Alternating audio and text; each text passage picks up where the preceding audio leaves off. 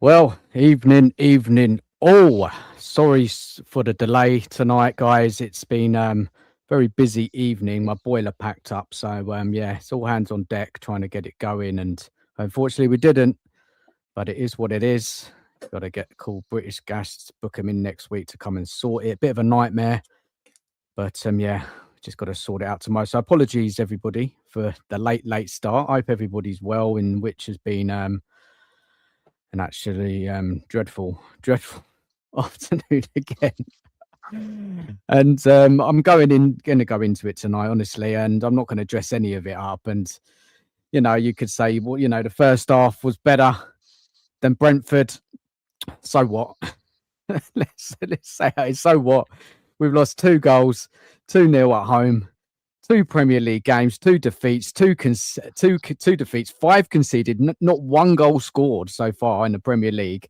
And after all that money we spent, after all the talk about expectations changing, I'm really not going to give the first 45 minutes a lot of attention tonight, because the second half was just so disappointing. And tonight I'm calling out the players and Zerbi, to be honest. And I'm not,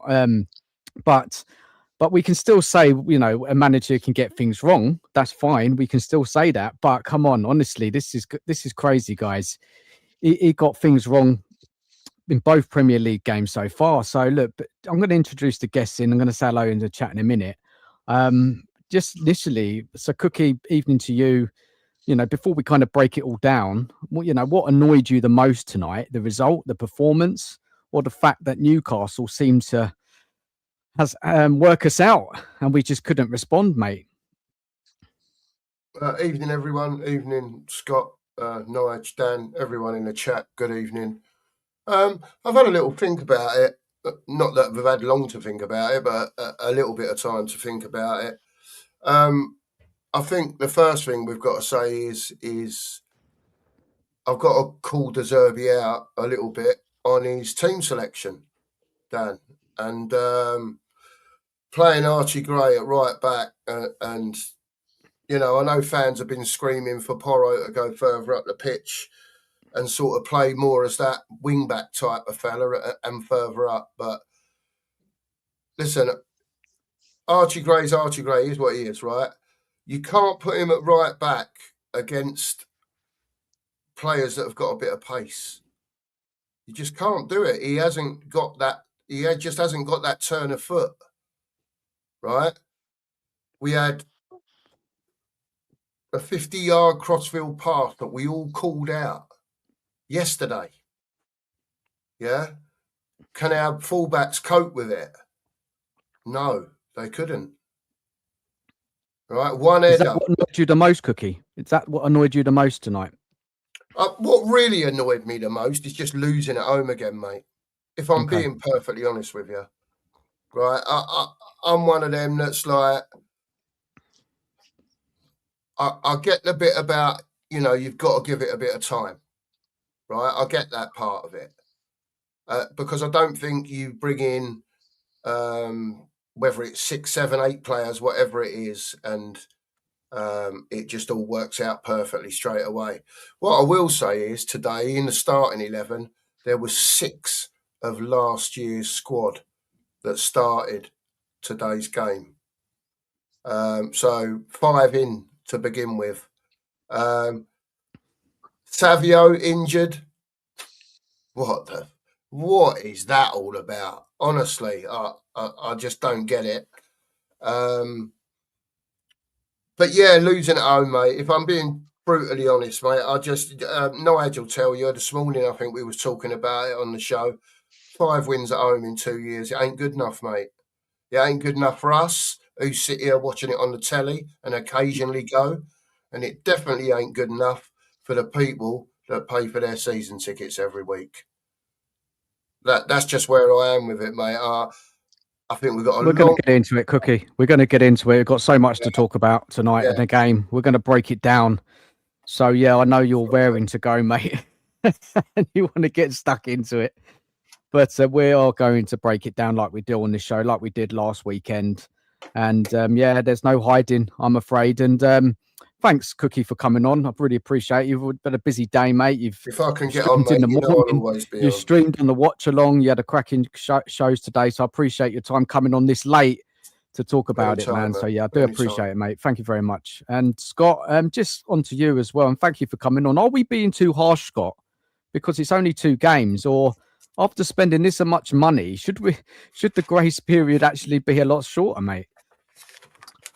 No, I don't think we're being too harsh at all. And the reason why is, I'll answer the question you asked Cookie, if that's okay. What's annoyed Yeah. me the most is how predictable this game was and how preventable it was as well. That's why I don't think we're being harsh, is because a lot of the problems that we are experiencing this early on in the season and in today, we could see it coming and we could have prevented it and we chose not to. And that's the main reason why I think it's not too harsh to be this critical this early on. If it was a case that we had, we see Fernandez and Tonali out there and they're struggling to mesh because they haven't played well together, okay, we understand that. But there's no excuse for having Tell, Moore, and Richie start a game last week. There's no excuse for having Archie Gray start a game 2 weeks in a row in the Premier League. These are preventable things that we could have prevented and chose not to. So because of that, I don't think it's too harsh at all to be critical. No, fair enough, mate. Very clear. Cheers, Scott. There's a lot to get into tonight. It's just so disappointing, isn't it? There was so much. Before I go to you, Nige, there was so much hype in it after that Charlton match that we'd won the game. Too much hype, I thought, really, because that game we learnt nothing from. It was against the B team, Charlton. I mean, I didn't get drawn into the hype of that victory at all, because I thought, well, the real test's at the weekend. Nige, over to you. What annoyed you the most about today, and anything you want to say about, are we being too harsh too soon, or, mate, just tell us what you think. For me, the most annoying part of the whole game, the thing that I was most annoyed about, was as soon as we conceded, we were beaten. It felt like every season for the last 2 years. As soon as we conceded a goal, the team looked beaten. And this included the new players we had as well. But do I think we're being too harsh? Got to be honest, it is early. I do a little bit. I understand the frustration, but let's get. It's difficult to say, right? Because we're all frustrated after a defeat. We're all disappointed. We expect more. We've spent a lot of money, and a lot of these players started. Marmoush started. I thought he did okay. The 2 central midfielders have been crying out for Tonali and Fernandez to start together. They did. And apart from one little good movement they had together, the midfield were disappointing. And Van Heck and Van der Ven, they started together. Thought they'd have a bit more, of an understanding. They seemed to be, for me, Van der Ven looked a little bit off it. Every pass he made seemed to always be slightly behind the player. So it was never in front of him, like they could run onto it. It was always slightly behind, so they'd have to stop and check. And listen, it was frustrating. Do I think we're being harsh? A little. But listen, we will get into it. We'll see how you feel at the end of the show, Nigel. We'll see how you feel, mate, because there's a bit to get into, and you know what I'm like. I like to delve into what's gone wrong, why it's gone wrong, and then I want everyone's opinions on it, and everyone in the chat as well. So big up to everyone who's joined us tonight. Let's go into the chat. Smash the like button, subscribe if you're new to the channel, and also subscribe to my guests. I'll get their links up shortly. Let's see who's with us tonight. Good manners. We've got to welcome everybody in, and I want to hear what everyone else is thinking tonight. We've got Daryl. Message from you, mate. Big up to you. Hands up if you're taking 8th and running. I'm sure after that performance, after the first couple of performances this season, you'll be running for that. You'd accept it, wouldn't you? Totally get you, mate. Big up to you. And we have Golden Sun in the chat. Gakpo's gone to City. Is this true, everyone? Is it? Here we go. Yep. Yeah. Ornstein. I haven't seen nothing tonight. I've been so busy. Ornstein. Yeah. It's gone. Ornstein right. reported it. Yeah. Well, interesting, and we'll talk about that a little bit later, because who's their plan B? Who's number 2 on the list? Surely that the club has got some other people that can bring in. Been Gakpo for weeks and weeks and weeks. They couldn't get it done, and now he's gone like that. So the club have got to have a plan. They've got to have someone else coming in now. And after that showing today, we need a viewing, don't we? I know we've made so many signings, but come on, like we are so short. We are so short with a few injuries. We're just vulnerable, very, very vulnerable. A big up to Guy in the chat as well. Sticking with my expectations of 10th. I know, look, Guy, you shouldn't shift. I shifted the other day when it was yesterday, actually. I got drawn into, look, we should be qualifying for some kind of European football this season with all the money spent, one game a week. And I think there should be some expectations this season now, especially getting the forwards in, especially that we might be getting another one or two in. So I'm still standing by that. 2 defeats, yes, bad, but there's so many games to play. And we still haven't seen, the best lineup yet. So we'll see. We'll wait for that transfer window to close, see who else is gone, and we'll take it from there. Daryl says as well, Zerbi is overprotected by keeping us up. But if this was Frank would be getting a lot of stick as well. Zerbi deserves to get stick as well. It doesn't mean we want him sacked, but we got to question him. We questioned him last week. Is it as bad as last week? Guys, just quickly, is it as bad as last week, or it could be worse, or what? Because it's another defeat. It's at home. We've got more first-team players starting today, and we're playing against a Newcastle side, and we'll get into it, who have got a new manager. The core of their team's been ripped out, and I think they were very comfortable today, to be honest. I don't think it's like yesterday. Last week we played worse, but the concern why I would say it might be as bad as last week or worse is that we didn't adapt. We didn't change anything. Is that we still looked so poor this week. That's the only thing that I would say. Is last week we probably were worse playing overall, but this week we weren't much better, and we didn't see the changes that we needed to. That's my biggest concern. Yeah, fair enough. Yeah. Guys, Cookie, Nige, worse than last week? I think we're worse than last week. I think it feels much worse as defeat, because last week I don't know what I expected. Brentford are a tough side at home. Didn't need to make that many changes in the summer. They're a well-drilled side. And we had a lot of players out last week. This week we had a lot of players back, a few new signings. And I expected us to, I'll be the first to admit, I expected us to steamroll Newcastle. I thought, they'd been gutted. They'd lost so many players. Yes, they brought some in, but a lot of young players, new manager, not been in the Premier League. I'll be the first to admit, I expected Spurs to win comfortably today. So for me, it felt a lot worse. Fair enough, Nige. I get it. Totally get that, mate. Good points. Cookie? I thought there were times we knocked the ball better today. Like I was saying to you before the show, there were little just instances of 5 and 6 one-touch passing movements but not in the right area of the pitch. That being the problem. Was we worse today than last week? No, I don't think so. Personally, we were not good today at all. But I thought last week it didn't even look like there was any fight there. At least there was like maybe a little bit of fight today. But the goals were just shite, mate. I'm sorry. How's a geezer doing an overhead kick in a 6-yard box and scoring?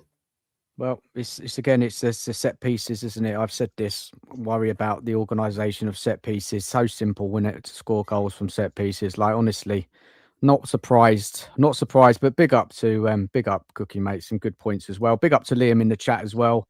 Always a nightmare when the old boiler refuses to work. You tell me about it, man. It's a nightmare when you've got little ones as well. Wayne is here for giggles. Big up to Wayne. Hey, Dan, Cookie, and Scott. Daryl says 2 nearly scored in 44 seconds. They started fast, didn't they, Daryl? They certainly did. Wasim in the chat, keep the faith, boys. Big up to you, mate. Keep the faith. It was very hard, isn't it, after those couple of games. Guys said we're literally in the fuck around and find out stages. Well, we are. And how long can that go on for with performances like this before fans will get frustrated and start losing their shit? There is pressure on for Zerbi to start getting something working on the pitch. And yeah, there are some kind of factors which we could say, well, I can't really blame him for that, but we'll get into it. Big up to Aussie Ange as well. Hello, everyone. 108 points still to play for. What's the edge, mate? You know, you're always positive, even on a bad day. Fair enough, mate. Fair enough. Just want to make sure I say a few hellos. I'll go over the chat. Big up to Rudolph as well. No, we're not being harsh after 2 games. We're seeing exactly the same problems as the last 2 years. Poor passing persist. Just about every side we play, pass better than us, don't hit target often. I can't argue with that, Rudolph. Honestly, good comment. Good comment. Carl in the chat, evening to you as well. Another anticlimax. That's what it is, isn't it? Another anticlimax. We got Mike B in the chat as well. If Forest pump us, it will get toxic. And I tell you what, you look at the games coming up. We've got Liverpool, we've got Forest. I think we've got an easiest home game coming up as well, but it's not getting any easier. I tell you that much. So the Zerbi's got a lot of work to do. He has got a lot of work to do because it was terrible today, second half, awful. Lancashire going scoring more goals, seems to be scoring every week, doesn't he? For Middlesbrough. Big up to Russell. We got at FSANC in the chat. Big up to you. Lots of huffing and puffing going forward. No real danger or creativity. Tell is woeful and needs to get binned. Gray doesn't offer anything to his team. Again, spot on, man. Spot on there. And if Forest will pump us, so no confidence going into next weekend. And Forest putting a good showing at Anfield today, didn't they? Got a draw in the end, but good looking like they're starting to come together under Glasner. This is what I mean. New managers coming in, making a difference. Newcastle manager, the Forest manager. I tell you what, the Chelsea manager started well. They didn't play today, did they, Chelsea? I think they're tomorrow, right? But yeah, they've started off with a couple of some of their players. Chelsea starting to go back to their old forms, like Palmer, etc. He's making a difference, isn't he? Kingsley's a weak keeper, by the way, and more criticism on Kingsley. Big up to Jamie in the chat as well. We'll go back over the comments. Big up to Joe in the chat as well. Alanga is always going to be a threat. Van der Ven in the left spot being Senesi in the middle. Porro where he should be. Robertson would have been affected out wide left instead of Marmoush down. Fair enough, mate. Big up to you, Joe. The right Solanke in the middle would have been more balanced. Fair enough. What else could have been done? We're going to bring up the lineup in a minute. We're going to have a little look over it. Big up to Dingo in the chat as well. Big up to Adrian as well. Big up to you and big up to Terry. Big up to everyone who's joined us. Thank you. This club is in here as well. Quite a lot of people have joined us now. Apocalypse now is here. Winkle is here as well. Big up to everyone. Make sure you smash that like button because I'll tell you what, I didn't really fancy coming on here talking about another defeat tonight, but we've got to turn up. So if you can smash the like, subscribe if you're new to the channel, subscribe to my guests as well. And let's get going, right? Let's get going. Let's get the lineup up. That's where we're always going to start, isn't it? Let's get this lineup. I've got both lineups here together.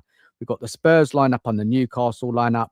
Now, again, I mean, I did dip into the WhatsApp group when this lineup come out, and it was just like, what are we doing here? What are we doing here? First of all, the whole chaos over Savinho injured. Rumours, is it serious? If it's not, eventually it came out that he had a muscle issue. But then you look at the lineup here and you're thinking, Porro as a winger? I mean, it says so much that Zerbi doesn't trust like a Moore, who played well the other day. I'm not saying he should have started instead of Porro, but he is a right winger. He is a winger. Maybe he could have played. Porro should have been in his position. Again, guys, you may not agree with that, but we can get into it. And then the worry for me, and I said this yesterday, the creativity coming from the middle, right? We ain't got a number 10. You've got that flat 3 there with Fernandes. And some people say Fernandes. I mean, Benji, for example, even when he came on the show late yesterday, Benji said to me, oh, that midfield, plenty of creativity in it. Yeah, we won't have a problem. I said, but we ain't got a number 10, Benji. And he's like, no, there's plenty of creativity in it. And this is what I was worried about. Tell on the left, at the end of the day, we know what Tell is. He doesn't do anything. He doesn't produce assists, goals. People might say, oh, we played all right today. No, you've got to score and you've got to assist. If you don't do it, playing well, working hard, having a couple of chances is no good to us.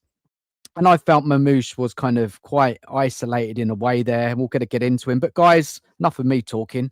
What's your thoughts on that lineup? Cookie, go with you first, mate.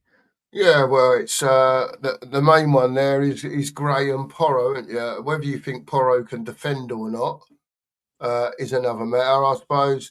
Look, Paul was busy, Cookie, weren't he, though? He was busy in that first half. He was trying. He was getting involved. Yeah, he was getting involved, but at the end of the day, we're sacrificing playing a young lad there that's not even a right back, Dan. I could understand it if he was a right back and that was going to be his trade and he's learning it and whatever else. But when you're not even a right back, why are we putting square pegs in round holes again? I just don't get it, mate. I don't get it.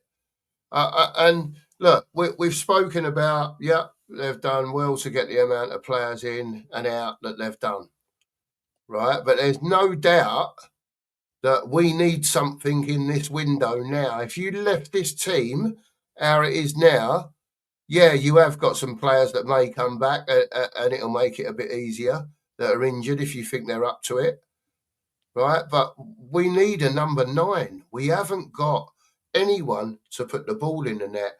And then we go on about, are the wingers going to score goals? Cookie. Well, Marmoush ain't going to score 60 goals, is he? That's what I'm saying, Dan. Everyone's saying about that we need players around the team to score goals. We need our wingers to score goals. Savinho can't even get his arse on the pitch because he's injured. Do you know what I mean? He's only been here 48 hours or something, hasn't he? Mate, it's bad luck, isn't it? With injuries again, Cookie, and it's typical, mate. It is what it is. But look, it was.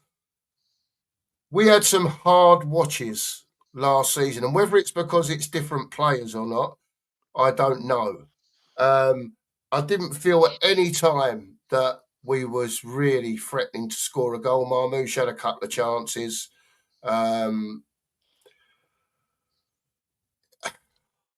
We need a number 9, mate. Badly. Fair enough.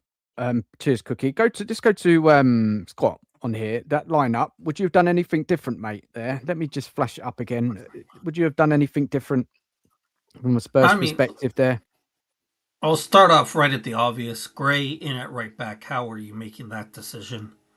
I would have 100%. There's no way I'm playing Gray at right back. Porro, I thought did his best, and I thought he was actually one of our better players. But when you put a guy like Porro at right wing, no matter how good he is, he doesn't know how to press properly, right? And it's not an insult to him. It's because he's never really been properly taught how to do that because he's not a right wing. And one of the key things that in a Zerbi system is that he wants that pressing. So when you put Porro up in right wing, you automatically take away the ability to have an effective press. And beyond that, you automatically have Gray, who's a terrible right back, who should never be put in the position to be a right back. And we saw what they did. Alanga and Barnes ate our lunch with both fullbacks. Newcastle put the ball over both of their heads all the time. We never adapted to it. We never figured out how to do it. And it's expected because much like Porro doesn't know how to press like a right winger does, Gray doesn't have the natural instincts of a right back to be in the proper positioning, right? Because he's just learning how to play right back. And he certainly doesn't have the speed or athleticism to recover when he's out of position. So you're just setting yourself up for trouble right there with playing 2 players out of position for really no reason. And that doesn't mean that I would necessarily like Mikey Moore there.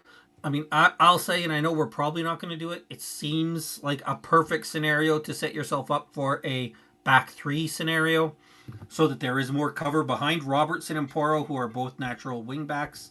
I think especially Robertson at this stage in his career. But even if you don't want to go to a back 4, bring in either Solanke and move Tell to the right wing and Marmoush to the left wing. Not that I want Solanke.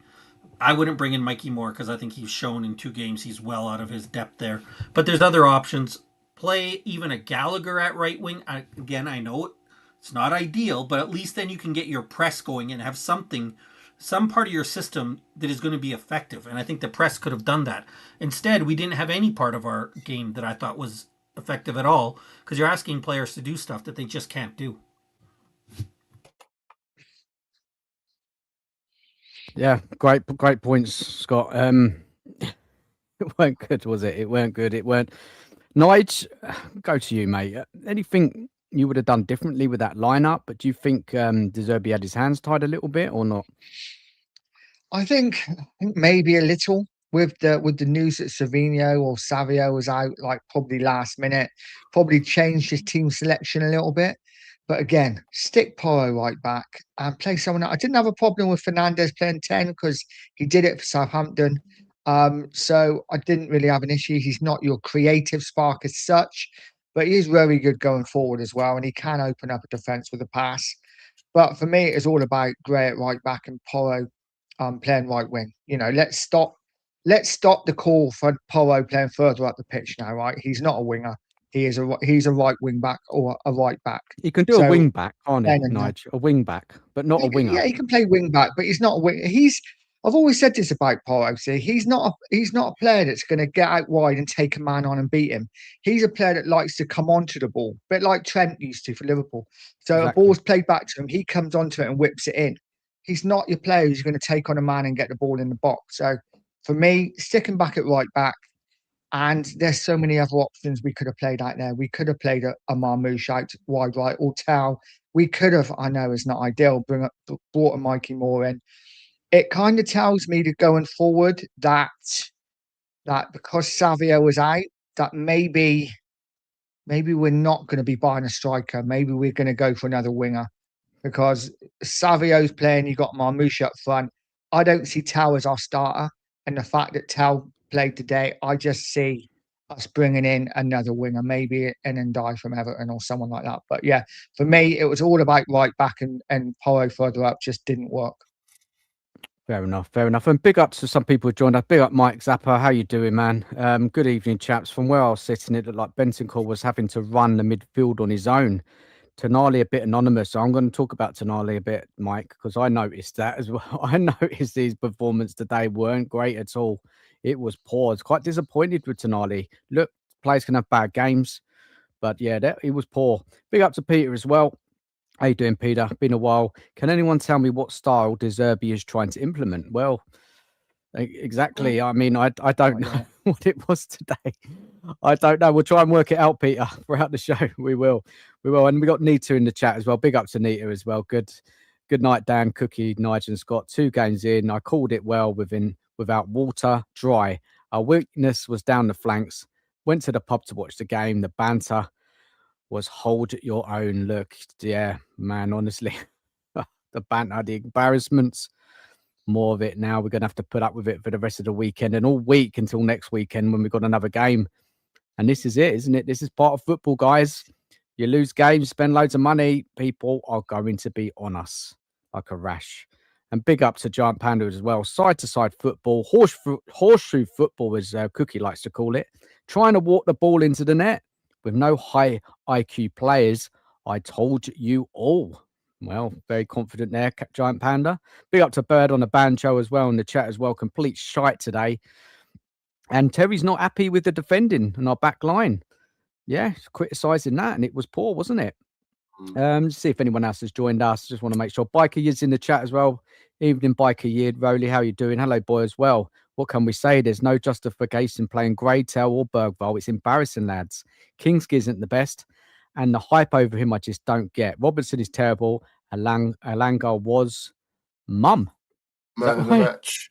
Man of the match, sorry. Big up to Ghost of the chat as well. And I'll get over some comments again shortly. Look, let's... yeah, the lineup is the lineup. I mean, who else did we have on the bench? I mean, just trying to remember now. Who else was there on the bench? Hang on, I'll tell you. Hold on. I've got it. I've got it, Cookie. You got it? Just, yeah, I've got it. It was a doggy. I think a doggy should have started instead of Robertson there. I knew he was going to get done. It was only going to take a couple of balls over the top and we're in trouble. I think he should have gone with a doggy. We had Mikey Moore on the bench. Kudos, I get, wasn't fully ready. Came on second half. Senesi on the bench. Daddy Davis on the bench. I mean, I don't know how he's making the bench. Conor Gallagher, Bergvall, Solanke. I mean, looking at that, it's not great, is it? Let's be honest. It's not. What could he have done, really? I mean, he could have played an actual winger on the right and he could have played Porro at right back, the doggy left back. It's just the creativity, though, isn't it, in this side? And Scott mentioned it about playing a 3 at the back with wing backs because of this lack of creativity problem. Maybe you could have gone with 2 forwards, Marmoush and Solanke in a kind of 3-5-2 sort of thing. Maybe, yeah. Just give Marmoush something to work off. But look, let's get into it. I'm gonna want to cover the game section by section, hopefully not in too in depth. But where I wanted to start first was the first half, right? But you know, but the bar is low, right? Isn't it? After last weekend, we had some opportunities in the first half. We had the possession. We got it into some decent areas, and like Cookie mentioned earlier, we did put some good passing triangles together. Tell had a shot, I remember. We just was trying to score. We're trying to push Newcastle back after Newcastle had a bit of a fast start. But where was the end product? Tell is the perfect example of this, guys. You know, and you'll probably hear, and I haven't really looked into social media tonight, but you'll probably hear, well, Tell played well.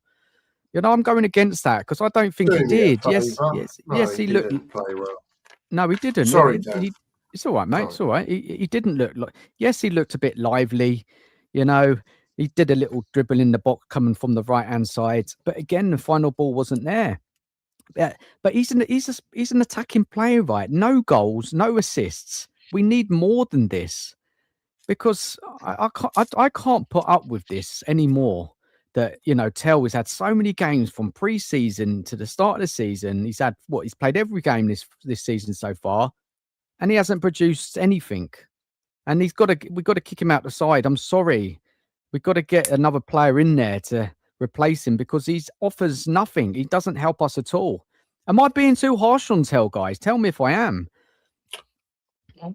No, Dan. Go on, Nudge. Go on, mate. I'll keep it quick. He's a 1 in 10 player. You know, give him the ball 10 times, 9 times out of 10, he will lose it. His end product is woeful. His decision making is woeful. And listen, every now and again, he'll do something, and you're like, oh, okay. Like when he cut and had that shot and nearly scored, you're like, that's good. Do that again. But more often than not, he goes back. He runs into blind alleys. You know, he hasn't got any sort of awareness. You know, he'd get the ball and there'd be other people to pass it. It would always take too many touches. He is fast becoming, for me, one of the most frustrating Tottenham players to watch. I'm not a fan. Ever. And when does he showing promise stop being enough for a Tottenham attacker? Because this is all what we hear, Scott, isn't it? Showing promise. Yeah, I don't know when we turned into a club where promise is the standard. Do we not want to see some actual production out of that? Especially for someone who is given that many chances, who's cost. I know people say it wasn't his fault he cost that much, but he did cost that much. We can't just ignore the fact that he's a 40 million, roughly, if you take in the loan fee and what we paid for him, 45 million, because there's something we could have done with that 45 million that would have had actual production in it. I would say, Dan, if anything, I thought you were being pretty kind to him because I didn't see any of those. I didn't see anything. And I'm not trying to be rude. I know everybody knows I don't like him, but I didn't see really anything positive out of him. So many times when I'm watching and listening, because I watch and listen with watch-alongs going, and you hear, and Tell goes back. Tell passes it back. Tell passes it back. And it's just too many times. I'm not saying that he has to take on his man every single time. Sometimes there is a time where it's okay to pass it back, but he is so worried about beating his man, and the few times he does take on his man, we see the ball doesn't end up anywhere, and that's the problem. Yeah. Got Cookie, anything to add about Tell, mate? Honestly, he's just got no confidence.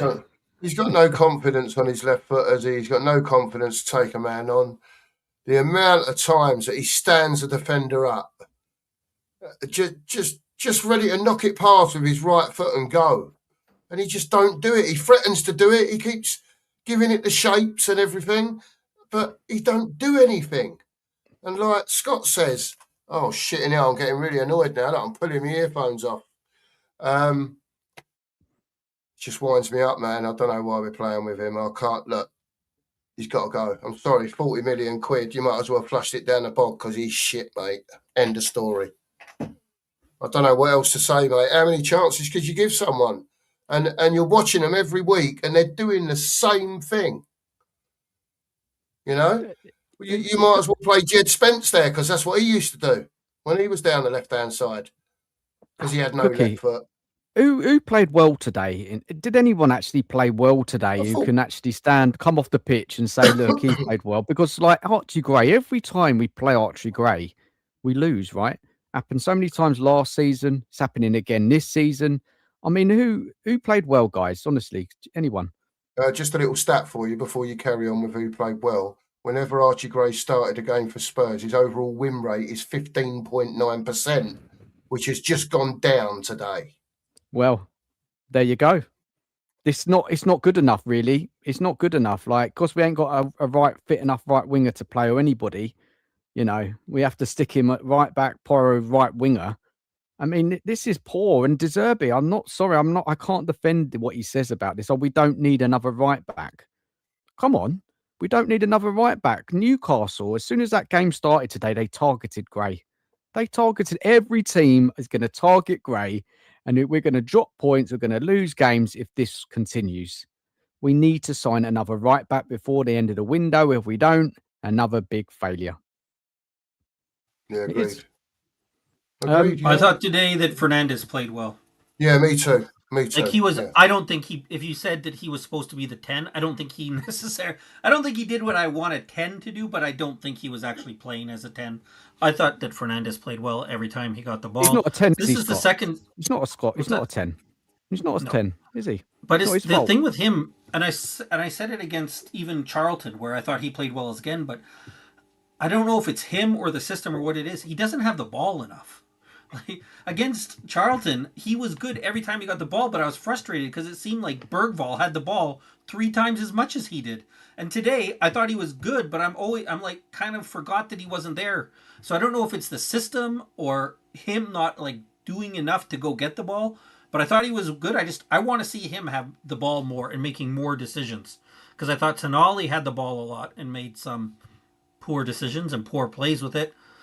And I saw Bentancur at the ball a lot. And I think the only one who really made consistently good decisions was Fernandes. I just wish he had it more to make those decisions. Fair enough, Scott. Jamie makes a point here. Prem proven motivation is rubbish. Hit the ground running. How did that work out? Yeah, well, this is what we've been told, isn't it? Bringing in Prem proven players, and yeah, we'll be all right. But at the moment, it's like Giant Panda says here, defense is all over the place. He also says this is what you get when you get foreign brand players without any plan. Well, I don't know. I don't know what to say, man. Honestly, Bird on a banjo, bottom of the league, conceded 5, scored 0. What's the plan now? Well, the Zerbi, he's got to get on that training pitch. He's got to work out a team what can win games of football and put in performances, because it's just shocking, isn't it? Big up to Kelvin in the chat as well. Evening, gents. Hard to accept the outcome when I thought for the most of the first half, our football at time was easy on the eye. Just nice to watch. Second half, after the goals, we just fell apart.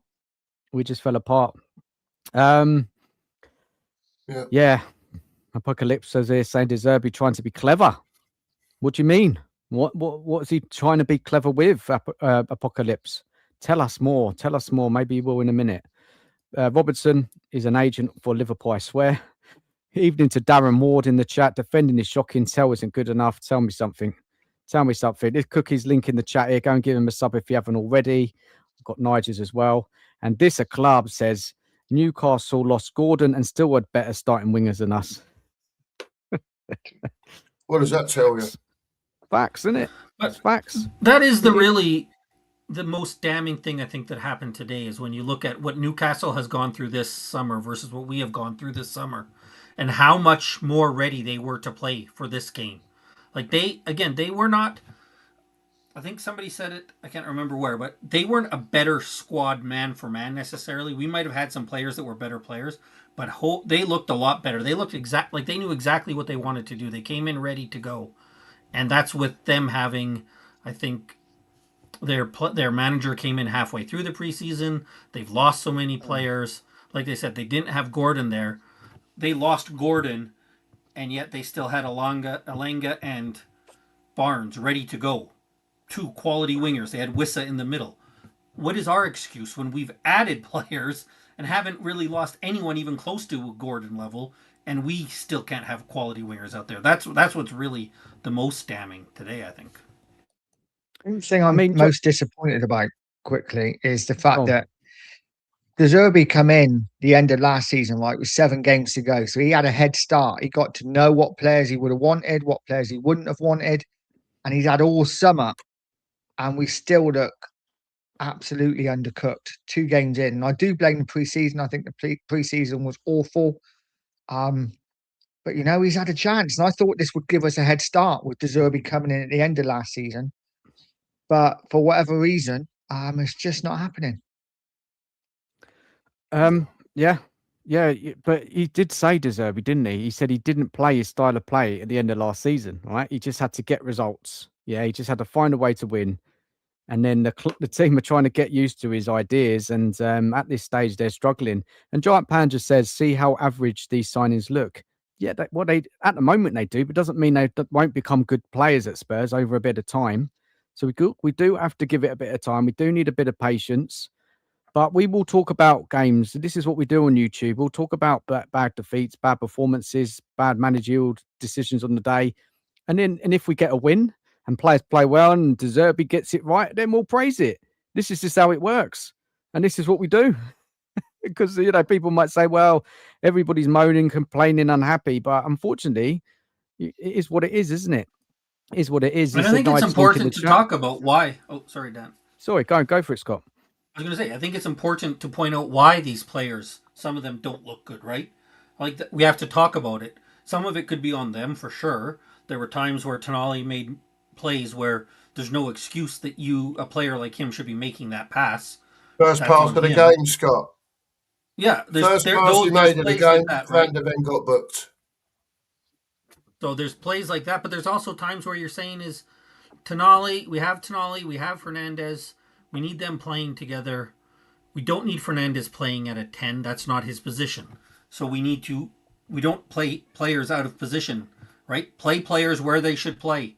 Don't play Porro out of position and then wonder why we're not having a good game. So I think there's reasons, right? We say, yes, players have had a poor start to the season, but we have to talk about why that is. And it's not always as simple as saying, even though I do like to say it, that they're all shit. We do have to say that there's actual factors to it, not just them being shit.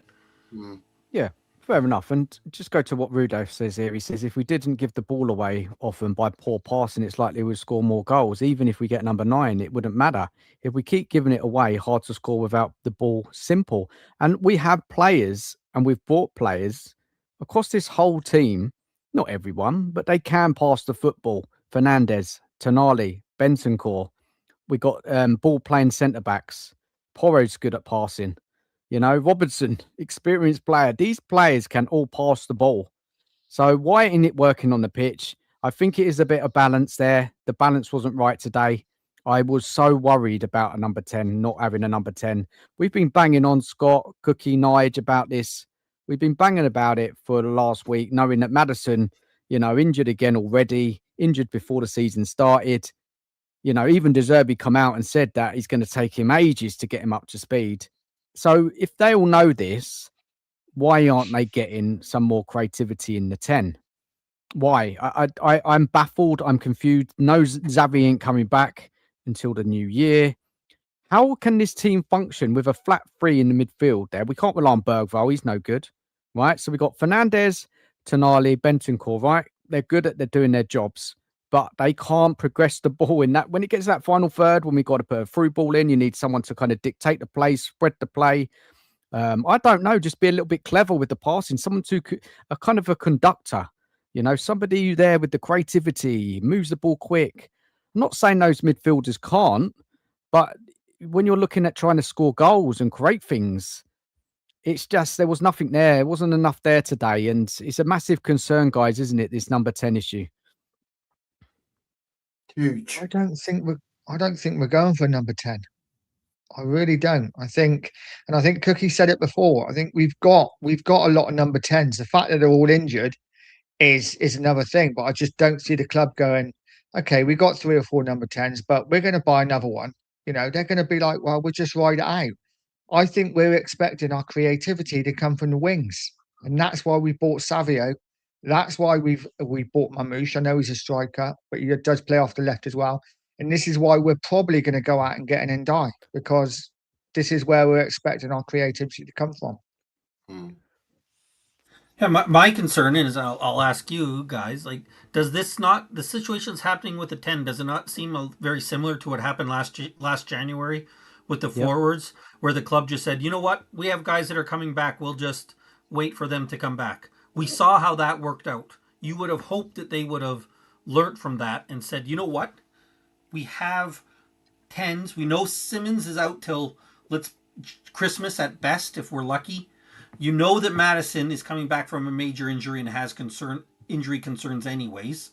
Kudos is coming back from a major injury as well. So even if everything goes perfectly for those three guys, they're not going to be ready to play 90 minutes. We knew this was an issue. We already saw what happened if you rely on players coming back from injuries. What happens? We almost got relegated. And now they've decided to do the same thing again. Go out there, get a 10. And one of the best things, honestly, nowadays is if you go out and get a 10, there's a good chance that that 10, when everybody comes back, could probably play somewhere else as well. Or, like Xavi Simmons, when he comes back, we know he can play out on the left. He can play in the 10. Kudos can play in the 10. He can play at the right wing. One thing that good teams usually don't have a problem with is having too many good players at positions, right? That's what you want. So there's no really excuse why we should not have had a 10 come in, because we knew this was going to be a problem. How many of us thought Madison was going to be able to play 90 minutes the first 3, 4, 5 games of the season? Nobody? Am I wrong there? We knew Kudos wasn't going to be ready. We knew Simmons wasn't going to be ready. So there's no excuse from it. And something that I should have mentioned earlier, Nige and Cookie both mentioned it, is Marmoush at the 9. I was happy to have him come in as a 9, and don't get me wrong, I'm still happy to have there. After seeing him a little bit today and seeing how he was effective, especially when he was at Eintracht Frankfurt, I think we need another striker. And I think he needs to either play in the left wing, he either needs to play left wing at the 10 or with another player, because you saw today he was most effective when he was away from right in front of the net. He made that pass to Robertson, which was quality. There was another time where he got the ball deep and he made a run through the midfield, took a shot. That's when he was most effective, when he had that point, not right in front of the goal. And as much as I like him and I was happy, I'll admit it, I said, yep, bring him in as our striker. I actually think we need to figure out a striker to come in. And whether then you use him on the left, I still want Marmoush starting, don't get me wrong. And I'm still excited that he's here. But I think we need to figure out, because I don't think he works for us as a main striker, especially as Nige says, if we're getting Savio and Kudos guys on the wing to try to create those chances. I don't think Marmoush is set up for that, personally. I could be wrong, but I don't think he's the one set up for that. He's more of a guy who's going to come in deep, working off that main striker, working off of him to get the chances. That seems to me, looking at him in Frankfurt and looking at him even today. I know one game maybe I'm overreacting, but No, I do think that's the best. good point, Scott, about Marmoush. I'm going to talk a little bit about him later in his performance. And let's move on to the second half, guys, now. And this is where I really started to get frustrated and angry watching this game today. So it's 0-0, isn't it? Like, Scott, you saw my comment I made at half time. You had your comments as well about that. The first half was a bit meh, weren't it? It was a bit meh. It was okay. It weren't bad, but it weren't good. Am I cutting out, guys, by the way? No. No, am I clear? No, you're fine. Yeah, good. I haven't heard you cut out once. You're good. That's good. And then I was like, okay, well, it's got to be a lot better in the second half, right? Something's got to change. Either the players put in a bit more effort, work harder. I don't know, a bit more kind of intensity, trying to score, show more on the pitch, push Newcastle. It was just a bit too easy for Newcastle, I felt. And then the second half started and nothing happened. Nothing was going on. And everybody watching that game knew what was coming. Newcastle was so comfortable. We weren't hurting them. Marmoush looked isolated. Tell wasn't doing anything. And Porro weren't causing the same problems as he did in the first half. Look, Newcastle did tighten up. They really did in that second half. They did tighten up. They got a bit more organised. Maybe they were a little bit more deeper. And our midfield, it just looked so static. And Newcastle, they were just defending so comfortably, I felt. And they were just waiting for their opportunity to score. So I'm sitting there then. I think it was about 10 minutes in. Let me get the attacking momentum graph, and it just really just shows you that period of the game. Let me just bring that up on the screen, guys. Hold on 1 second. Here we go here. So this period, if we have a look at this period after the second half started, yeah, that lull there, yeah, you all see it, guys. Newcastle at the bottom. Yeah. That was the period where I was thinking, well, this is an opportunity for Zerbi. He saw that nothing was really happening in the second half. Make a change, tactical change, player change, do something, because I did feel that this game could slip away from us. I really did. It's allowed a little bit more. So what happened is, we didn't do anything, and this is what happened. Like Newcastle, they scored. Straightforward goal, wasn't it? A great ball from their new signing. What's his name, that midfielder from City? What's he called? Remind me his name. Gonzalez. Fantastic ball out to their right back. He beat Robertson with a header, and Malanga with a clever finish. I mean, are you with me? We've got another guest join us. Let me bring him in, Chris. I can't believe it, mate. You're back. Spurs are back. Chris is back. Yeah. Mate, I've come on with a packet of hobnobs and a whole raft of terrible opinions. How you doing, man? You all right? Yeah, not too bad. I was going to go to bed, but then I checked into your show and saw that Scott M was on and thought, I can't listen to his terrible takes again. So thought I'd come on and I'm only joking. Hey, I defended the refs today. I defended the refs today on every stream and in all the WhatsApp groups, and you come at me like that. In all fairness, Scott knows I agree with him on like 90% of things. So I'm only taking the mic. Well, Chris, as you joined us, mate, how was that? Did you go to the game? Yeah, I did, mate. Yeah. For my sins. How was it? It's just another game, another home game in the life of a Spurs fan. I did see earlier on, but I think we've won 5 of our last 34 home league matches, which is good going. Although the more impressive stat that I saw is Newcastle United have won more league matches at the Tottenham Stadium in 2026 than Tottenham have, which is quite good going. Cool, they're all coming out tonight. All the stats are coming out tonight, aren't they? Could get a good one early with Archie Gray. How many games we've lost with him in the team? Yeah, look, I mean, on a more serious point, mate, we're so undercooked going into the season. Like, I relatively rate our window compared to all of the shit that's preceded it. But we've made a lot of mistakes in pre-season, so we're massively undercooked. Certain things that I really dislike. I've always pushed back on whenever I see in the fan base, we should play Porro right wing. We've done it a few times and he's always been shit there. And manager after manager over years and years have chosen not to do that. Right. There's a reason why. So I thought that was a bit odd. I get that we're struggling with certain positions with injuries, but I'd rather have seen more play there, if I'm honest, and put Porro in his actual position and then don't play Archie Gray. Aside from that, I don't know what's left to say about Matisse Tell. Probably nothing. The less said, the better, really. Although I did rate the free kick just out of sheer comedy value. That was my highlight of the day, if I'm honest. It was he got very hooked off impressive. after that, didn't he? He got hooked off after that free kick. Yeah, well, so he should. Like, that should be the end of his professional career. Oh, do you remember in pre-season, though, when he scored that free kick, there was a whole raft of YouTube shows going, he's much better striking a dead ball than he is when the ball's moving. I'm like, yeah, great. Mate, they should hang their heads in shame, the Tell fan club, honestly. They should hang their heads in shame for defending that rubbish.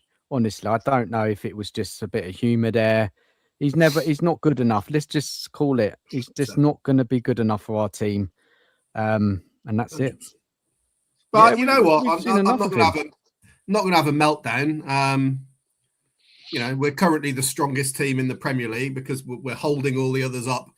But it was always going to take a bit of time, wasn't it? So it's disappointing. Don't get me wrong. I expected to see better for sure.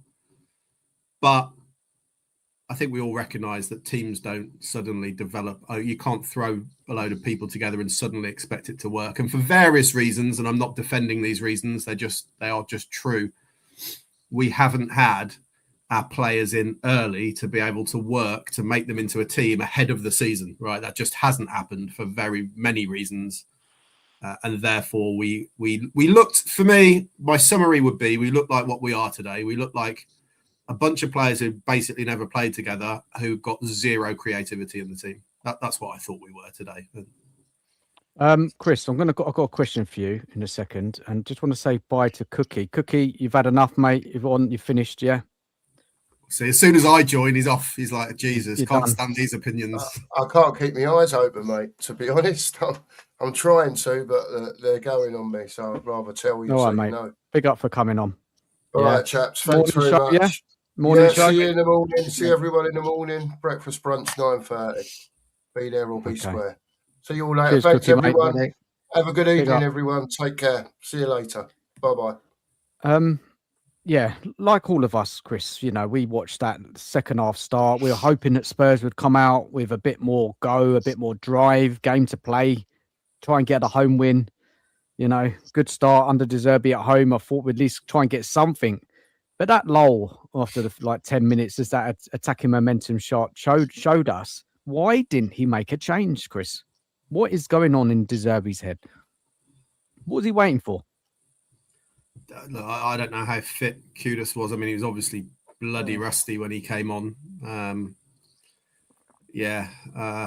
The changes were a bit odd. The one thing that I didn't really get is, look, I am probably the president of the anti-Udogie hate club. So I don't rate the guy at all. But if you're going to bring Solanke on, we do it at the time where we take Robertson off, who was probably the only one who's actually crossing a half decent ball. So I thought that was a bit odd. Like, I don't know. There's lots of weird little selection things he's done that would give me small amounts of concern, but we're so early into this that I'm certainly not prepared to draw any conclusions. The bigger things for me, Dan, to be honest, actually are not the game. Like, on the one hand, he talks about today in the press conference. I liked his press conference after the game. Talked about the biggest challenge is mentality and turning that around and stuff, which fine. I get on board with that. And then you go and choose 5 people as captains who have been here for 2 years, who have lost countless matches. And I'm like, that doesn't really stack up to me. It doesn't make any sense.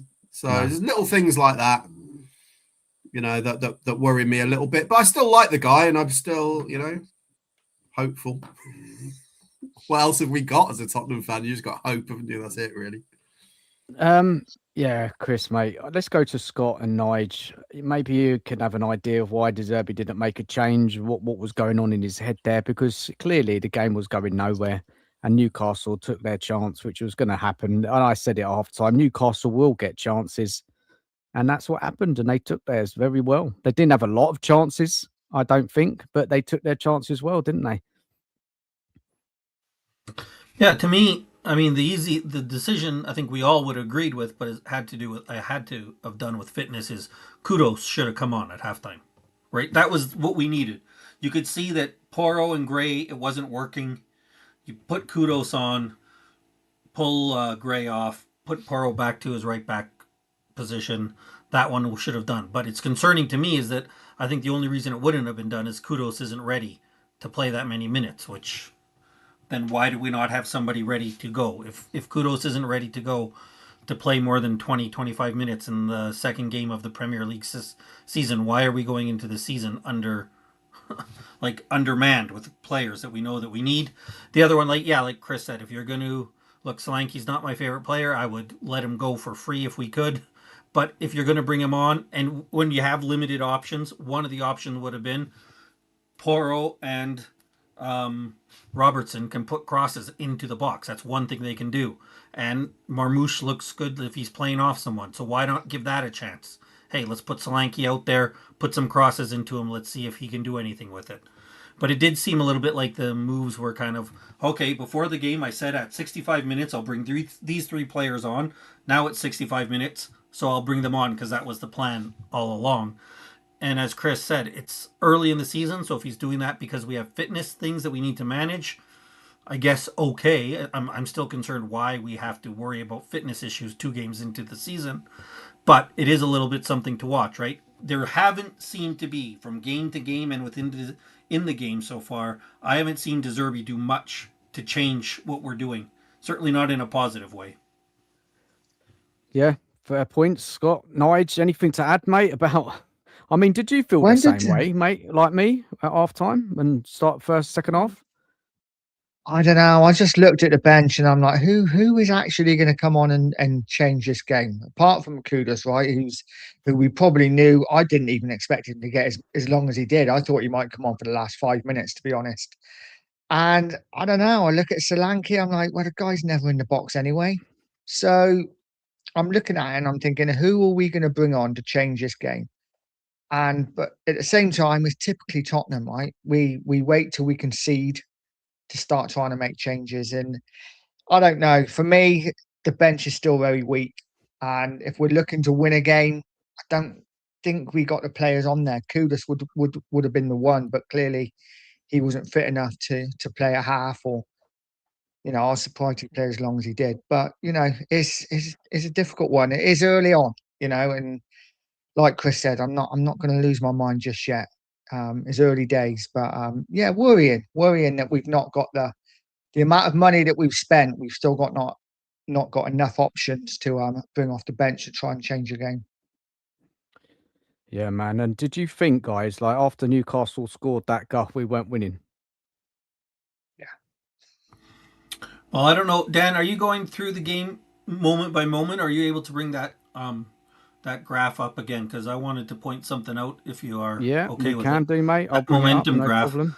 Yeah. If you look at it, you said like up from halftime to the goal, but look how it is from the goal until I think about maybe the 80th minute. Like there's no moment, there's no reaction, right? From when they scored at that 60th minute up until I think you can see, I'm guessing it maybe is the 80th minute.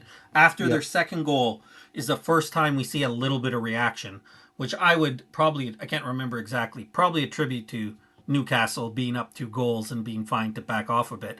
That's exactly what we've seen. How many times did we see that last year, the year before? Is that when we got behind, the heads go down, right? And that's what we've talked about. We talked about it before the show, backstage. We talked about it at the start of the show. Chris came on and mentioned it a bit about when he's talking about the captain's selection. Not a lot seems to have changed early on in the season. Like that kind of momentum where there's just no reaction at all to the goals is the exact kind of thing we saw last season. And that's a little bit concerning. Yeah, look, we got some more stats here we can mull over as well. I mean, possession, got in their opposition box more times today than we did against Brentford, right? I think it was only 13 times, wasn't it, last weekend? XG, not either side weren't great, was it? 1.04 to Newcastle, 0.75. We had more shots on target. Their keeper made more saves. Aerial duels, very similar. Fouls committed. We've had to commit more fouls. And the corners. Look, we had more corners. So you look at that and you think, well, it's a fairly even game. But what matters most, isn't it, is the goals. And I've got to say fair play to Newcastle for, they looked all right today. They weren't amazing, but they knew exactly what to do against this Spurs side. That we talked about it before the game. I spoke about it on the show yesterday. They're not a sort of team who are going to pass. They're going to get it forward quickly. Going to get it forward to their wingers, Whizzer up front, and we looked vulnerable, didn't we? On the kind of a counter attack kind of thing, or when we lost ball or lost possession. Yeah, I know I've praised the Newcastle manager a little bit for having them set up, but let's not mistake them for a top side, right? They have problems, and like you said, those stats show it. And I think you did see a side that looked like they were playing Wissa up front, who's a decent player, but not going to be a top elite striker. And I think they had Joe Willock in the 10, who He may have done better than whoever we had playing in the 10, but you don't really want Joe Willock playing in the 10 either. So you do point out they didn't really have wow stats either on their side. But again, we should. This is we talked about it in the summer. I remember the conversation you and I had, Dan, and we said this game in the summer. This is the kind of game what we should win, but if we don't set ourselves up to, we could lose. And that's Yeah. kind of just what happened, right? We set ourselves out to go out and lose, and Newcastle weren't amazing. All they were is solid and did what they had to do to get the win. But that was a team. That Newcastle team is certainly a team that if we were prepared and ready to go, we would beat. Well, we're Fair enough, Scott. we're incredibly brittle, aren't we, as a team at the moment? You know, six of the starters that started today were in the team last year, part of the squad last year. So we are incredibly brittle. As soon as we conceded, you just knew we were going to lose that game. You know, all their heads dropped. And I don't think Newcastle really had to do too much to beat us. And I think that's going to be a problem going forward. We need to learn that if we concede a goal, the game's not over. But at the moment, it feels very much like last season. I've got a super chat, and apologies for not bringing this up earlier. I've just been so focused on the show. But big up to Sava, man. A very generous super chat here. Thanks, Chris, for telling me about that, man. I've not got my eye on it. He said, Zerbi is 2 for 2 in awful tactics, team selections, and crap substitutions. Fernandes is our best player. Please just put him at centre mid and let him run the game. We're all so used to this by now, mate. Yeah, painful day. Appreciate your super chat, Sava, and look, all your comments. I can't argue with it, man. It was crap. The substitutions were crap. Team selection wasn't good enough. Tactics were poor. And Fernandes, like we've said tonight on the show, guys, he's probably one of the better players in the team, but he's out of position, isn't he? He's out of position. He's not a number 10. And it all goes back to, you know, that number 10 issue, that creativity in the team. The club, they ain't planned properly. They haven't got a hold of it. We've been saying about this for a long, long time now, and they ain't got it right. And you know, and if you're going to play a 4-3-3, you need wingers and a forward who are going to score and going to create. It's when you've got that kind of system, when you've got a lot of passes in that midfield there, you're going to get a lot of possession. When it gets to that forward line, you know, they have got to score, right? Like you see teams over the years play with a 4-3-3. Guys, remind me, someone like a Barcelona, very possession-based midfield, you know, but then they've got deadly forwards up front. And unfortunately, we don't have deadly forwards up front, and we don't have enough creativity in those three, what we play today. And there you go. Anyone want to add anything? I feel formation?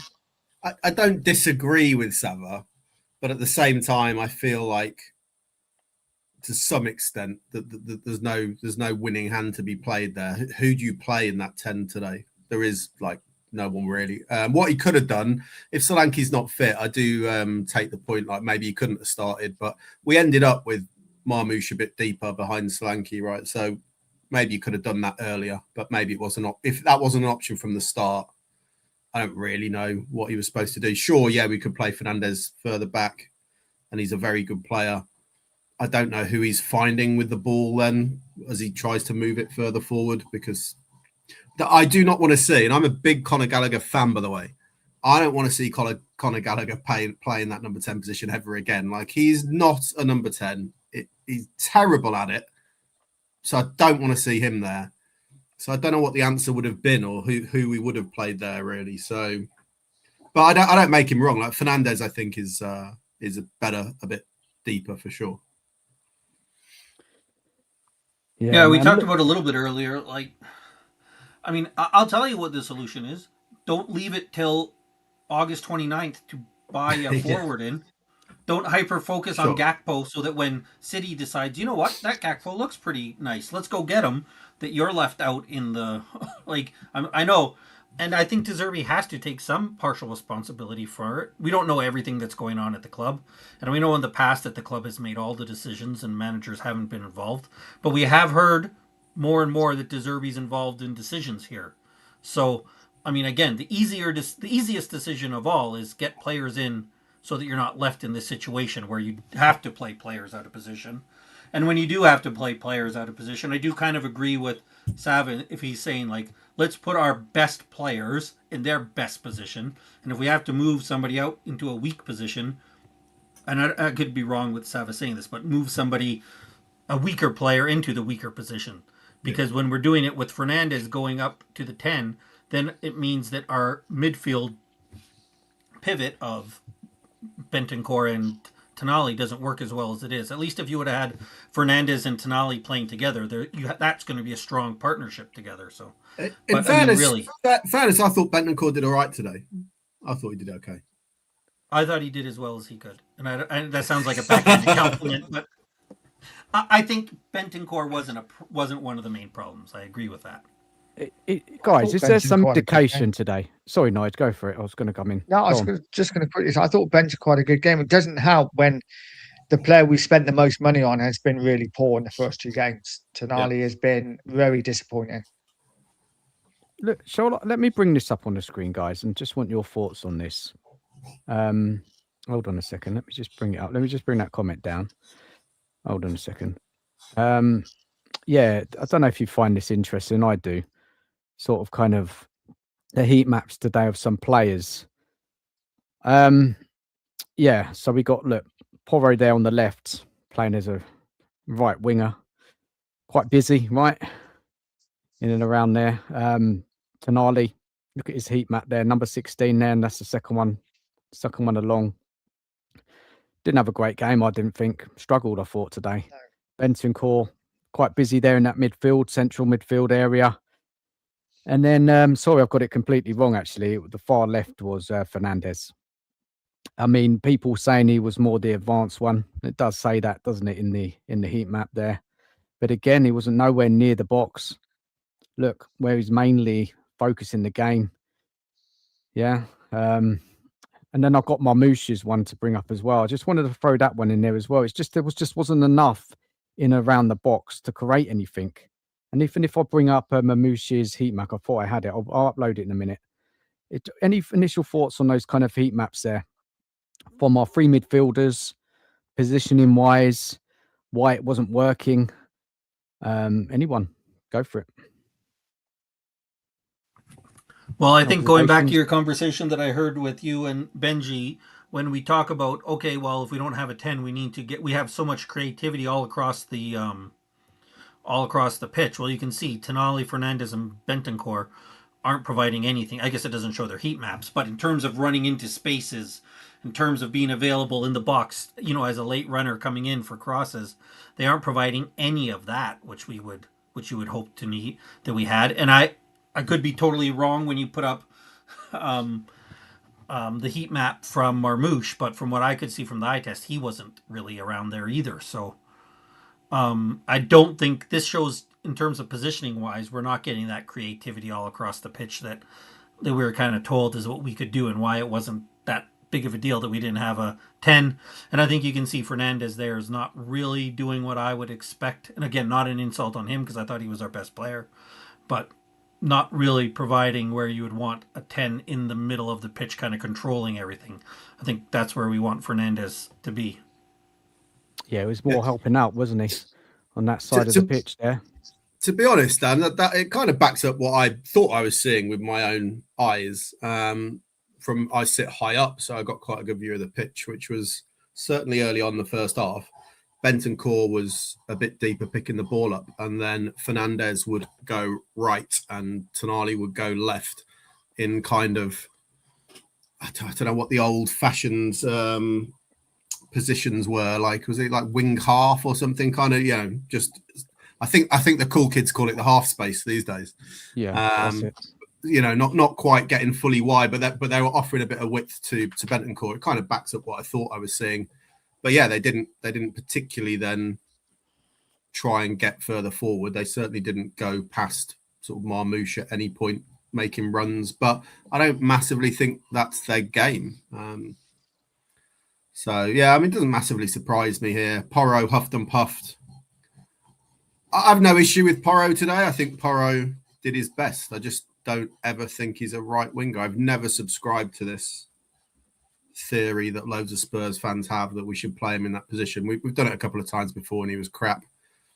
I didn't think he was crap today. He actually got in a couple of decent positions, right, but then couldn't execute, which I don't really blame him for because he's not a winger. So Yeah, he got in the box there. Look, you see the heat map there, right in that box. He had that chance. It was a good turn, weren't it, in the box? A good block from the Newcastle defence there, weren't it? Yeah, and he had that chance to put the ball across the tail, didn't he? And he didn't. Yeah, just short, weren't it? Just short.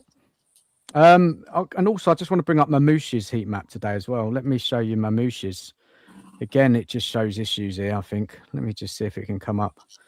Here we go. Look at him. Nowhere near the box. Not, you're forward. He needs to be in the box, right?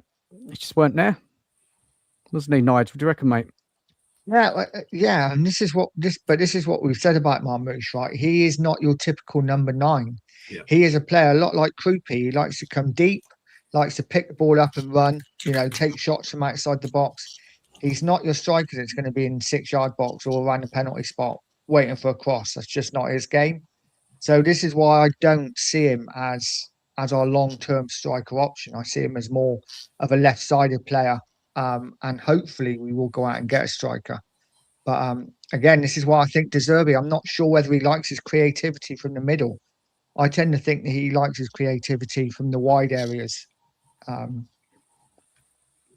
Yeah, it's just not good, is it? I mean, I think he faded, didn't he? I thought the first half he was all right. There was some good bits of play where he picked it up. He picked the pass out. He wasn't rushed. You can see technically he's quite good on the ball. But the more the game went on, yeah, he kind of faded, I felt, with Marmoush's performance. Guys in the chat, come on, smash the like button, guys. It's like 44 likes here. We've had about 90 people in the room, average throughout the night. Just smash the like button, please. Free to do. Subscribe to Nige as well if you haven't already as well. Put his link up in a minute. There's something else I wanted to say about Marmoush. And I know we've spoken to him quite a lot already. I just think he's not a number 9. He is a number 9, but like you guys said, he normally plays off another forward. We just didn't get the ball enough to him today. We didn't create enough chances for him today. But it's as that heat map showed, he weren't in the box much. So it was all a little bit of a mess, wasn't it? That forward line. And then when the subs came on in the second half, it was just desperate, wasn't it? It was desperate stations. Newcastle, I felt, defended with ease, really. I don't felt like we were really going to score. Did anyone think we were going to score? I couldn't see it. Kudos tried, but they just doubled up on him, didn't they? I thought Lewis Hall had a good game for Newcastle. Pretty solid on that. And he had, 2 different players to play against in that game. Guys, thoughts? I think overall, the best summary of it, in my opinion, is we are doing our pre-season now right in the start of the season, and it's costing us points, and we're going to have to end up playing catch-up. But that's the reality. There's loads of reasons why, but our squad isn't fit enough. We've still got players injured. We've got players who we're still just signing, players coming back late from the World Cup. So they're definitely not any form of team, not used to training together, let alone playing together. And that's going to cost us a slow start to the season. I'm still confident that we'll be a decent side this season. I would still expect us to be in the European spots, considering that basically half the league qualifies for Europe. But we're going to have to play catch up. I'm going to Forest next week. As it stands at the moment, I'm not expecting too much better really next week. So we'll see. It'll make a difference though if Savio plays, and we'll see what we do. We've got a big couple of days, I guess. What's going to happen especially now he's come out and says Richarlison wants to go, Danso wants to go. Fine, but you need people in to replace them. So. Yeah, no, good points, Chris. Nige, mate, you gonna have a look at the Zerbi comments. Anything of note you want to share with us? What he said? Did you? I just didn't have a chance tonight when I had the boiler issues play up, so I couldn't get it all out. What he actually said. Anything which was said interesting to say? What he said. I know, Chris, you mentioned about the mentality, and then he went on and done. And he said about the captains. It just didn't add up, did it? Naming those captains were used to losing at the last season, last couple. Ben Davis, captain. Jesus. Archie Gray. I just don't get it. Maddison, who's never fit. Yeah, I mean, he said, I'm sorry for the club because they are building a great squad, but maybe now we are not ready for many, many reasons. We are not ready yet for many reasons, but today I think until the first goal, we played better than Newcastle. So that was one of his comments, which sums up what Chris said. Yeah, we're literally doing our pre-season. Zerbi's basically saying that the club, the team aren't up to it yet. We're not fit enough. Don't know what you guys think about that. Yeah, I was just before Chris said it. I was gonna say it seems like a preseason game, right? Preseason game is when you say, okay, let's put Paro up front as a winger because we're playing Benfica in Auckland and we're gonna try something different. Paro goes up front. We give him a run out. It's when you do stuff like, oh, we won't have a 10, so we'll just put whoever in. We'll put Mikey Moore up front at right wing next to Tell and Richarlison. That's preseason stuff. And you see Kudos comes on, right? And I thought there was a few moments when he first came on, I'm like, oh man, now you see the difference in Kudos to these first 2 minutes. But then he was done. And it looks like a guy who has a lot of talent trying to get ready back into a game, right? Which you would hope it happens in preseason. And so I think that's perfect. We're trying to do the preseason now, which I think is a problem. Because then when you finally, especially when we're hopefully adding in 2 or 3 more potential players. I'm saying that based on the fact that I don't know if Nige got to the second part or he wants to do the second part, but where I'll just read out if you're okay, Nige, is he said Richarlison, he said too many times that he wanted to leave. Danso came to me 2 days ago, said the same thing. He wanted to leave. Sar, the same, but he suffered an injury. So if we're talking about those 3 players leaving, I would say Danso, if he leaves, we definitely need another defender. If Richie leaves, even if Richie stays, we need another attacker. And Sar can leave. I don't think that matters. But we saw today we need a right back because our preseason experiment with Archie Gray at So right back. what's in these 2 10 out of 10s does then it for the work? window, guys? What's these 10 out of 10s for the window? Because the more the show's going on here, I mean, the numbers dropping, right? Well, Sava's in the chat, and I'm going to steal something that Sava said because it was bang on. So Sava What's he said today said? on a different show, too many times fans focus on what we did in the window and not enough time is spent on what we didn't do in the window. So I think you could give this close to a 10 out of 10 on what we did do, but what we didn't do and how we've left this club short, that is well below good enough. What we haven't done, with the areas that we've left us short in, is a big, big concern. I think to be honest, I think I don't disagree, but at the same time, I think we've been so bad over so long, especially since sort of Ange came in, and we've just obsessed over buying 19 and 20-year-olds who clearly aren't ready, that it was always going to just be impossible to fix everything in one window. So I completely agree. We've left ourselves short. Yeah, maybe we could have done more. I think it's more of how negligent and terrible we have been for so many windows is going to take a little bit of time to really fix it. We're going to need another couple of windows like this of getting in, maybe not 8, but another like 4 or 5. You're probably not going to do that in January, but next summer. We all get sucked into this high scoring window. And I do as well. I've got to be honest. You get sucked into it, don't you? The hype around everything, 9 out of 10, 10 out of 10, 8.5 out of 10. And, you know, you look at it, all the money we spent, the players that we brought in, Premiership proven and all of that. But also I remember this. I'm still talking about the holes. Goalie, right back. I've got questions over the left back, attacking midfield, number 10, centre forward. I mean, so this is what I mean, like scoring it a 9 out of 10, a 10 out of 10, 8.5 out of 10. If we're honest with ourselves, this squad it needs a lot of work and it's going to take time. But if we're looking at priority positions going into this season, of course, surely scoring goals, creating goals was something that we've known about for such a long time, and that should have been a priority area. Anyone want to come in after me saying that? I think that has been. Go on, Scott. Finish off, mate. No, I've talked a lot. I was just going to respond. I'll respond to Chris after. You go ahead, Nige. I've talked a Like, lot. for me, it has been a really good window. You know, we've gone out and we've addressed most of it. We were never going to do it all in one window. It's impossible to do it. We'd have to buy 20 players to do it all in one window, right? We have a lot to do. For me, the players we brought in and the players we've got out, I think makes it pretty much a 10 out of 10 window. The problem is in the last 2 days, if we lose a few more players that we weren't expecting to lose, i.e. a Danzo, who I didn't think would want to leave, if he goes and we've not got cover, you've also got to remember he's homegrown as well.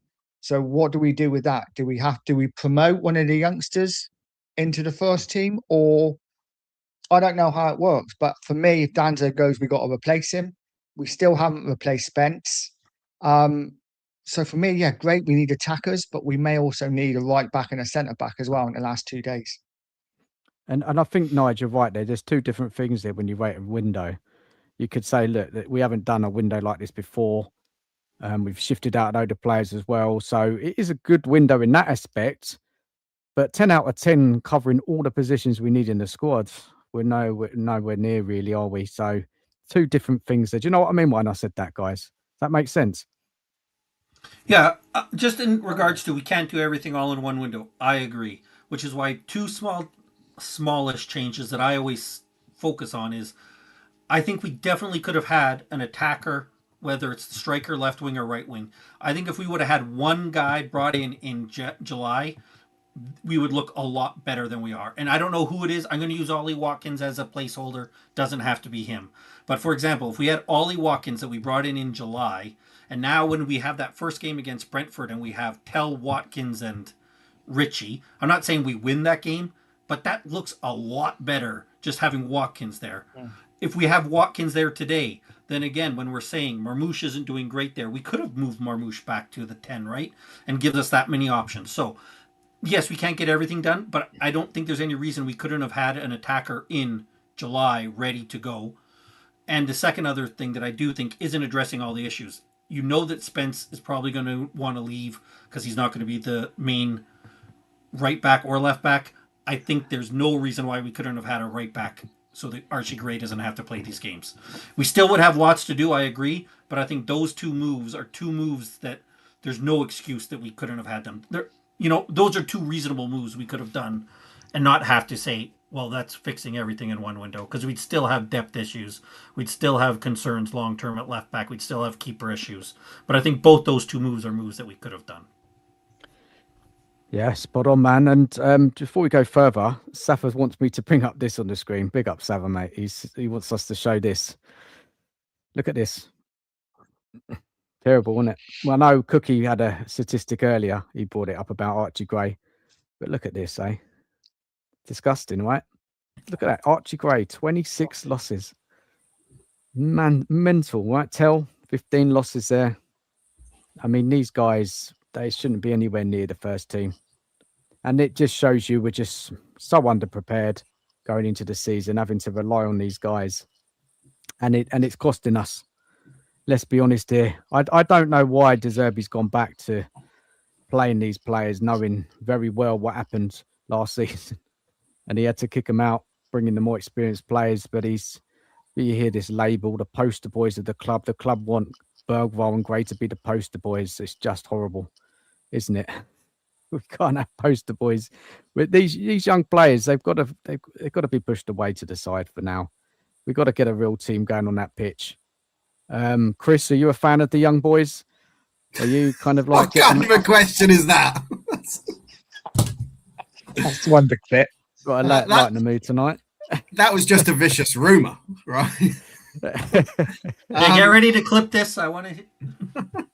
I don't know where to go with that. Chris, you like a young player, don't you? Don't you? You want a young player to do well. I'm glad you went with player there. I'm glad. Yeah. Look, everyone wants to see the young players come through, right? But not at the expense of actually having a functioning first team. In general, I'd say I'm not a massive fan of our youth players over the last few years because they're simply just not good enough. It's just as simple as that. And I think there's a lot of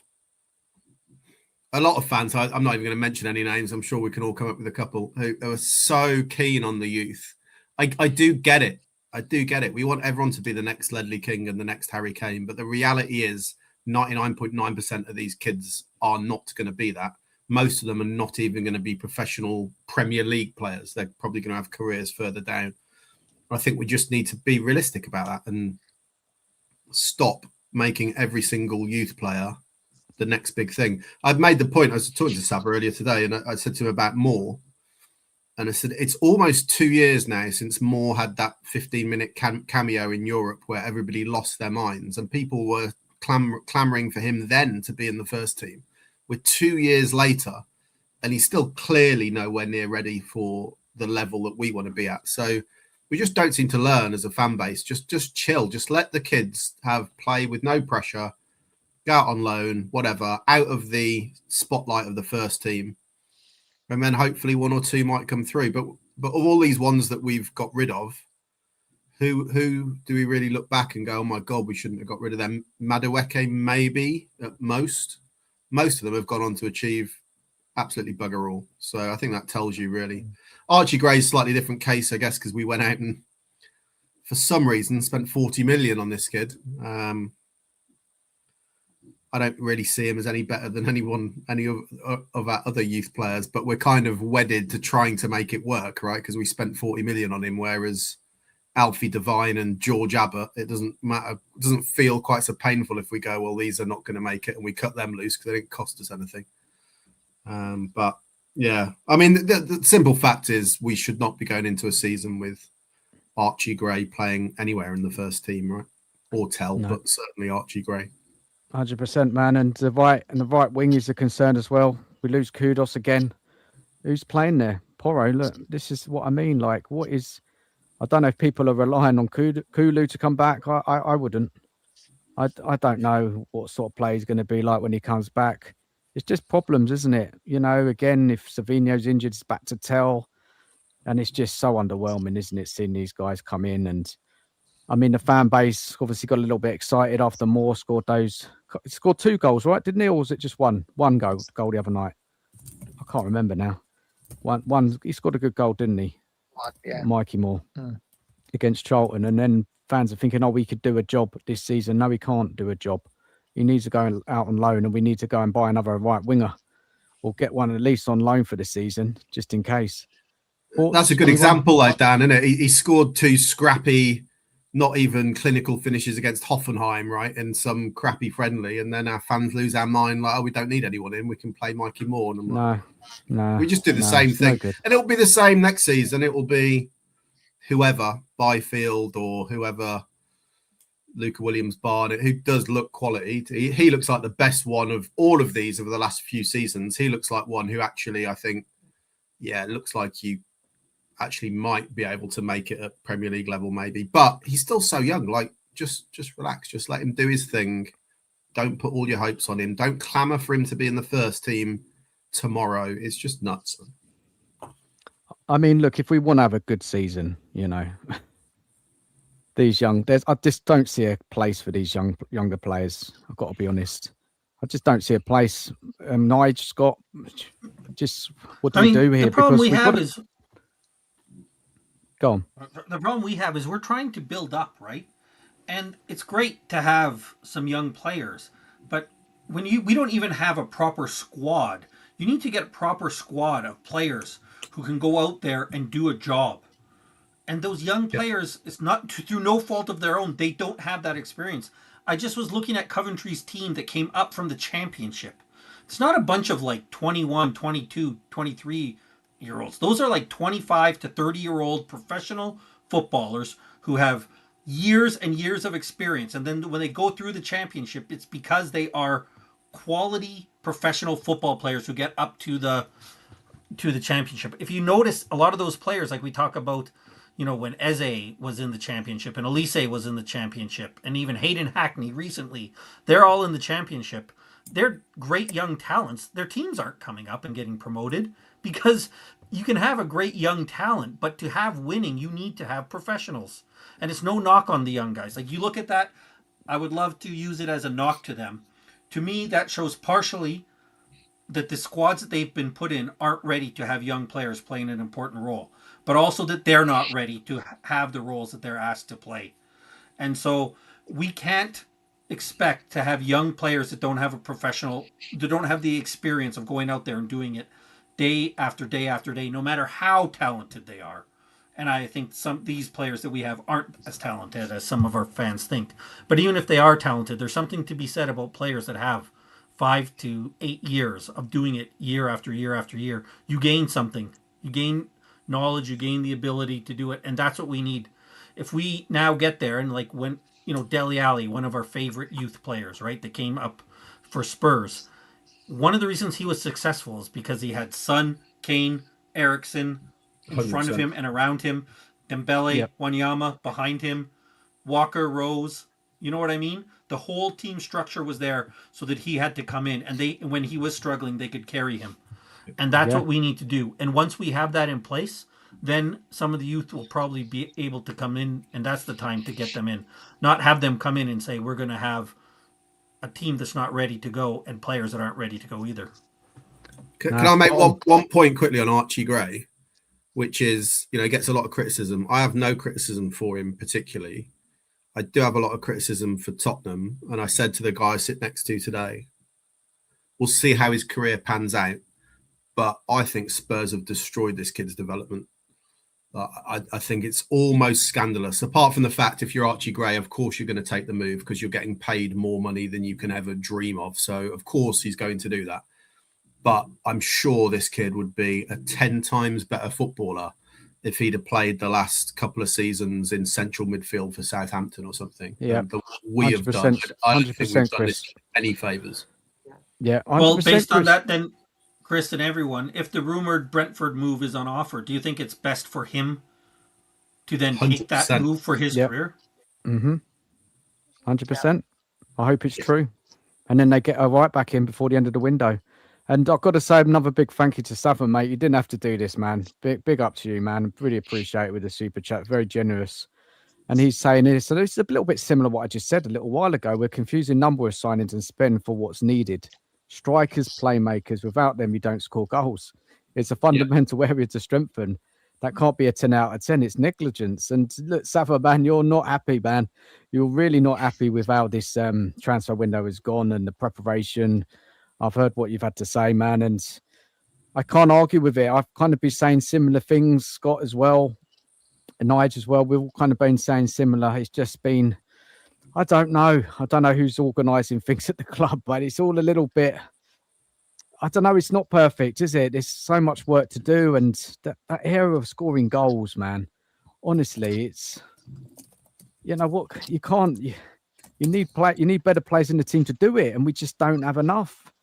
And time is running out. I mean, if we're left with no other forwards coming into this team, so many question marks. I mean, how good a season can we really truly have without players who can score goals? I mean, I know there's not many 20+ goal scorers out there. I get that. But what about getting players that collectively can score the goals? Are going to be more reliable than scoring goals. So that's why I was okay with Gakpo, because he does score. So Savino, again, Savio, question marks there for output. Time will tell.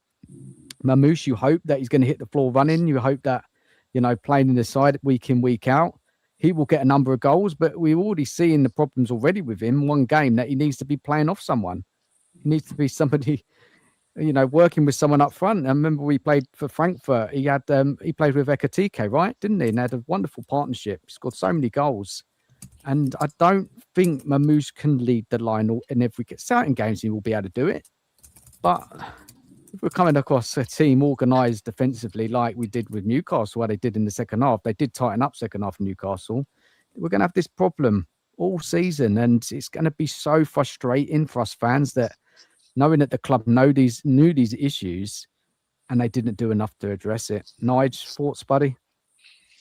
Kind of agree. Kind of agree. I mean, this is why we bought Savino in, right? Savio, because we hope that he will get the goals and assists. This is why we bought Marmoush in, because we hope that he will get the goal. It's not going to get you 20 goals a season, but if Marmoush can get 12 goals, 8 assists, if Savio can get 8 or 9 goals and 10 assists, then we're halfway there, right? What we need is one more player who can do that, because Solanke's not going to do it.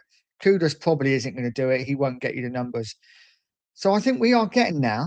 I don't think it's quite as doom and gloom as we're saying at the moment. It's going to take time. I know it's disappointing.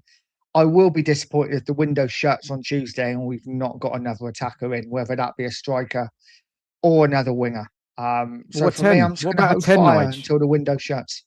What about a 10? That's Um, the problem, right? I've already said I don't see us buying a 10. I think we've already got a load of 10s at the club. Yes, they're injured, and Marmoush can also play in a 10 if need be. I just But again, don't see us it's buying a square 10. pegs in round holes, Nige. This is my problem, and Is it I though? just, Because does Zerbi play though with a 10 at the clubs he's been at? yeah, I think I've so. I always think thought he's played with good wingers who create chances. I don't really think he's ever really had. I mean, someone will tell me differently. I can't remember at Brighton whether he had a 10 that really run the game. It was more yeah, he I had get, quick I get what wingers you're who, saying. you know. Yeah, Nige, he had Pedro and Welbeck, didn't he?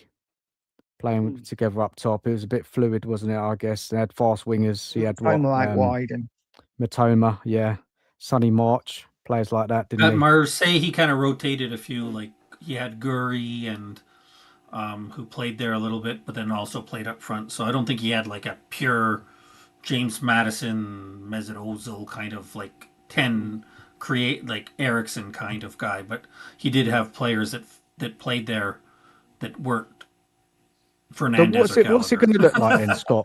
Anybody? What is this? What do you reckon his ideal formation is? His ideal starting lineup with the players that he's got there now. Where's the creativity coming from? Yes, wide. I get it. Once Savio's back in the team, kudos week in, week out. Marmoush up top. That midfield three, that flat three, is you know, it's not going to do it. I don't think it's not going to have enough in there. You know, creativity in that. So how's this? What guys? Tell me, Chris. What do you reckon, mate? What's the best starting lineup for De Zerbi? Are you thinking, well, Maddison, when he eventually gets fit, he's going to be thrown in there to play with maybe Fernandez and Tonali? What is it? Yeah, probably. That probably would be what I would think. I mean, if we're just going with everybody is fit, then if I'm picking the team for next week, I guess Kinski, Porro, Van Hecker, Van der Ven, Robertson, because you're never convincing me Adogi is a good player in a million years. But anyway, yeah, Tonali, Fernandez. Yeah, I think Maddison, Kudus, Savio, Marmoush, I guess. That would be my best current lineup based on what we currently have. I do have a little bit of concern about Marmoush. I take all of the points that he's not someone who really leads the line. So it kind of depends how you play a little bit. But yeah, that would be my starting. But you've got to have concerns over Maddison, right? I mean, how can you not? Like the guys. So what's the solution, Chris? Then Maddison's not fit next weekend. We're going away to Nottingham Forest. Tough game, right? Glasner starting to get it going there. Where's the creativity coming from next weekend? How are we going to score goals? How are we going to create unless we get another attacker in this window? I'm massively worried. Yeah. Well, I think the only option for next weekend probably, just trying to think off the top of my head, I don't want to particularly see Fernandez in the 10. Definitely don't want to see Conor Gallagher in the 10. So just play Marmoush off Solanke, I guess.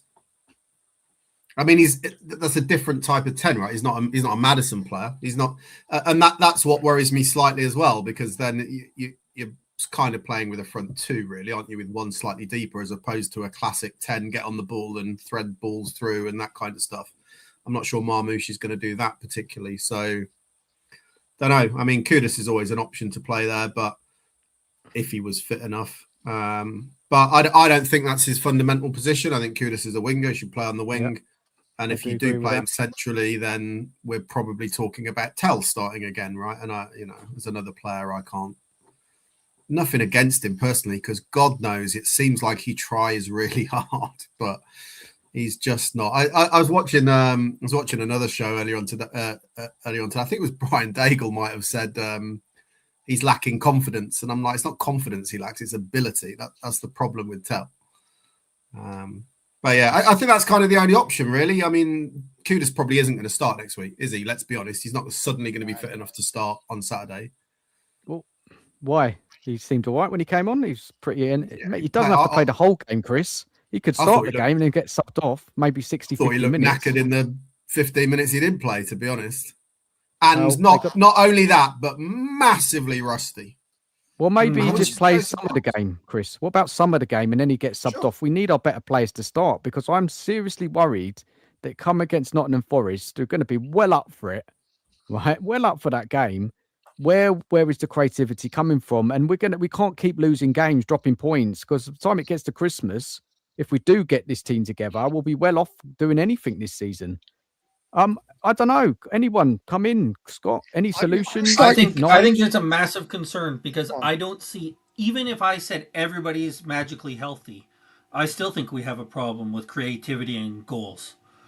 So if you say that Madison and Kudos and Savio and Marmoush are all healthy, I still don't see a great combination of those guys playing together. And I certainly don't see how it works if you're going to say that Porro and Robertson are very good at crossing the ball because, again, we don't have anybody in there. Savio, I know he scored a goal against Charlton B, so now everybody that questioned whether he has output is in the mud, and Savio's now going on to score 30 goals this season. But I am still going to question whether or not how much goals he can produce. Kudos, how many goals is he going to produce? Marmoush, how many goals is he going to produce? And it doesn't seem to me like there's much of a plan that I can see, and I could be totally wrong, but even if everybody's healthy, I don't see the plan of how it all works together. And I guess that's what Zerbi's there to do, and not maybe, he knows way more about football than I do, but right now it seems like we've done a lot at Spurs, is collect pieces, just collect pieces, and then tell the manager, well, now go put all these pieces together with any thought of how it all goes together. And I'm concerned we're going to get everybody healthy. Simmons is going to be back. Madison's going to be back. Kudos is going to be back. Savio is going to be there. A lot of those guys want the ball all the time, and a lot of those guys want to create for others. Who's going to end up finishing? Who's going to be able to not have the ball on their foot every minute of the game? And I'm not sure how it fits, even when we're healthy. And it certainly doesn't help that we can't even start getting that sorted right now. Nige, come on. Yeah. Give us you know what? I feel, Give I us feel something we can slightly different, slightly different to Chris in the fact that I actually think for certain games, especially maybe away next week at Forest, maybe playing Gallagher in the 10 could be the answer. I'm not saying creatively he's your creative spark, but he is your presser. He is going to, press the team, and hopefully in certain games, like I said, I wouldn't expect it to happen at home, but maybe a Forest away, maybe a Gallagher in a 10, letting Fernandez and Tonali run that midfield, and then having a Savio one side and Marmoush another, and then hopefully having a striker up front that can actually find the net in these last 2 days. But I wouldn't be against seeing Gallagher in the 10 for certain games. I think against Villa last season, I thought he was brilliant. So I wouldn't be against it. Aside from Villa, Nige, can you give me one other game that he's played well there? No, nah, I'm not having that. I'm just going on the Villa game. I'm not having that. When he has played in the 10, his pressing has been good. Even the first game for 45 minutes, I know he got hauled off, but his pressing, that is probably the best part of his game, right? So in certain games, I wouldn't necessarily be against it. Look, let's do I a agree. little bit. His pressing from the 10 is good, but my question is, when he presses it, let's say he does very good pressing from the 10. Then what do we do with the ball? Nothing, because he gives it to Tell, who does nothing. Or it reminds me a bit of one of my favorite things. Like, we went through a massive period of signing players, and you're like, what's their best attribute? And it was always something to do with not actual football ability. It was someone who can they run hard or they close down well. I'm like, that's great. So to relate that to this conversation, if I said to any of you, list me the things you want your number 10 to do, who is coming up with pressing well first? Like, you want your number 10 to be the guy who's going to create stuff and be skillful and link play together, right? Great if they press. I don't disagree, Nige, but I think we'll suffer massively if we play those three together. No, And it's not going to make any difference. I love Conor Gallagher. I think he's had a hard rap here, being played out of position constantly, and the Spurs fans haven't taken him from day one. I think he's a decent player, but equally, I don't want to see him play. He's not a number 10, Chris. He's not a number 10, Chris. It's guys, look, is there some mitigation today, right? And you guys agree, disagree in the chat? Let us know. Obviously, Xavier was injured. No Maddison. Kudos wasn't ready to start, right? You got Gray playing right back. This is not the ideal team, De Zerbi's working with, and I accept all of that. I do. Yeah. But where does it stop though? Because injuries can't explain certain decisions, and this is kind of more going on to the tactical things today. Because I think De Zerbi got it wrong as well. It weren't just selection; it was the tactics, and it's not. And when the game it had that lull, and I know I mentioned it earlier, after half time, 10 minutes play, nothing was happening in the game. And he didn't change it. He didn't make any adjustments, didn't sub, didn't do anything. And Newcastle got their goal. And I get it. Gray right back and, Porro playing as a right winger. No natural number 10. Tell on the left.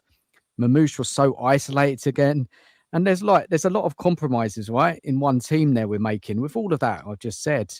So how much mitigation are you giving De Zerbi today? Because, is De Zerbi getting his tactics wrong? Was that unfair? What do you reckon? And do you think De Zerbi is just trying to solve problems created by injuries and lack of certain signings in certain areas? Guys, just give us your opinions on that. Yeah, well, I'm happy to go first. Go for it.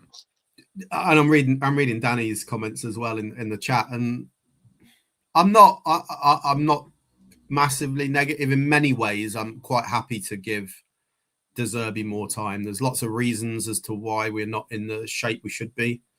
There are some things I think he's done that I'd question a little bit, but we're not going to make any judgments today. Factually, as we said before, the squad is not in the shape it should be. Physically, it's not really had much time to work together. I think we should be looking at all of those things. They give me more concern actually right now than De Zerbi making some tactical errors in the first couple of games. And I'm quite happy to part them and review that in another couple of months' time and see if we're playing like this in 2 months' time, we have got real concerns. So I'm quite happy to kind of not dwell on that too much. Because for me, the bigger evils right now, the bigger sins have been how have we got to this point?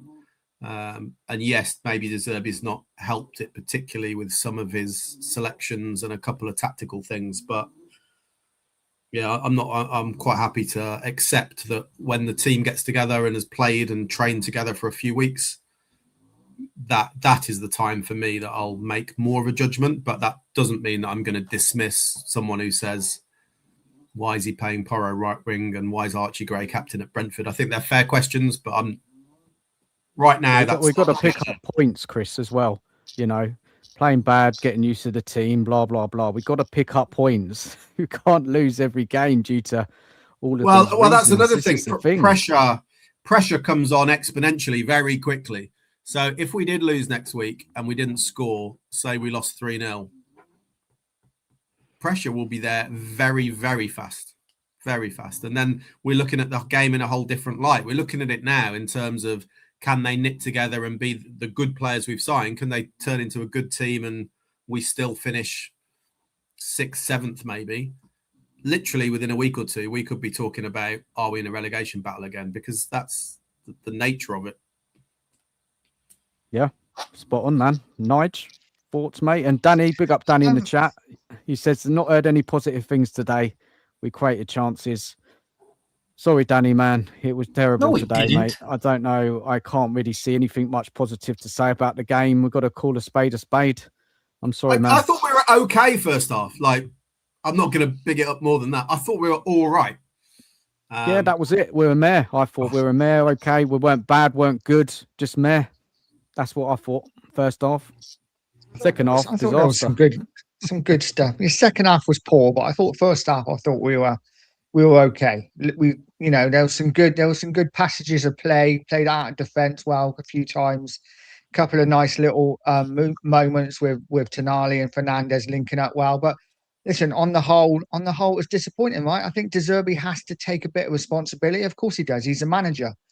But I'm very much with Chris in the fact that if we come back after the international break and we're still playing this badly, then I'm going to be concerned. But right now, listen, it's a work in progress. We all knew, right? We all knew at the start of the season. We've all been saying all summer, this is going to take time. Let's not go nuts after if we lose the first couple of games. And what's happened? We've lost the first couple of games, and let's just be calm. I know it's stressful. I know it's it's not great, but I'm going to give it a. Let's see what happens when the window's shut. Let's see what happens over the next couple of weeks. Obviously, if we lose the next couple of games, then I get it, right? But it's not the disaster that I think we all think it is at the moment. No, Nige, and I get what you're saying, and Danny in the chat as well. It's a new team, people want to whinge and moan. That's fine. You do. The thing is, Danny, and what we do, we come on YouTube and we analyze the defeat, right? And unfortunately, it's part of it. We're not saying, Zerbi's not going to get it right, and this team might come together over a period of time. That could all happen. If Spurs have come on today and got a win and played well, and Zerbi got his tactics spot on, the players played well, we'd be praising them. It's just what it is. It is what it is. We're not. I mean, you're saying a disaster, and it's not. But there's things that have got to be said, and we have to call it out. Unfortunately, it's what we do. I thought there were some positive signs, Dan. I agree with Nigel. I think there were little bits there where you can see a bit more consistency. I thought Van Hecker's passing was pretty decent. I think he worried me a little bit at times with his positioning, but that's a thing. I'm just focusing on positives. I thought his passing was pretty good.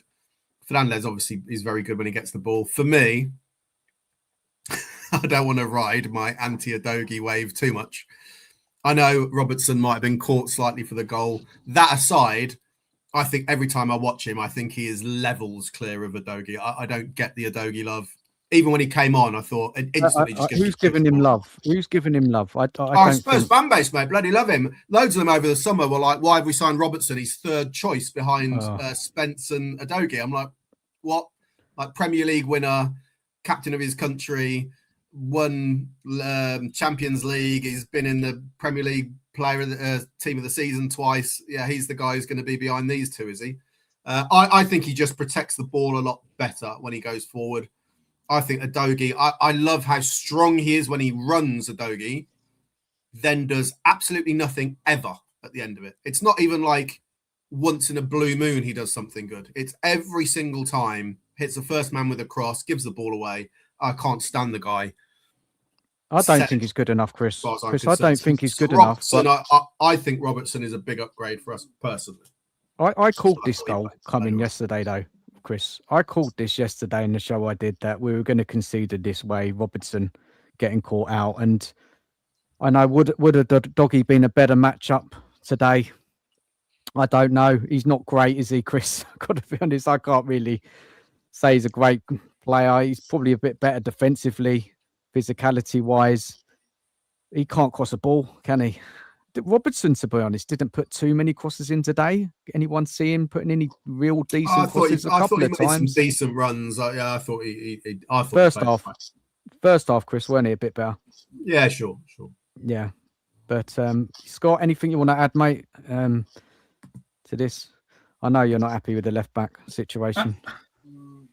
I mean, I'm not going to say much. I don't know what the point is. We came on here. We talked about how Fernandez was good. We just have had 2 games where we've lost 3-0, and we were lucky it wasn't 6 or 7-0. We lost 2-0 to a Newcastle squad that's been ripped apart. And all you hear about is, oh, everybody's moaning and crying. No, we're talking about what actually happened in 2 games where we had losses and have major issues at the club. Nobody's saying sack Zerbi. Nobody's saying we're getting relegated. But of course, for some people, if you're not out here praising the club and only praising the club, then you're not allowed to talk about Spurs. So that's fine. It's just what we do, man. Unfortunately, it's what we do. Look, let's move on. Let's move on a little bit. Let's see what else I wanted to bring up today. Porro right wing. To be honest, I'm not too keen to see it happening again. Anybody else? Wing back, quite different, but not a winger. We played him there last season. I don't know if it was Igor Tudor or whether it was the very last days of Frank. But we played him there at some point last season, and he absolutely stunk the place out. So, and also, whether we like the managers we've had over the last few years, they're not idiots to be managing at the level they've got. Even Igor Tudor must have something about him, right? And over years that we've had Porro, he signed under Conte, if I remember rightly, Porro, I think. So we've had all. He signed in January, right before Conte left. Yeah, so Conte had him for like 2-3 games. So had all of these managers, Conte and Ange and Frank and Ryan Mason and whoever, and they see him every day in training, and they choose consistently not to put him there. I think that tells me all I need to know. So I don't get the obsession, but hopefully today was the death of that. He didn't actually do the worst I've ever seen. Like, he was better, probably better than I expected, but still. The thing with Porro, I think the same things happened with Spence this summer as well. I think some of the narrative has been rewritten slightly based on the World Cup. Like, Porro had a decent World Cup. I can't disagree. It doesn't change the fact that, for me, I think he's been consistently poor for us for 2 seasons. So it doesn't. I'm not expecting this World Cup best in the world right back to suddenly appear. I expect the Porro that I've seen consistently week in, week out for the last couple of seasons. Same happened with Spence. Spence is a funnier one because Spence, the end of last season, the fan base generally hated him. Can't stand him. Play breaks down every time he goes forward. He's got no left foot. He shouldn't be playing him on the left. Like 2.5 decent games for England, and he's like the world's best player, and we shouldn't be selling him. And I find it just utterly bizarre. I had no issue with Spence going personally, but anyway, he's gone. So yeah, that's my take on Porro anyway. Yeah, for me, listen, I'm not sure on Porro as a fullback is definitely not a winger. For me, he shouldn't be playing on the right wing. Like I say, he's a player that likes to come onto the ball and cross the ball in. He's not a player that's going to beat your man and get crosses in. And hopefully we won't do that again. Stick Porro back at right back. But for me, this fullback thing, this has been happening for years. We've been getting beat, with long diagonal balls to our fullbacks for 2 or 3 seasons now. It's not just one game. I know Robertson got caught today, but we saw all last season, all the season before. Teams target us, long diagonal balls over our fullbacks. It happens every year, and we need to stop it. How we do it, I don't know. Yeah. It really is, guys. Honestly, the fullbacks are a bit of a worry for me this season. Our set-piece defending as well is a bit of a concern. What do you reckon of that second goal today? Who's responsible for that? I don't know how you guys feel, but I am a bit concerned about Kinski now. I was one of these ones who's like, I'm happy for Kinski to start the season. He did well last season. But I do think it's been a couple of times, a couple of balls into the box, a couple of corners. He's kind of stuck on his line. He's not come out and claimed the ball like I thought he would. I don't know what you guys think about Kinski, but he's been a bit of a disappointment so far for me. For the goals today, Nige? Do you think he could have done better with the first one? I'm trying to think of this. Not really the first one. I think the first one was a good finish. Maybe the second, but there's certainly a few corners I thought he could have come out and claimed that he didn't. He kind of left to the centre backs to head away, which didn't fill me with confidence. I think I might still be deeply scarred by watching numerous seasons of Vicario in goal. So I'd be quite happy with a just cardboard cutout, frankly, as a step up from Vicario. Yeah, I mean, I think if we were a really serious club, we wouldn't have signed Dubravka. We probably would have gone and signed a established keeper, right? So maybe it's tricky when you've been so negligent for so long that basically you need an entire new squad. It's probably unsurprising that in this window there's been certain areas where we've gone, maybe we can get away with that and kick the can down the road a little bit, which is possibly what we've done. I think we've done that consistently across the whole field for a number of seasons, but we probably have done that again this year with the goalkeeper. Hope that he turns into a great keeper. I think he could turn into a really good keeper, but whether he's that right now in a team that you want to be finishing top half of the Premier League is a different question.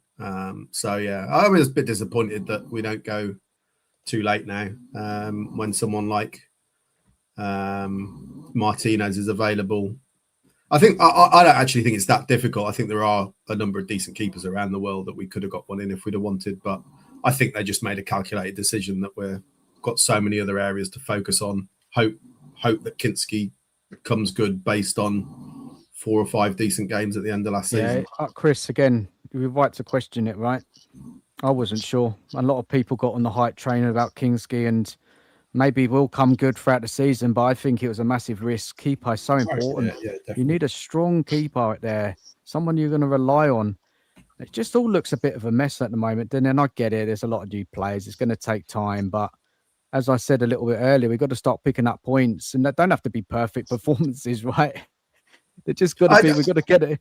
We've got to get some results. We've got to find some points. And I look at the fixtures. Who is it? Forest next. Who's after Forest, guys? Anyone know top of their head? Everton at home. Everton at home. Okay, go on. Next after that, Liverpool. That was it. That was as far as my fixture knowledge. We'll have Liverpool away in the week after that.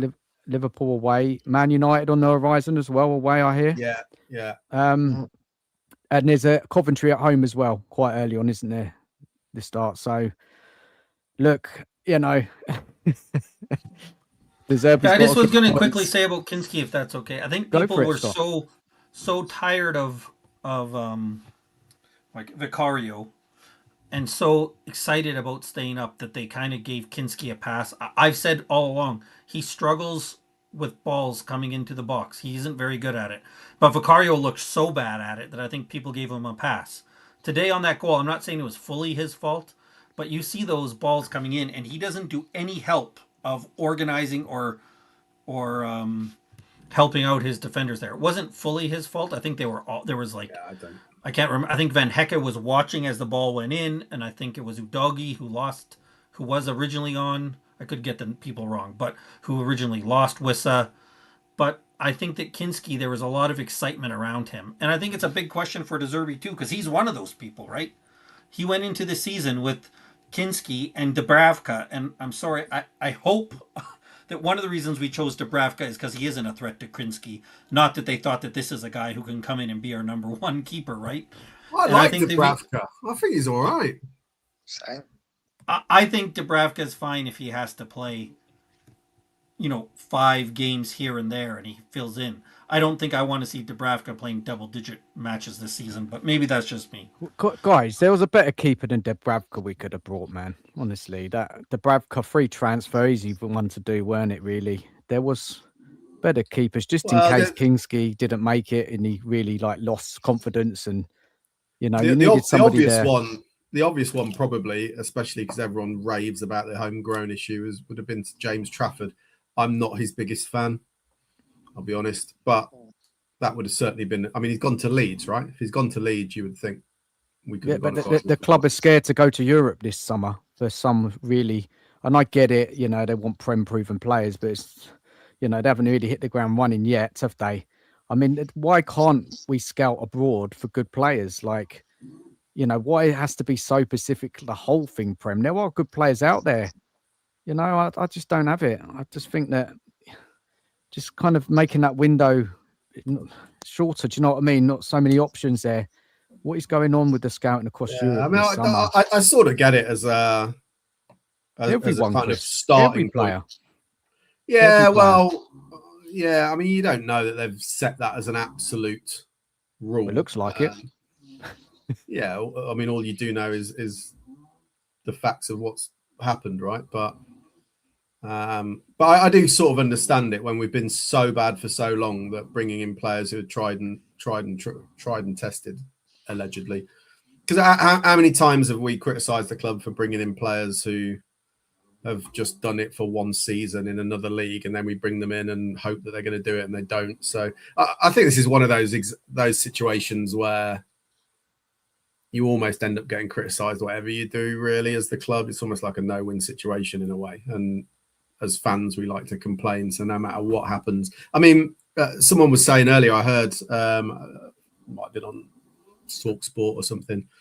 What if we hadn't have, if Tonali was available, for example, for 100 million, and we hadn't have done that, and we'd gone and bought that Sangare guy that Brentford have got for 25 million, because we're scouting abroad and we don't necessarily need to do Prem proven, what would our fans have said?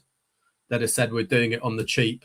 Why don't we go and buy the established guy? So I think there's an element of you're screwed, whatever you do. So just my opinion.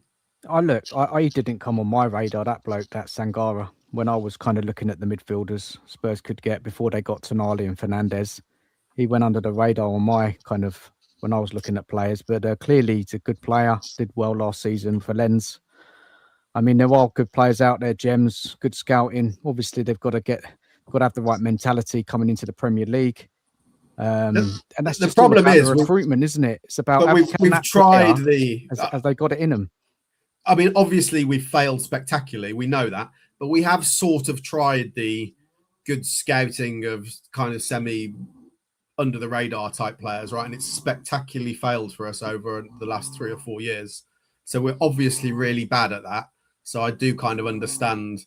Let's stop shipping in Pat Matasars and let's go and get a Tonali. So I do sort of I just think it's been the wrong signings. It doesn't mean there may have been a better European signing out there with the right, better profile, better mentality. I just think the scouting has been poor, Chris, from Spurs, but doesn't mean that the whole of Europe, that there's not those players out there. The other teams seem to do it, don't they? Go and get some good players and they work out. I also think as well sometimes that maybe it's more than just about identifying the players. So see if I can explain this correctly, but I often wonder whether it's something more fundamental about the culture at Tottenham. So we look at other players who've come in, you can pick any player you want who's gone and signed for another team and gone, oh, they're amazing. Like, I don't know, when Caicedo went to Brighton or whatever, and they've gone on to do these amazing things. And we go, oh, why didn't we go and get him? Part of me always thinks, I bet if we did, he wouldn't be half the player he is now, because the way that Tottenham is, I don't know that they would go on to succeed. So I don't know necessarily that it's just, and the reverse is possibly true as well. I'm more confident in that one than the reverse, but the reverse would be, would Pat Matasar be a much better player if he'd have got into a Brighton and a Brentford than he is currently at Tottenham? I don't know. I don't know. I do think it's simplistic to say, because Brighton find these players that if they'd have come to Spurs, they'd have been the same. I suspect they wouldn't have been. Fair enough, Chris. Fair enough. Good points, man. Nige, big up to you, mate. You're going to jump off. Yeah, mate. People in the chat, please give him a sub if you haven't already. Cheers, mate, for coming on. Cheers, mate. I will say quickly before I go, for me, it's all about the preparation. Pre-season was an absolute farce. Absolutely. I think that's why we've started so slowly. It is going to be a bumpy month or so. I think for me, I'll be looking after the international break. That's when I'll be looking for real improvement in this team. And I will leave it there, guys. Thanks, guys. Thanks, chat. Big up, Nige, mate. Take Big care. up, man. Cheers, take care, mate. See you later. Cheers. And Sava, mate, honestly, again, Sava, another super chat, mate. Honestly, you don't have to do that, man. Honestly, it's just, I will read out some comments. I will. And he says, let's make this clear. We all want it to work. I'm sure it will get better. However, so far it's not been good. Why is honesty always called negativity and gloom? Fake positivity is so silly. And I agree with you, Sava. I mean, we can't just make shit up and say everything's wonderful. I mean, if there was good things today, we would talk about it, but there's just very little positive to talk about. And it's been disappointing, isn't it? It's been a big build up to the start of the season, all these signings coming in, the expectation. You know, fans are calling Spurs. They need to make Champions League spots, and even some are going for a title charge. It's just crazy stuff. And look, I don't know what most fans expected today to get a straightforward win against Newcastle. It wasn't going to happen. It was going to be a tough game, but we didn't see anything work today. We had some good players on that pitch, but for one reason or another, we didn't get through it, did we? We dropped points, and it's disappointing. But we'll go again, of course. And I just look at Newcastle there, another team with a new manager. They've had their core ripped out of them. I know they still got 16 players there and they know each other a little bit more.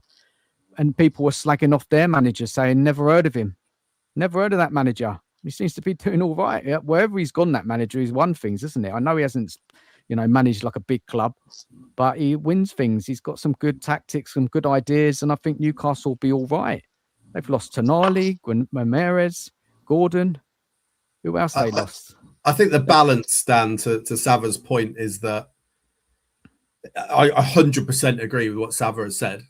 but I still think it's early enough that there are still reasons to be optimistic about what this team could do when they gel. I don't think there's enough evidence there after 2 games, and I don't think Sava's saying this, by the way, but I'm just trying to be a bit more positive. I don't think there's enough evidence to say, look, it's definitely not working. It's so early that I still think if people want to be positive and be excited about what the team might be able to achieve based on the players we've signed, I still think that's valid. It's just that Sava's also correct that the start has been poor. But and if that start carries on, right, that optimism gets less and less with each game. You see more concerning traits. So, but I agree with Nigel. See where we are after the break. But I'm going to Nottingham next week. So if I have to put up with the same rubbish, I mean, last season I went to Forest as well. Disaster. That was a real low point. I was on the first row in the middle behind the goal, so had the best view of Vicario absolutely flapping as it was at Hudson-Odoi's sort of cross shot went into the corner, and it's like, oh God. It can't be worse than last season. I know, probably setting myself up for a Mick McCarthy meme of going, it can. Yeah, it can. Surely I think it's going to be bumpy. It's going to be bumpy. I just don't know what Zerbi's going to do now with the creativity of the side. Maybe we'll sign a couple of good players before the window, but even then, they wouldn't have got up to speed by next weekend. So, look, it's going to be bumpy. I get it. But come on, we need something. We need to see something on the pitch. We need to pick up some results over the next few weeks. Before even I know people say, oh, well, let's just wait until the international break. After that, we'll be good. We can't hang about here. De Zerbi's got to get something working fast on that pitch because the fans will get on his case. We'll just get bantered every week as we do. It's not been a good start, is it? But big up, Sava, mate. Really appreciate another super chat, man. You didn't have to do that, man. Thank you so much. I wanted to talk about... Sorry, Scott, go for it, mate. I don't see what's negative about pointing out that when we start a season with Tell, Moore, and Richie in our front line, that's not good enough. Right? That's not moaning. That's not negative.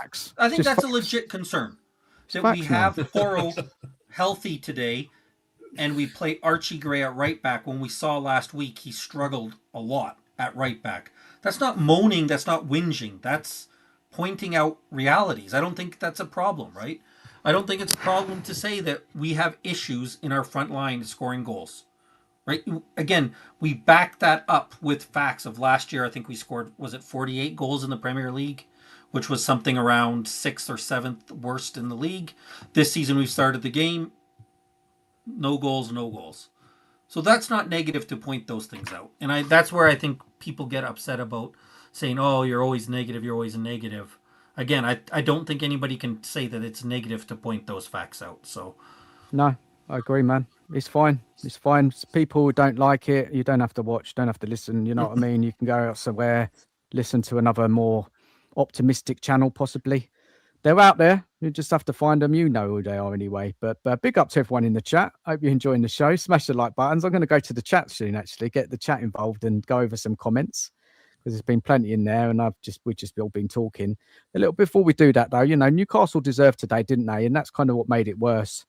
Is it embarrassing? I don't know. It is a little bit, to be honest. Newcastle deserved to win.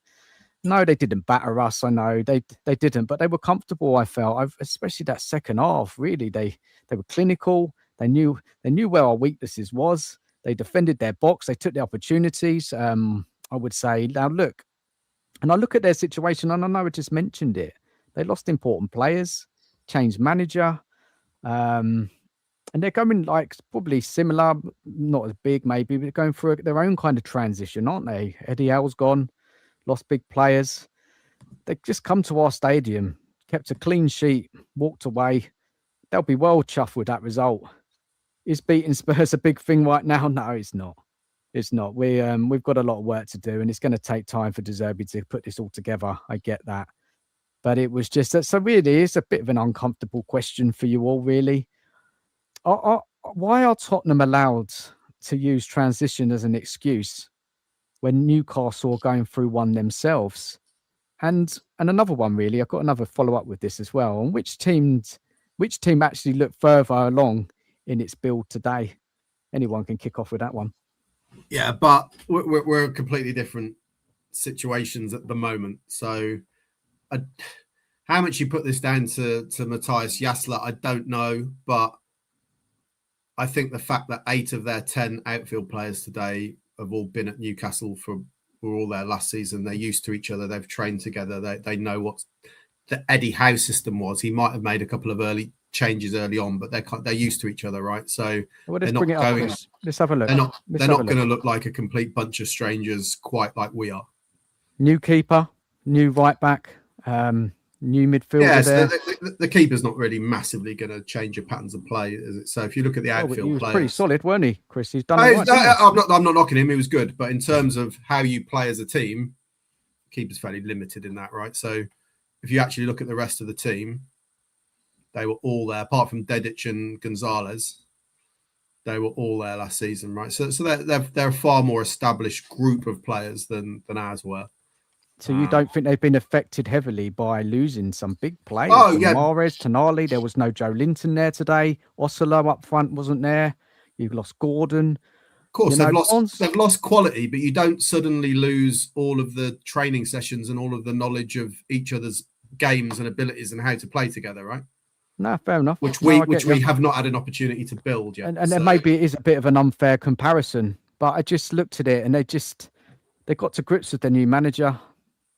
I mean, I don't think they had a particularly good pre-season. I think Newcastle, I think that right, but they kind of started the season very well. But they conceded so many chances. I think at home last weekend to Liverpool, I think it was like 26 chances. So I mean, this was an opportunity today for Spurs to really get the win, and it is really disappointing. Let's be honest here. We're not coming. They had so many players out as well. Newcastle, injury-wise, it was nowhere near their best side, and we just weren't up to it, were we? Second half, especially. And I think what frustrates me the most is Zerbi saw what was happening in that second half, and he didn't do anything to change it to affect the game into our favour. And once they scored, what happened. Scott, what do you want to say on this, mate? I mean, I think the easiest answer, why does it seem that Newcastle gets a little more credit or a little more leeway than we do, is because a lot of our fans don't want to admit that this is going to be a hard process to get through. They want to think that everything is going to change right away. We're all going to be ready to go right away. And it seems to me that if you admit that this is going to take time, that somehow they see that it's not going to be successful at all. Which is kind of funny to me, because a lot of the people that get labeled as the negative ones, as it is, seem to also be the most patient ones for what we have to do here. Because what comes with that so-called negativity is the realization of the work that needs to be done. So we don't expect it to be happening right away. So we're not going to jump. We're not going to say that everything is supposed to be fixed right now. I think with Newcastle, and I'm not sure Newcastle are. There's a lot of Newcastle fans that are very upset this summer, right? They're very upset at what's happening with their club because they got excited. They had the big money come in and they were ready to change. And look, to be fair, from what it was in Mike Ashley, things are light years better for them, right?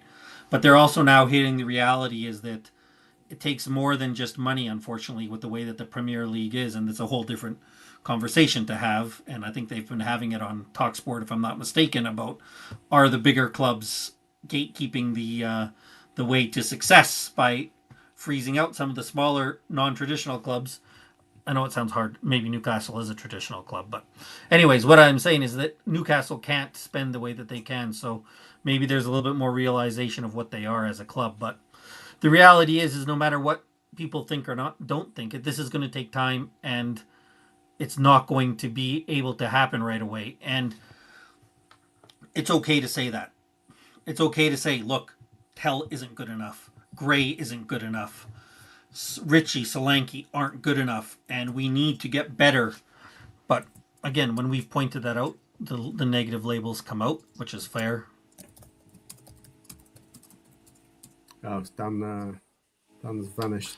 Dan might have taken off. Yeah, and I think also the one thing, though, that I will say, and this is what we'll have to see, Chris, we'll see if you agree or don't agree. I thought I don't think Newcastle did anything fancy. They just did what they needed to do to get through the game today. And I wonder if Zerbi is trying to take more of a long-term approach where he's like, look, I could have adjusted this, but I want my way.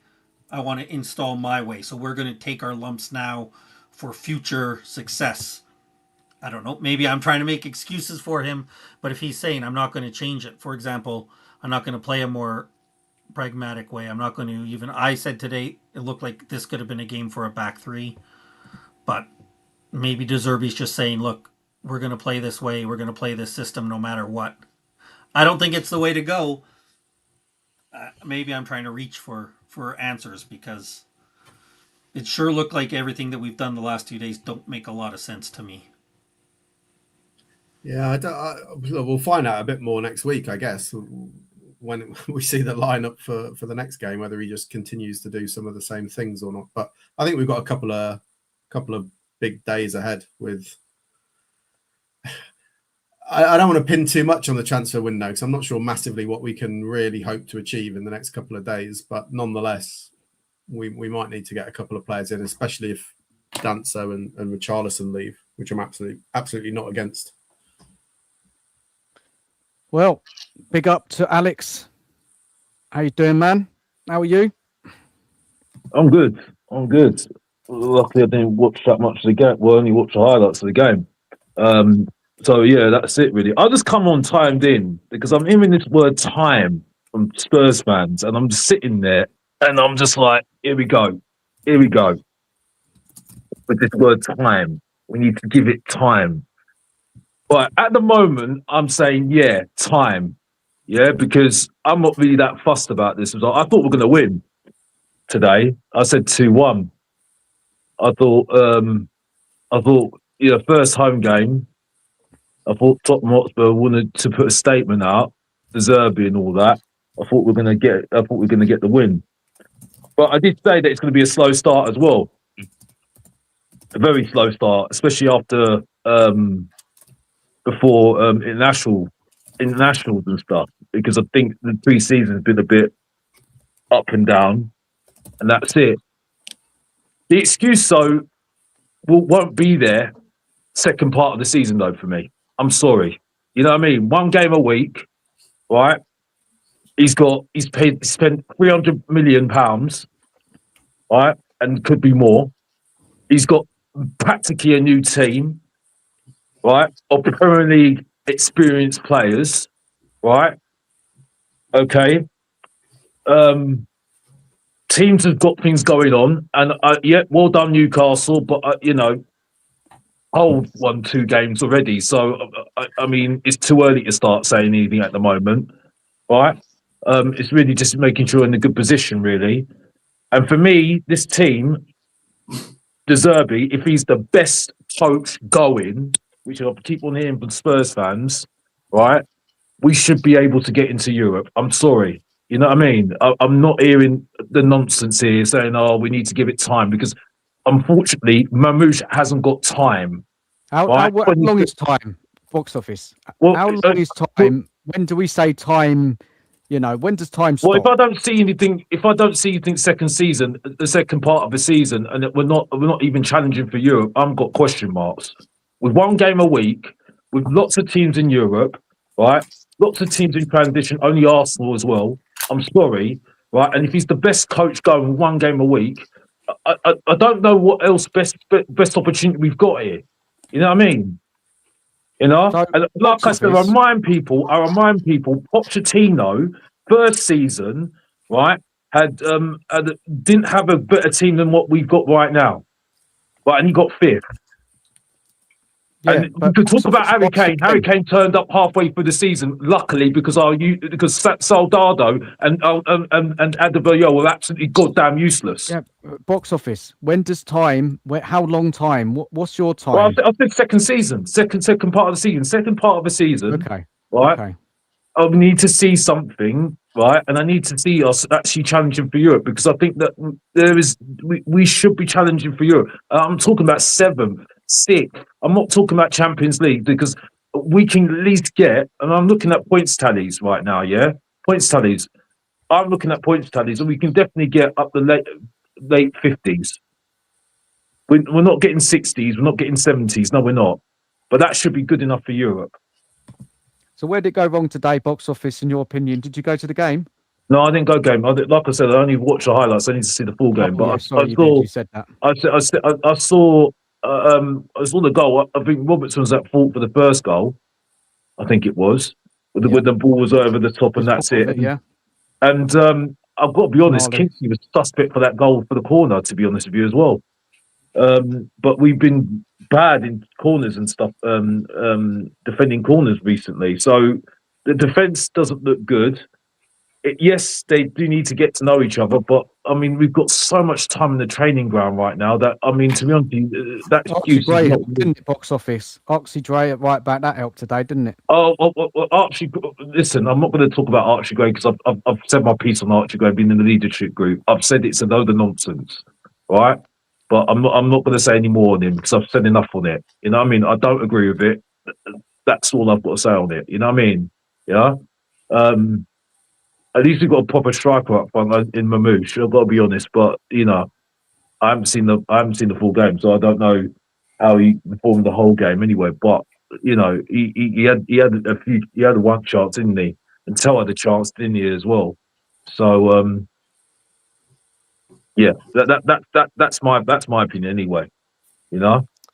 I actually think I think there's just one really good point that Alex made there, which is we've got a lot of time on the training ground. So whilst at the moment we do look a bit like a bunch of strangers, we should, if De Zerbi's half decent manager, we should see that improve quite quickly, right? When he does get to work with them. So it will be interesting to see whether he can address those issues. Because for me, I'm fully behind De Zerbi. I've got no issue. But I will say that I know not everyone's going to agree with this. I don't think he did anything that miraculous at the end of last season. I think he was very fortunate with timing. I don't think he did anything that Thomas Frank wouldn't have done. I certainly think Thomas Frank would have kept us up.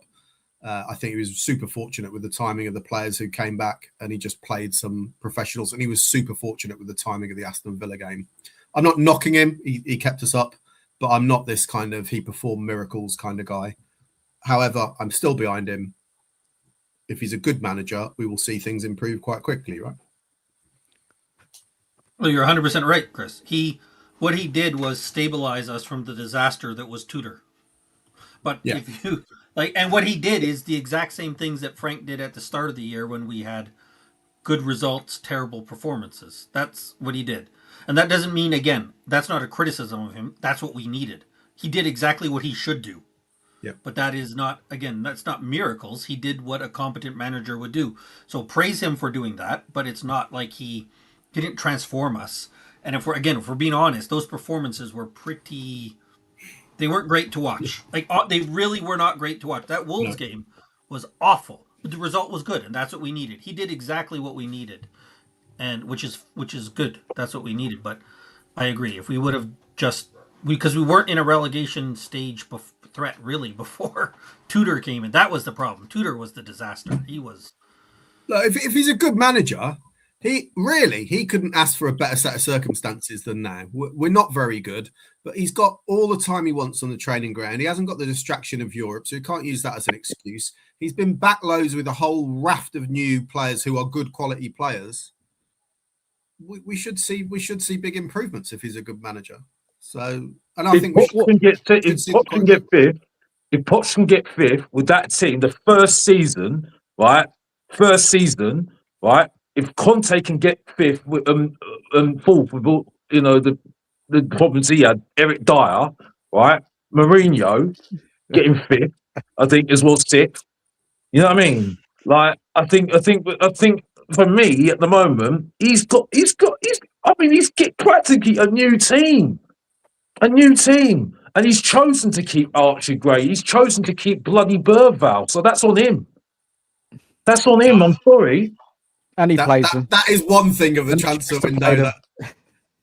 One thing in the transfer window I can't get my head around is the fact that we allegedly turned down 50 million for Bergvall. We'll never see that. That's an Eric Dyer moment, right? When we turned down the money from Man United. And I don't mind Eric Dyer. I think he gets a hard rap from our fans. I think for a couple of years he was very solid for us. But that was his peak value.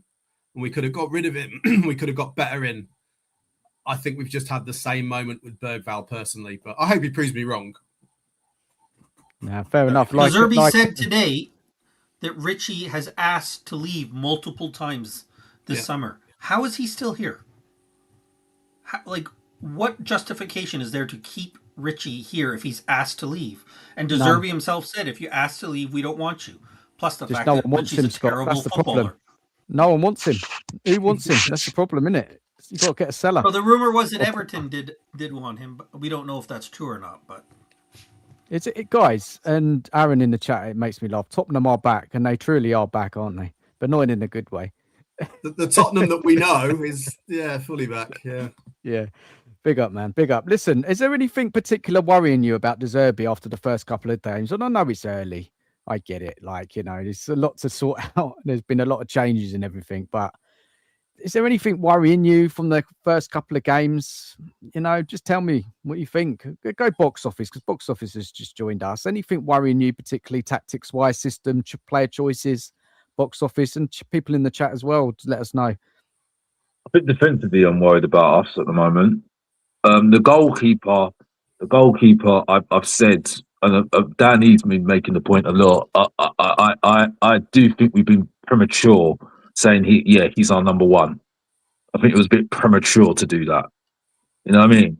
So I am concerned about that. The defence are, especially in the air, we seem to be very weak in the air right now.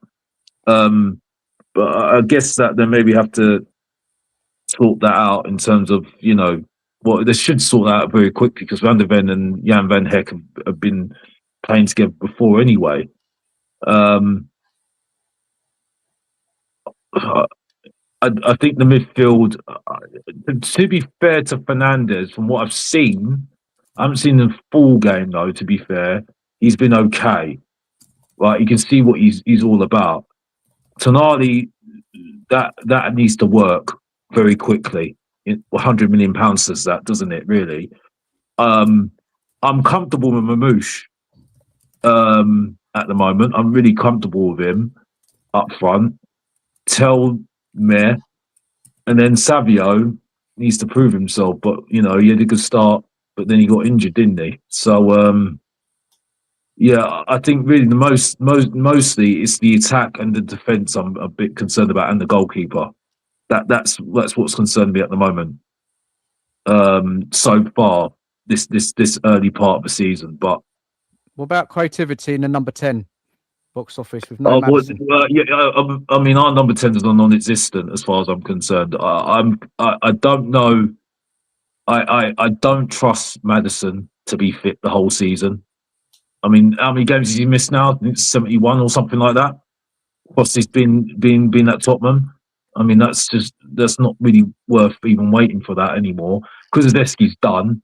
I'm not even thinking about him at the moment until I see him on the pitch, and I think he's absolutely done. Kudos, he was on the sub bench today, wasn't he? Yeah, he came on. Was he rusty? Yeah, very. Yeah. Oh well, that's no surprise. He's been out a long time, isn't he, Kudos? Of course. Come on.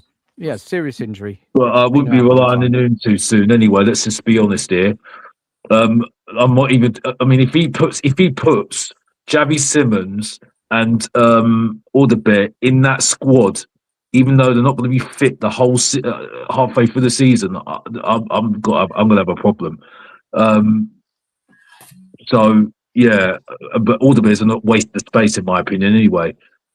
So yeah, it's just all of it at the moment. It's just a bit. It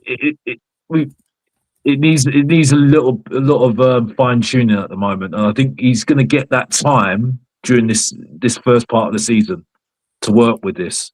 I mean, he can even do training matches at the training ground. Yeah, but box office, he's got to pick up some points along the way, right? Like Safa says here. Listen what Safa says here. Even if we lose to Forest, there'll be more excuses. We may as well just continue losing and excusing. There's got to come to a point where we've got to go to Forest and get something. We've got to try. We've got to just surrender every game. Dan, listen, I'm not here making excuses here. If he does badly, the question marks will be there. 100%. You can't excuse losing. You know what I mean? You can, Alex, because our fans have done it. The first two games. I'm not making excuses at all. No, you can't because, unfortunately, you are judged by results. You know what I mean? You are judged by results. You know, you can't be. You know, but I do think he needs at least this first part of the season to work with them. That's what I say. That's all I say. The only time you start worrying about it is if we're like really like we're not winning any, we haven't won any games. That's when I start to worry a lot, and we're far adrift. If we're far adrift, then we're gonna have to ask some questions. You know what I mean? But I did say that this was going to be a bit of a hard period, this first part of the season. I did think that. You know what I mean? The only thing I didn't think is that I didn't think we're going to lose against Newcastle. You know, I didn't think we were going to lose against Newcastle. That was the only thing I thought at the moment. But it's happened now. Yeah, it's looking a bit dodgy at the moment, but I think we just have to hold our nerve a little bit at the moment, I think. Because he does normally, he did have a slow start at Brighton. He did have a slow start at Brighton. And I know he didn't, I know he got through the first 7 games, but I think now he's doing his own system now. I think we're now seeing where it's, you know, this is going to take a bit of time. You know what I mean? So I think, I think we need to give it, you know, this first part of the season. But if we don't see any wins, that's when we're going to have to start asking questions. That's my opinion anyway. You know what I mean? Cheers, box office. Yeah, well to said, go back man. to your original question, Dan, what concerns me about Zerbi, and maybe it might extend to the club, is we don't seem to be learning from the mistakes. We've talked about it, right? We had January where we said we're just going to wait for our players to come back at left wing and right wing. We saw what happened. They didn't come back. Now we're at 10. We seem to be happy to say we have players that'll come back. We're not learning. Last season, we had Eze. We waited and waited and waited. Arsenal came in, said, yeah, we'll take Eze, and no problem. This season, we have Gakpo. We waited and waited and waited, and now Gakpo's going to City, so we're left scrambling at the end. Zerbi himself said, and I think Chris brought it up when he first came on here, we need to change the mentality at this club. Well, how do we change that mentality? Our leaders are 5 of the players who've been involved with the consistent losing mentality that we have at this club. Zerbi comes in last year. We need to get solidified. Young players out. Proven professionals in. What does he do this season? He comes in. Bergvall starts the first game. Gray has started 2 games at right back. Zerbi says, we need to get players that don't want to be here. They need to leave the club. They're not going to stay. What do we hear? Richarlison wants out. He starts game 1. So, yes, there's change at the club, and it's nice. I love the fact that we got Van Heck, Senesi, Fernandez, and Tonali. But we can't talk about change and how much change that we're seeing at the club and then actually do all the same mistakes that we've done in the past. Right? I mean, it's simple to say actions speak louder than words, but they do. And we're hearing a lot of big talk about change. We're seeing not very much change. And I'm sorry, the excuse of, well, it's early doesn't fly for me because it's not early. We've known about these mistakes for years. Zerbi's known about that mistake at the very least since the end of the last season. He knew we had problems at the front line. He knew we had problems with mentality. So he's had plenty of time to change these things, and we're still making those same mistakes time after time. Fair enough, Scott, mate. You know, you're pretty hard on it all, and I get it. Totally get it. And I want to go to Finn's comment. He makes a good comment, and then I want to go to Chris, and maybe Chris might want to comment on it, or he might also want to say some concerns about De Zerbi, you know. So look, Finn says, a good comment, Finn. You play the strongest player for each position. You don't start experimenting with moving players out of position when you're trying to gel a team. Keep it simple. Over to you, Chris. What do you reckon of that comment and your thoughts, mate?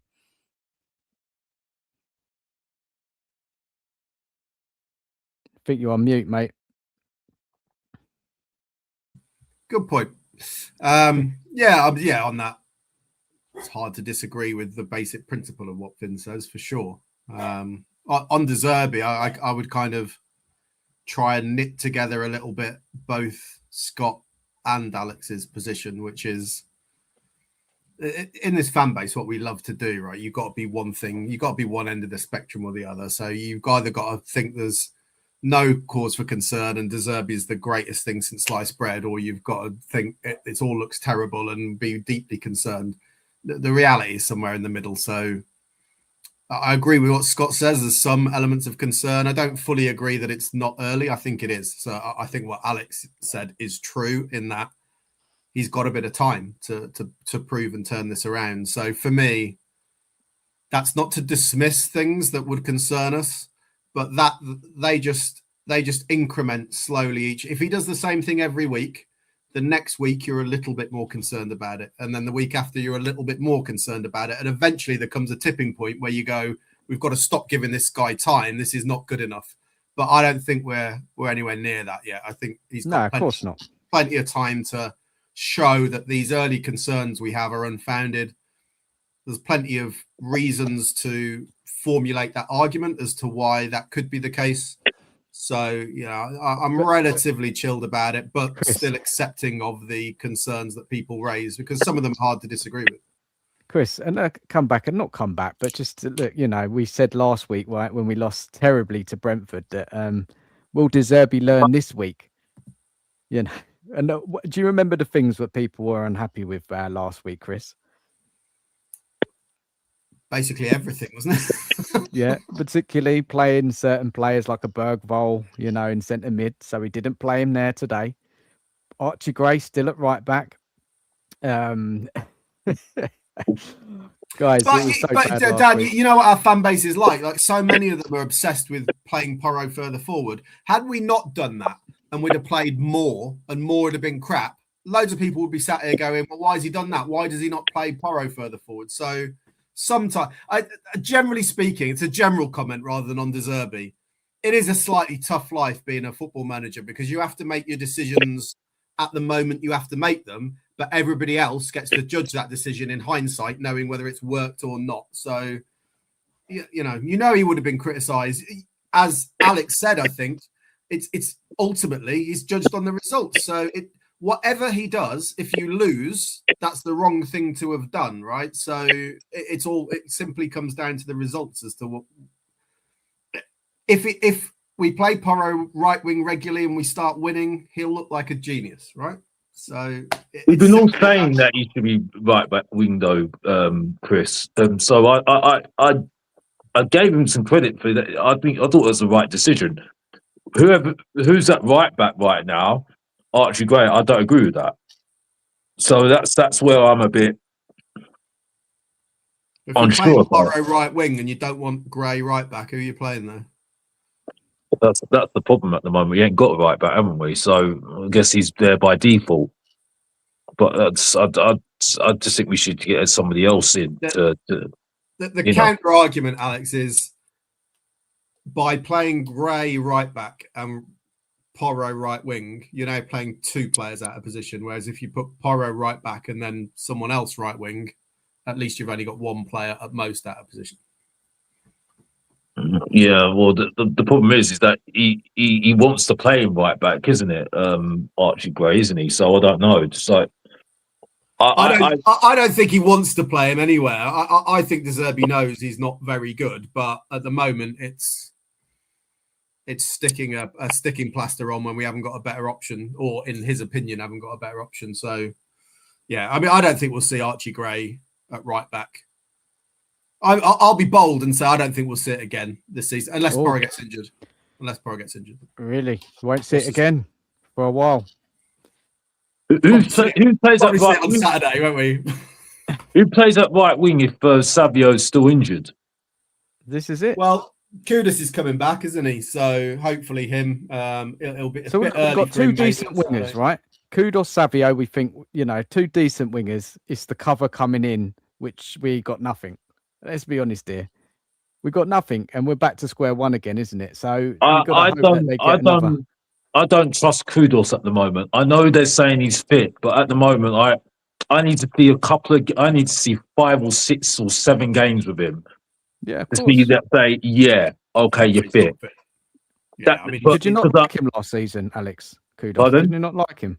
Did you like? No, I like him. I like Kudus, but the thing is, though, because of his injury and our experience of past traumas with injuries now, I just don't trust players just coming on and saying, yeah, you're fit. No, I need to see 7 games or 10 games with you fit. and someone actually going for you. You know what I mean? You know, if someone goes into a hard challenge, I know you're going to be absolutely fine. That's what I need. You know what I mean? Because I just don't trust it. I really don't trust it because I think someone said that Kudus is broken. Kudus could be broken. You know what I mean? I think he was okay today, but rusty. I think like Chris called him. I think you said he was rusty, right, Chris? You saw him, didn't you? What did you think of his performance when he came on? I didn't think he did too much, but you also got to bear in mind that he's coming on into a losing position, right? So they're not doing anything adventurous, so they're just going to close down his space. So, well, he's come on with 7 months being out injured or more into a losing position where he's going to have no space to operate. What do you expect him to do? And he's got like 15 minutes or whatever to do something. So he's not ever going to achieve anything today, is he? So it's just about getting some minutes in the tank. So hopefully we'll see better. I'm not, by the way, I'm not saying don't like Kudus, but I'm certainly not signed up as his biggest fan. But I think he's all right. But hopefully we'll see better if we can get him and Savio together, where we've actually got some meaningful threat down both wings. Then I'm interested to see what Kudus can do, because I don't really think he's been in that position since he joined us. He's been mostly our only half capable outlet, so it's been tricky for him. So we'll see what happens. But fair enough. But he ain't going to start on Saturday, is he? Let's be honest. He might be, when Alex is saying he's fit, he might be fit enough, i.e. he's in the squad. He's nowhere near fit enough to be starting the game of football at the moment. That's why I'm not relying on him. That's why I can't rely on him at the moment. So box office, who are you relying on then? So you'll put yourself in Zerbi's shoes. Put yourself in Zerbi's shoes, box office. Who are you relying on then on this team for next weekend against Forest? Marmoush, and that's it at the moment. Savio, maybe he'll be back. Well, Savio, well, is he going to be fit? Because the thing is, this injury thing is just getting on my nerves now, isn't it? I mean, we're relying on those two right now until. So forget Maddison. I think Maddison's done. Well, I keep on hearing that he's fit, and then he breaks down again. I just can't do it anymore with him. And Kudelski's not really going anywhere, isn't he? So that's why I don't know. I really don't know at the moment. I think we need to buy somebody else in. I think we might have to buy somebody else in, because, to be honest with you, I know we've got this forum, but then again, it goes back to my point before, because we've had this problem for so many years now. This foreign player issue in the squad, because we had this since Poch, that we just have to leave players out the squad if they can't fit in, if they can't fit into the foreign player quota. You've got to leave them out, because me's must at the moment, really, isn't it? Really, leave Wilson out, leave him out. Maybe Xavi out, sell Sarr, move on with Richarlison. Is that given up? I think that will give us a couple of spaces there, right? Maybe. To shift them out, got a bit more give there. I just want to go to this comment here, because I think it's a good comment. The Stottage, hope you're well, man. As I said, let's remember this player that left back, Graham Lasso, yeah? You remember him, guys? From back in the day.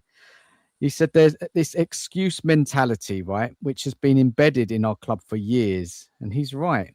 We look for excuses, not reasons. I think it's a good comment. Yeah. Yeah, I mean, that's kind of linked to what I was saying before, when I was talking about we look at other teams signing players and they turn out to be good and go, oh, wouldn't it be great if they were here? I think that all links into why, when I'm saying that I'm not convinced they would be, because of the nature of Tottenham as a club. That's I completely agree with that, Colin. Big up. Yeah, true. Very true. Big up, chat. Smash the like button. Subscribe if you're new to the channel. Thank you very much. I'll get box office link up in a minute. We might have someone else join us soon, but I don't know where they are. We might. That's going to be an interesting one if they turn up. We'll see. We'll see if they do.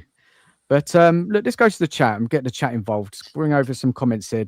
Adrian, big up to you, Adrian. He said, I always be glass 2/3 full. I live a short distance from the ground and wouldn't leave my front door if I thought we were going to lose a home game. Now, many fans today really expected Spurs to win, turn up. They were excited. They thought all these new players will be playing. We signed Marmoush, Savio. Yes, I know Savio didn't make it. but there was the generally an optimism that Spurs would get the 3 points today. And, you know, people walking away from the stadium today, I was looking at the crowd's reaction there, disappointment in their faces. You know, they just thought, well, what is this? After all this money spent, new manager, excitement, a good new style of play, you know, everyone says Zerbi's a good manager, and it was just really anti-climax. There was a comment in the chat right early on in the show. It was an anti-climax today, weren't it? And especially after the Brentford loss. And I wasn't on the kind of hype train of the Charlton result. For me, we learned nothing from that game. And absolutely nothing. But fans, again, like we saw, it doesn't take a lot to make the fan base happy, right? A win against the B team Charlton team, and then they think Spurs are back. We were never back. We were never back. And we've been brought down to earth again today. And when I just think about it, I just looked at it. Yeah, first half, you could say we're okay. But other than that, it was so disappointing. Solanke came on, Guy. What did he do much? Don't think so. Did he get any chances, Chris? Because you were in the stadium now. I can't really remember. It's all a bit desperate, weren't it, at the end? Yeah. I mean, we never look like creating anything anyway. We just don't have the creativity. So I don't recall Solanke doing anything of note at all. Nah, it was terrible, wasn't it? It was terrible. John Boy in the chat says if we're bottom 3 on Christmas Day, Zerbi will be sacked. So let's bloody hope that don't happen, because I do think he is a good manager and he does need some time, but he needs results. He does need some results, because we were on Frank's back, Ange back, God knows what other managers back. There's no difference with Zerbi, right? At box office. The problem with the problem we've left ourselves with is that we've given the golden ticket really at the moment. You know what I mean? As the manager now. Because we're not calling him a coach, we're calling him the manager. Because even though he's saying what he's saying, the club have decided to get these players as well as in. Right? Tonali's his signing. Right? That's why we paid 100 million for him. You know what I mean? So, and we ain't got a director of football, because I'm not counting Lange as a director of football. You know what I mean? So, for me, it's going to be a bit of a problem, because where are we going? Where are we going to go next? You know what I mean? Who's deciding this? Where are we going to? Because they've been focusing on getting this guy in, giving everything he wants, and now if we do sack him, we're going to have to start all over again. But then it's just a case of, what is going to be the strategy then? You know what I mean? And you saw how different they were sacking Thomas Frank. You know what I mean? So this is where I'm a bit concerned here. You know what I mean? So I do think this has to work in one way, and it can't go, downhill, very bad. Because if it does, I don't know where we could go with this really. But I don't think it will get that bad. I really don't. I just think the times that we've got right now, I think we need to keep on nerve until after the national break. I think that's where I think, because I think we're going to get these mixed results until then, and then after that, that's when I think we need to see some progress. You know what I mean? I think we need to start seeing some actual something. You know what I mean? Especially second part of the season. I think that's when we can start questioning things. Obviously, if we don't see any wins and we're like bottom of the table, I think we're going to have to start making some decisions. Yeah, obviously. But I don't think we're going to get to that point. And Sava makes a good point again. Sava, big up, man. Alex, we can't have one game a week. We can have one game a week, but if we don't have creativity in goals, then what does it matter? Yeah, but we bought him in players that can create, like Marmoush. He can create, and he can score goals. You know what I mean? That's why we gone over to get him. Savio as well. We can get somebody else in. We can get somebody else in. Who's the conductor, box office? Who's going to be pulling the strings from that kind of attacking area in midfield, the number 10? Madison's not there. That's where I think we need to start looking at other options. Maybe I think that's maybe we have to look at other options, because obviously the options we've got at the moment, we can't rely on them right now.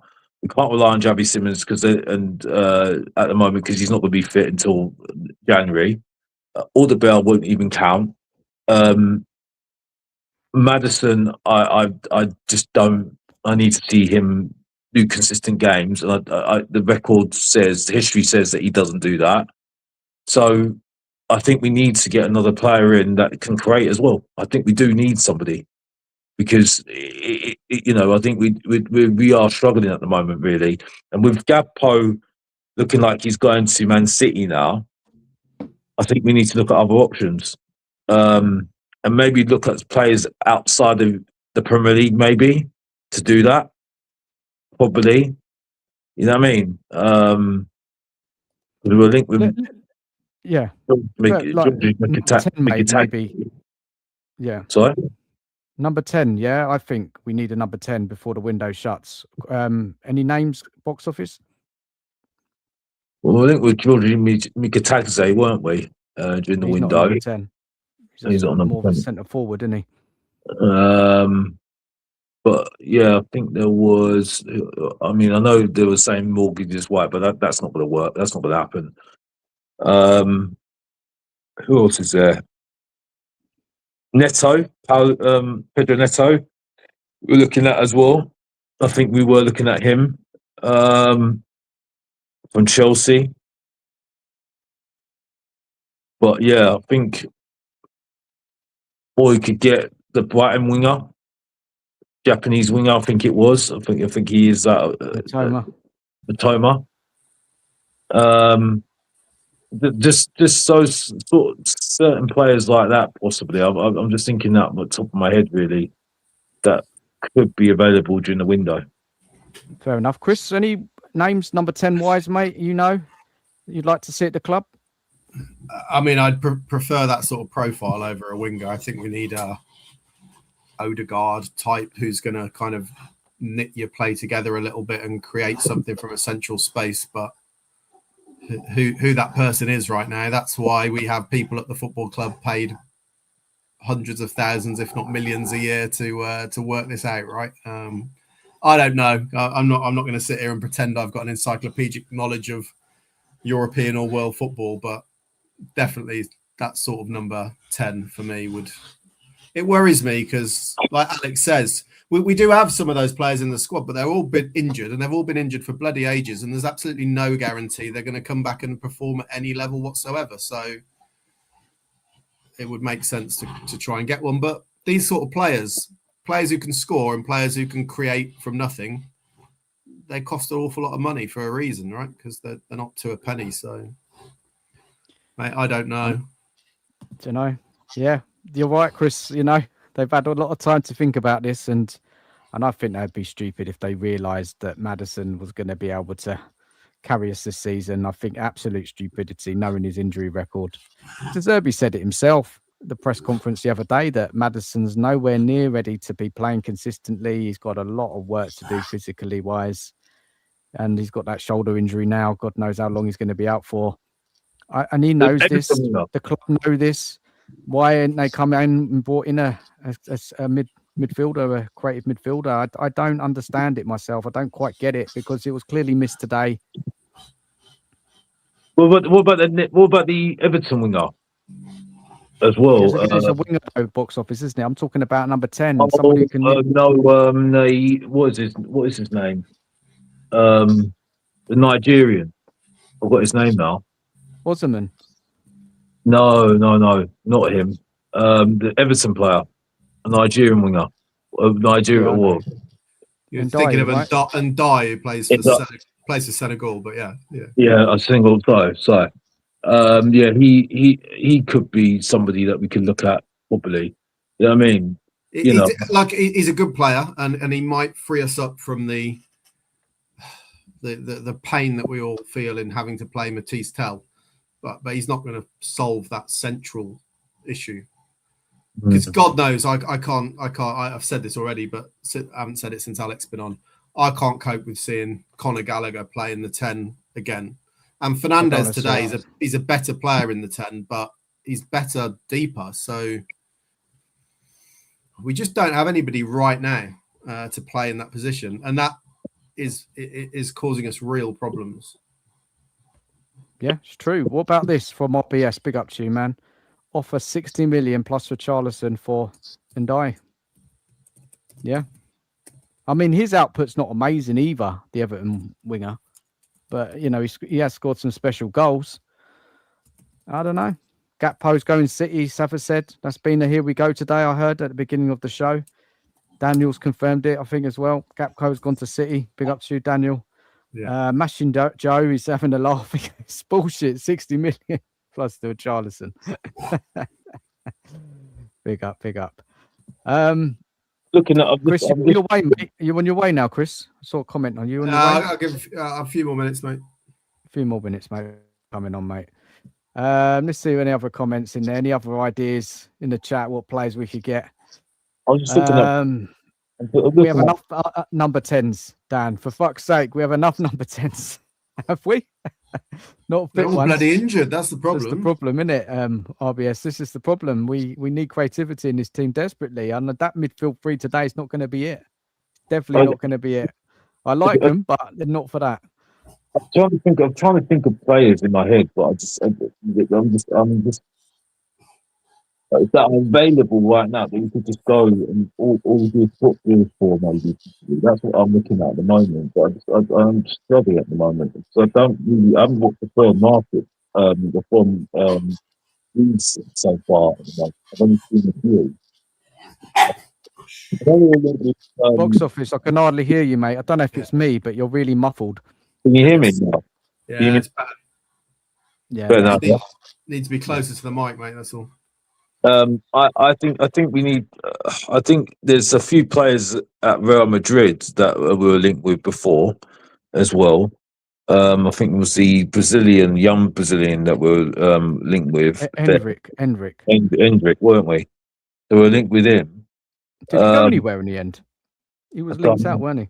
Last I saw, he was linked with Arsenal the other day. I just think there is a market in the foreign market though, and I think we might have to dip into that and take a risk with one player, maybe do a loan. I think that's. I mean, if we haven't done enough, if we haven't ran out of loans, that we're allowed to take another loan anyway. We might allow 2 loans, right?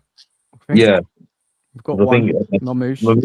Marmoush is online, isn't he? So we've got only one more spot to get a loan for. So I'm just thinking at the top of my head. I can't think of one at the moment though. There was Foreign Torres as well, but he's gone PSG, isn't he now? So yeah, I'm with anybody at the moment. But Tottenham have to find somebody anyway because I just don't think it's an excuse to worry about these players that are injured at the moment. I do like Jack Grealish. I do like Jack Grealish, but he's been injured. Where's he gone? Grealish has gone to Sunderland, right?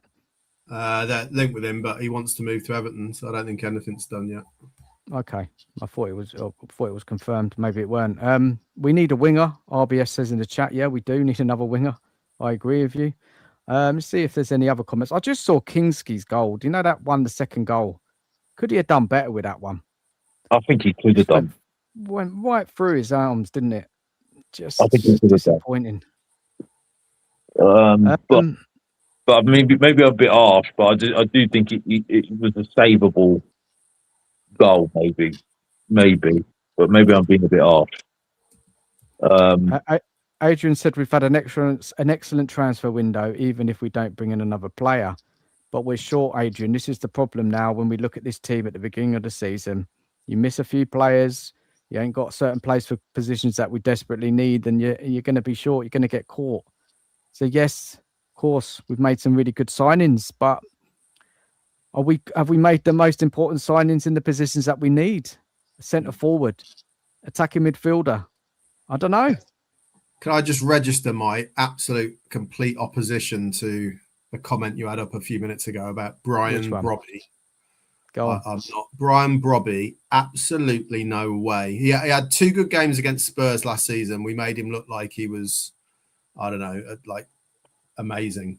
He's absolutely useless, that guy. No way you're ever going to convince me that we should be signing Brian Brobby. That's absolute desperation. But he destroyed Romero, Chris.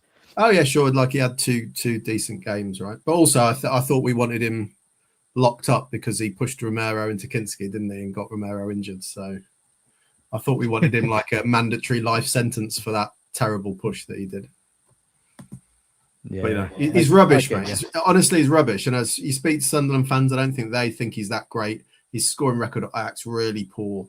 He scored an absolute fucking belter when they played us and White Hart Lane last season. It was a good goal. Absolute belter. But you know, if I smash 500 balls, mate, from that distance, eventually one will go in the corner. And I think that was the moment. I don't think it was very typical of his level of skill.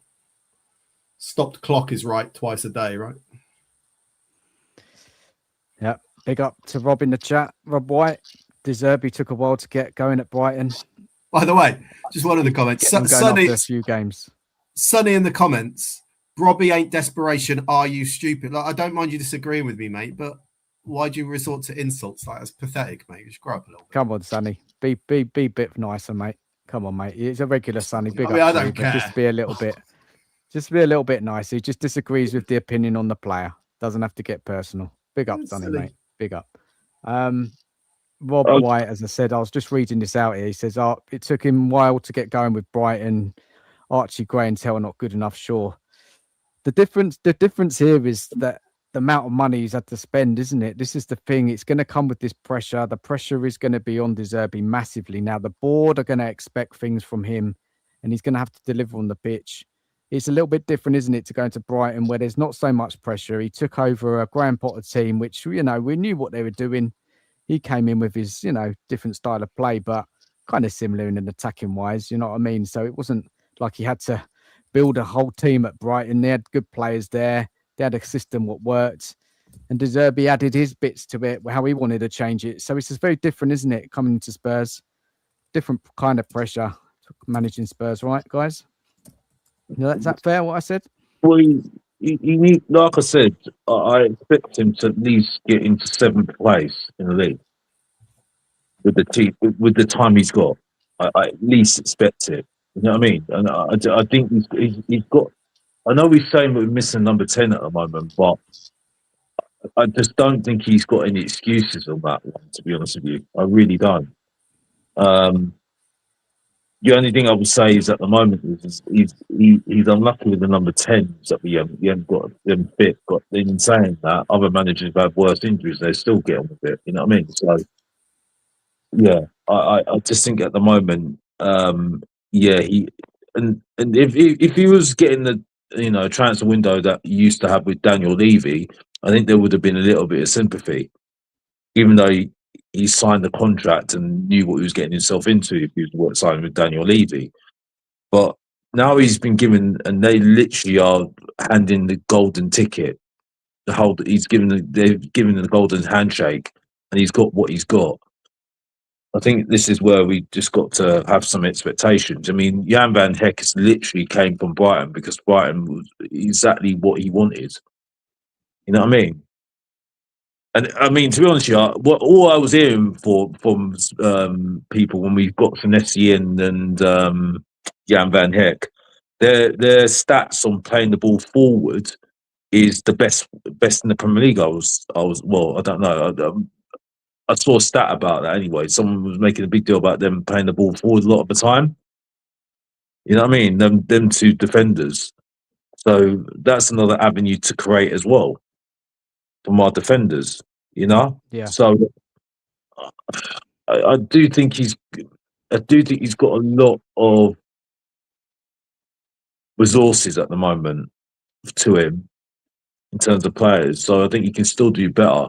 I just think it'd be icing on the cake really if we can get another player in that can create for us. That's the thing at the moment. I think that's what we know. What about this player here, box office? This is an interesting player Daniel brought up in the chat, and I've heard this player. Well, not from Daniel. Quite a few Spurs fans, they like this player here. Anyone know much about him? Young player. Atalanta, right, guys? I think. Mm. Know him? Quite No, I tall player. Yeah. Physical. I've seen him play. I might butcher this though because I'm no expert. But I think he was more midfield when he was in Belgium, but he's been playing up front a little bit for Atalanta. I think he does a bit of both anyway. Winger, can play in the number 10. Not particularly super fast or explosive, but got some good creativity in him. Definitely worth looking at. Quite versatile, technically good. I think if I remember, I think he had at least one good game in the World Cup. I remember he played all right in the World Cup. But I'm no expert. I literally that's when opinions become dangerous, right? I've like seen a couple of games he's played, and then you form an opinion on that. But I haven't seen enough of him to really know. So. He hasn't got amazing numbers, goals and assists wise. I mean, when he kind of first burst in the scene, 23-24 season, it's 10 goals, 8 assists. Seasons after that, 7 and 7. And the season just gone, he had 31 appearances, a little bit less than the previous 2 seasons, 3 goals and 5 assists. There's not crazy numbers. But I don't know. Look, the club need to come up with some solutions before deadline day. Otherwise, I do think we're going to be short. I really do. Russell's talking about, big up Russell, 89-minute Kinski snuffed out Barnes, but not sure why he didn't dive on it. like A Barnes. little bit iffy, weren't he? I like Barnes. I do like Barnes. Barnes is one player that I like. But he's never come to Tottenham. I just put my head down. Box office, come nearer to the mic, mate. We're losing you again, buddy. I'm struggling. I'm struggling at the moment. You know, I'm trying to think of players at the top of my head at the moment that we could look at, but I just can't think of one at the moment. Mostly they're very young at the moment. I'm seeing, you know, and starting out most of them, or they've had a few, you know, seasons and stuff, and you know they're way above our what we, you know, in terms of you know how much they are out of our reach, really. You know what I mean? So that's what I'm a bit. I think we do need somebody to cover that number 10 role because I just think I can't rely on those players that we've got at the moment. And if we're struggling to score goals, because I think the concern is, and this is something that I should answer your question on, we haven't scored any goals right now. Well, there you go, isn't it? There you go. It says a lot, right? 2 games, no goals. No goals.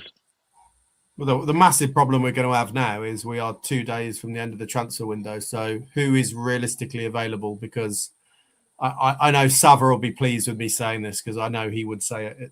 You leave it this late, how are you going to get, like, clubs want replacements in, right? So if anyone's any good, it's very unlikely we're going to get them now unless they want, that club is willing to let them go. So, you know, leave it late and you're probably shopping in the bargain basement, right? But anyway, on that note, my dog is getting very aggy as to why it's not yet bedtime. So I'm going to go. And it's good to see you back on screen, mate. So I avoided it mostly over the summer just because it was just the same, not you, but just generally across the Spurs world.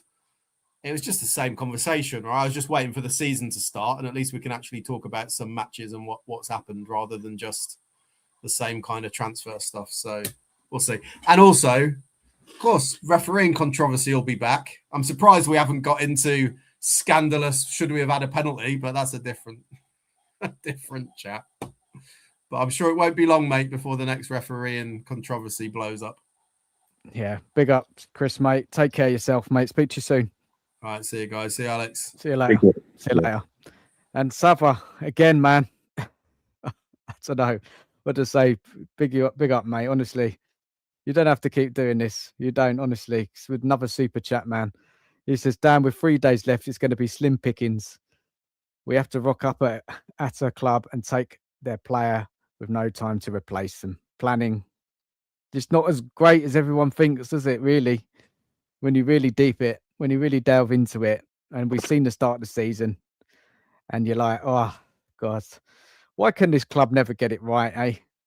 Why can't they? And you know, on the face of it, great, loads of money spent, breaking our transfer record twice, clearing out some players, but again, we're going to go into. It looks like we're going to go into another season not getting what we need to be competitive and having to rely on the likes of Bergvall, Gray, playing players out of position. No pre-season to gel because they didn't have the team together. I mean, box office, mate. Honestly, did you expect to be rocky like this?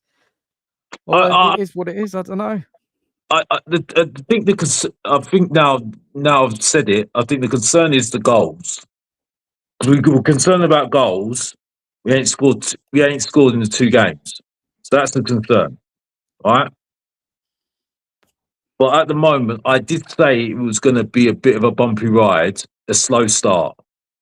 So I'm not concerned right now. Like I said, Dan, I'm not concerned at the moment. But, however, it will be concerning if we haven't won at least 1 or 2 games, after international week, after internationals. I've got the fixtures box office actually. Let's bring the fixtures up. Before I do, Steve makes a good comment here in the chat. Alex Scott, Adam Wharton were the ones to add creativity from a deeper position. Yeah, 2 good players there. There was some talk around Alex Scott, but I think Bournemouth wanted 80 mil for him. And then I think they decided they weren't going to sell him. And Wharton, a bit surprised that no one's taken Wharton. I know he's probably untouchable now, this close to the end of the window. But yeah, quite surprised he ended up staying at Palace because Palace lost some players, didn't they? Good player, Wharton, like him. Should have gone to the World Cup, in my opinion. But look, I just want to go over some of the fixtures coming up, box office. And just have a look because I know we've got to jog our memory here. Let me just bring them up on screen. If we can see it all, well, I've got to blow that up. Can't hardly see it. We've got Forest next weekend, right? That's on the Saturday, right? 3 o'clock, I think there's right. Saturday, 3 o'clock. Everton following Saturday, 5:30 again. Then we got the Carabao Cup game, Liverpool away. Villa at home. Villa finally getting going now in the transfer market, bringing in some interesting signings, right? They cleared some out and they're bringing some. I think they made some good little signings there, Aston Villa. And then Man United away. Coventry at home is kind of the only fixture there I see. Maybe Everton. Still be a tough game against Everton. Not many easy games there. Box office coming up, really, is there? Picking up some points early on in De Zerbi's, starts of the season with his new look Spurs side, eh? Like I said, I think the Everton game is going to be an interesting one, very interesting one for me. But I do think we can get 1 or 2 points or a win out of one of them anyway. But I do think we want to improve on our home form this season anyway. But it's going to be a bit squeamish in the next couple of weeks, I think. You know what I mean? Because I think he needs to work with the players. You know what I mean? Really drill them. But it's a bit. It looks like now it's becoming a bit tough now. It doesn't get easier box office after that. No. You're looking after Coventry. You got Chelsea away, Palace at home. Okay, Palace a bit different this season. Leeds away, tough game. Leeds decent side. They're looking to have a good season again. And then you got Ipswich Town at home. Fair enough. So, yeah. There's not. The way that Ipswich played against Sunderland. They're not someone to take lightly, aren't they? You know what I mean? No, of course. And then we got Liverpool in the Carabao Cup as well, and I was feeling a little bit confident about that because Liverpool are not settled, but at the moment now you're looking at it now. It don't look too smart, at the moment, isn't it? Really, So it doesn't. I was just looking at players at the moment, and the recent ones that we've been linked with is Pedro Neto.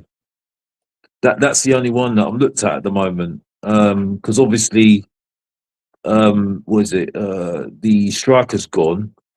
So I don't know, Chris. I don't know, Dan. I really don't know at the moment who we can look at the moment. Mateta, that's been linked with us recently. Florian Balogun. That's another one as well. Which I wouldn't mind if I be honest with you. But other than that, I mean, we're even linked with. Well, he's gone. He had a very bad connection. Who wants to come on? Detrex. Let's get Detrex in. I'll send you the link, Detrex. Hold on, mate. Let me just send that to you. Might as well keep going for a little while. Hold on a second. Let me send it to you. If you're still in the chat, mate. 1 second. Where am I now? Here he is. We lost your box office, mate. You're in Yeah, mid-flight. no. I was looking at my phone for all these players that we were linked with, and I was looking at all these players and stuff that we were linked with and stuff. So there was Pedro Neto, there's Modric, which I just think no, forget that one. That's a joke. Forget that one. I wouldn't want that. I wouldn't want that. I wouldn't go anywhere near that. But I don't know who else we can get. I really don't know, because those pictures do look very, very tricky, to be honest with you. The Nottingham Forest game is going to be very interesting because they did play well against Liverpool this week in an earlier game today, and they were pretty unlucky they didn't get the 3 points. Nottingham Forest. So yeah, did well, didn't they? Did very well did today. well. Played well. It's not I'm an easy glad game we'll- next weekend. Glasgow will have a plan for us. You definitely have a plan. Will So, Zerbi have a plan? Yeah, that's a worry for me at the moment. So I don't know. I really don't know. So He's got to play his way, isn't it, De Zerbi, right? He's got to start playing his style of football. You know, he's got to ride through the hard times. But there are certain games where you've got to be a little bit careful, right? You'll just get found out. You know, he's a balancing act, I get. But guys, yeah, let's go chat, see if there's any more comments I want to bring up before we shut the show down. Scott, just say Safa's saying Scott is baffling. We use Copian as why players pick better clubs than us. I heard Cherky and Semenyo would be bench players. How that worked out. Look, they've gone in there, played William, wasn't it? Cherky really stealing the show yesterday, weren't he? In that, well, no, not yesterday now because we're in Sunday. Friday night, 2 great goals, weren't it? Going to Palace. Was it 4-1 in the end, weren't it? yeah, 4-1, yeah. People were saying City, oh, they're not going to do anything. You know, they're not going to do anything this season. I don't know about that. Made a good start to the season. Still got a lot of talent there, haven't they? And they brought in that young Moroccan midfielder, Anderson. Good side. What do you reckon, box office City this season? You reckon they can challenge at the top, challenge Arsenal for the title? I need to see after the international break in there in Europe. I want to see what happens then. They were pretty lucky against Bournemouth. They look good against Crystal Palace. I need to see after the international break where they're going to be at. You know what I mean? I think they started well, though, to be honest with you, but they were lucky against Bournemouth. They were lucky against Bournemouth. 2 wins, and it box office. 2 wins doesn't matter really, does it? You know, No. if it's a little bit shaky at the beginning, they've got the points on the board. They're scoring goals, and yeah, they're going to want to keep that going. I think Chelsea are the ones that you need to look at. Doubters out there. Chelsea are the ones that you need to look at, because I think Chelsea 1 game a week with their strike force that they've got. Alonso coming in is Premier League bar as well. I think they're going to be the team to really watch this season. I think. A lot of people are talking them up. Chelsea reckon that they could be actually even in the title race, finish 2nd, 3rd. Don't know. What do you reckon? Yeah, I think so. I think they've got some talent. I do question their defence a bit, but they bought in a bloke from Palace, haven't they? They've got a new goalkeeper as well in Emil Martinez. They sorted out their goalkeeping problems now with an experienced goalkeeper in Martinez now. So yeah, I do think it might. They might spring a surprise. I think. and they have to anyway because they've got expectations and they've got one game a week. So I expect them to challenge as well. I'm not too sure about Liverpool right now. I think we'll have to see what they are second part of the season. So yeah, I They need still a DM, don't they, Liverpool? Crying yeah out for that defensive type of midfield there. A little bit vulnerable. So yeah open today, weren't they, at times? It was so easy for Forest to get through that midfield. I mean, they'll be silly if they don't go in and get another midfielder, Liverpool. Yeah, they've lost Jones as well. So yeah, Man United. Ooh, I think they'll recover back. But oh my gosh, last week. Oh my gosh, last week beaten by Hull.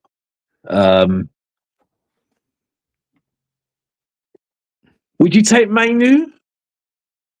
Manu? I don't know.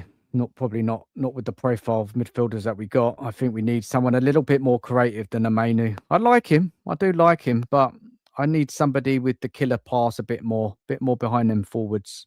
Manu's more of a central midfielder type, isn't he? Really good on the ball, tidy player, but we're looking for somebody who can really dictate, create. I don't know, someone who's gonna. You just look at City; they've got a few of them, haven't they?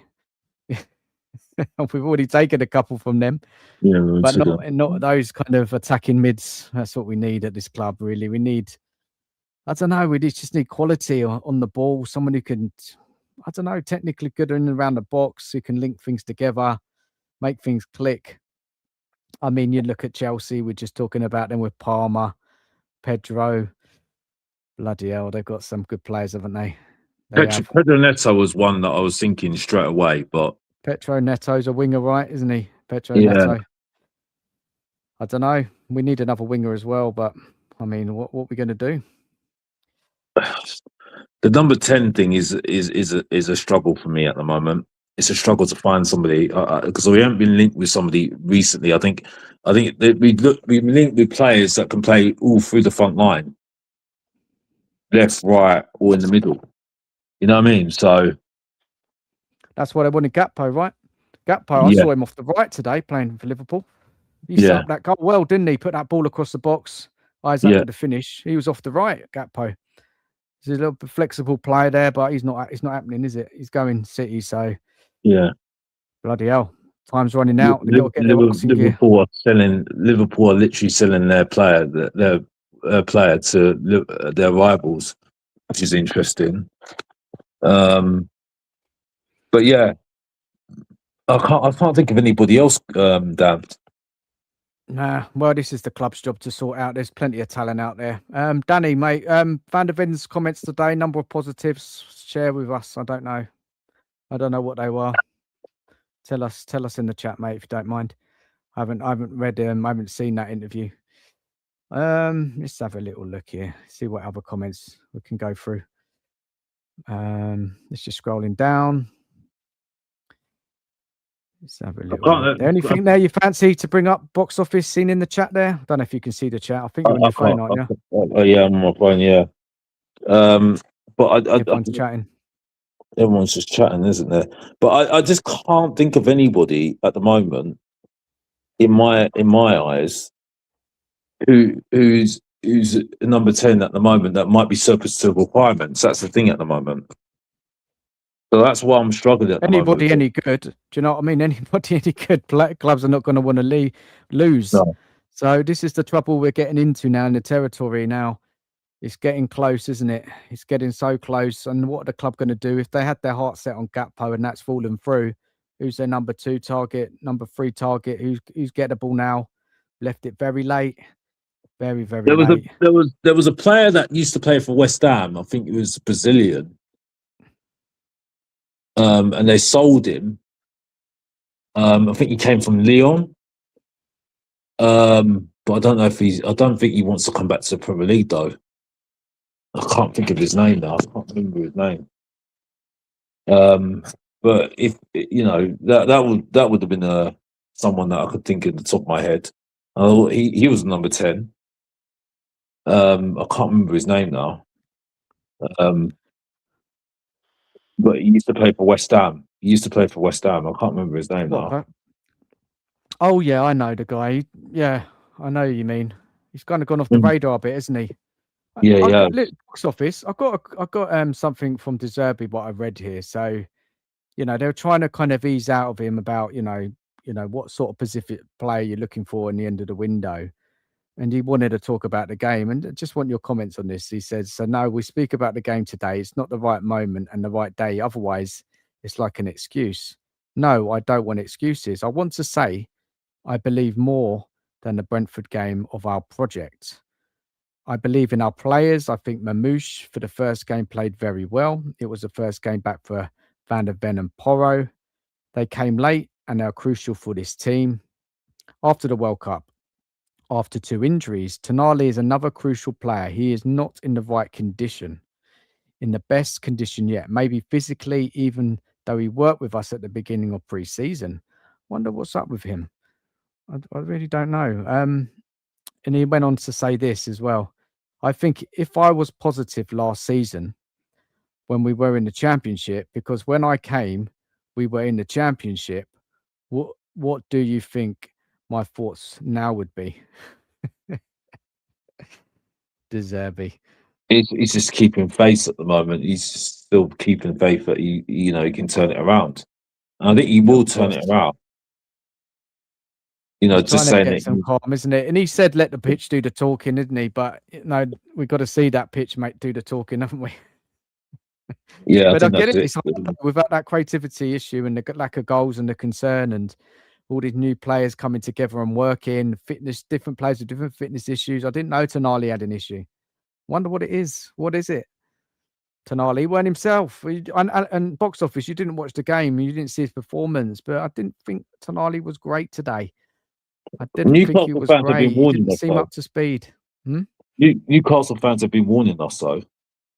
They have been warning us about him because he wasn't that great last season. What they're saying to us. So, and some people say that you'll see his limitations when he plays for you. So, I don't know. I really don't know, Dan. To be honest with you, but like I said, the problem with the Tonali signing right now is that this is purely the Zerbi's man. This is the Zerbi's man. Yeah, 100%. So this is why we paid £100 million for him. So I don't know. It's a difficult one. I think the problem is now, Dan, right? Because we left this so late.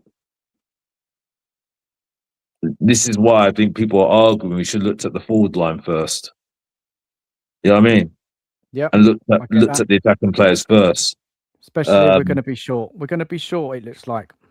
Hope I'm wrong, but I think we'll be short and it'll be bad. If we had Kudus actually fit, I wouldn't be worried about it right now. And then you have Savio and you've got Marmoush, who I think can play number 10, to be honest with you. You can play number 10. Don't know. He needs to be up there with another forward. That's what I think. Maybe not specifically a 10, but it's got to be in and around another forward. I want to bring Detrex in. Detrex, mate, how are you doing, man? What have you got to say? What do you make of it today, mate? Tell us. Can you guys hear me? Yeah. Yeah, we can. Yeah. No, I'm great. How's everyone doing? Yeah, mulling over another defeat. More disappointment, mate. But this is Tottenham, mate. Tottenham are back. Mate, I'll say it as it is. I'm extremely disappointed, Zerbi. I'll be completely honest with you. I was expecting a manager for the first time to be backed, to actually play the players in the right position, to play some attacking football, but at the same time trying to find like teams' weaknesses. We're doing the complete opposite of that. We look shit to watch. We look worse defensively. We don't improve. We play players out of position. I'm seeing Archie Gray week in, week out. I'm seeing him as my team captain one week and the other one as my assistant captain. I honestly don't know what to say with them anymore. Well, you deserve to be out already, Detrex. No, it's not. It's not the Zerbi out. No. I'm not the Zerbi out. I'm just No, saying, if he continues doing those things with Archie Gray and playing players out of position, how can I defend you? You're the first manager in Tottenham history to be completely backed. I'm so bored of watching Spurs. Can any of you tell me, like, have we played well last week? No. This Nope. week we've been crap again. Yes, we had some okay patterns to play, but other than that, nobody was good. And So where I'm did sorry, he go wrong, Detrex? In your opinion, what should he have done no. different today? Is it Well, a for me, line thing? Is it tactical? Is it okay, system? understand. Like, we have injuries. Yes, I get it, but you can't tell me you could have done that. Like, I'm not even a professional coach. Do you know what I've done? I'll play Marmoush on the left, Solanke up top, and Matista on the right wing, and you put Poro as your right back. Yeah, Is this okay. so hard? No, It's not I get time. that. The best time to try stuff is preseason because it doesn't matter. It's not during the season, the first 5 games. We need points. Yes, I'm not expecting us to win and have 6 points by now. I'm not expecting that. But I'm not expecting Spurs to have 0 goals, score 0 goals, and concede 5. Especially after spending almost 400 mil this summer. With a brand new defense, brand new midfield, and brand new forwards. For me, it's utterly unacceptable. And yes, players have to play better. I get it. Some of us, especially Tonali, Van Heck, I get it. But how about you play the players in the right position? You try to give us the right formations, the right stuff. Then we can start pointing, yo, it's not your fault. You're trying your best, but these players are not performing. We've never tried Poro on right wing, and you decide to do it on his first game back with us. Tell more could have been one of them on the right. And you know what? Do you know what annoyed me the most? And it actually freaking annoyed me with him. Last week, after the halftime, you decide to make 2 subs. But now Matista did absolutely garbage in the first half, and you kept him. And look what happened. They scored. And it was too little too late. You made 3 subs, and they scored again.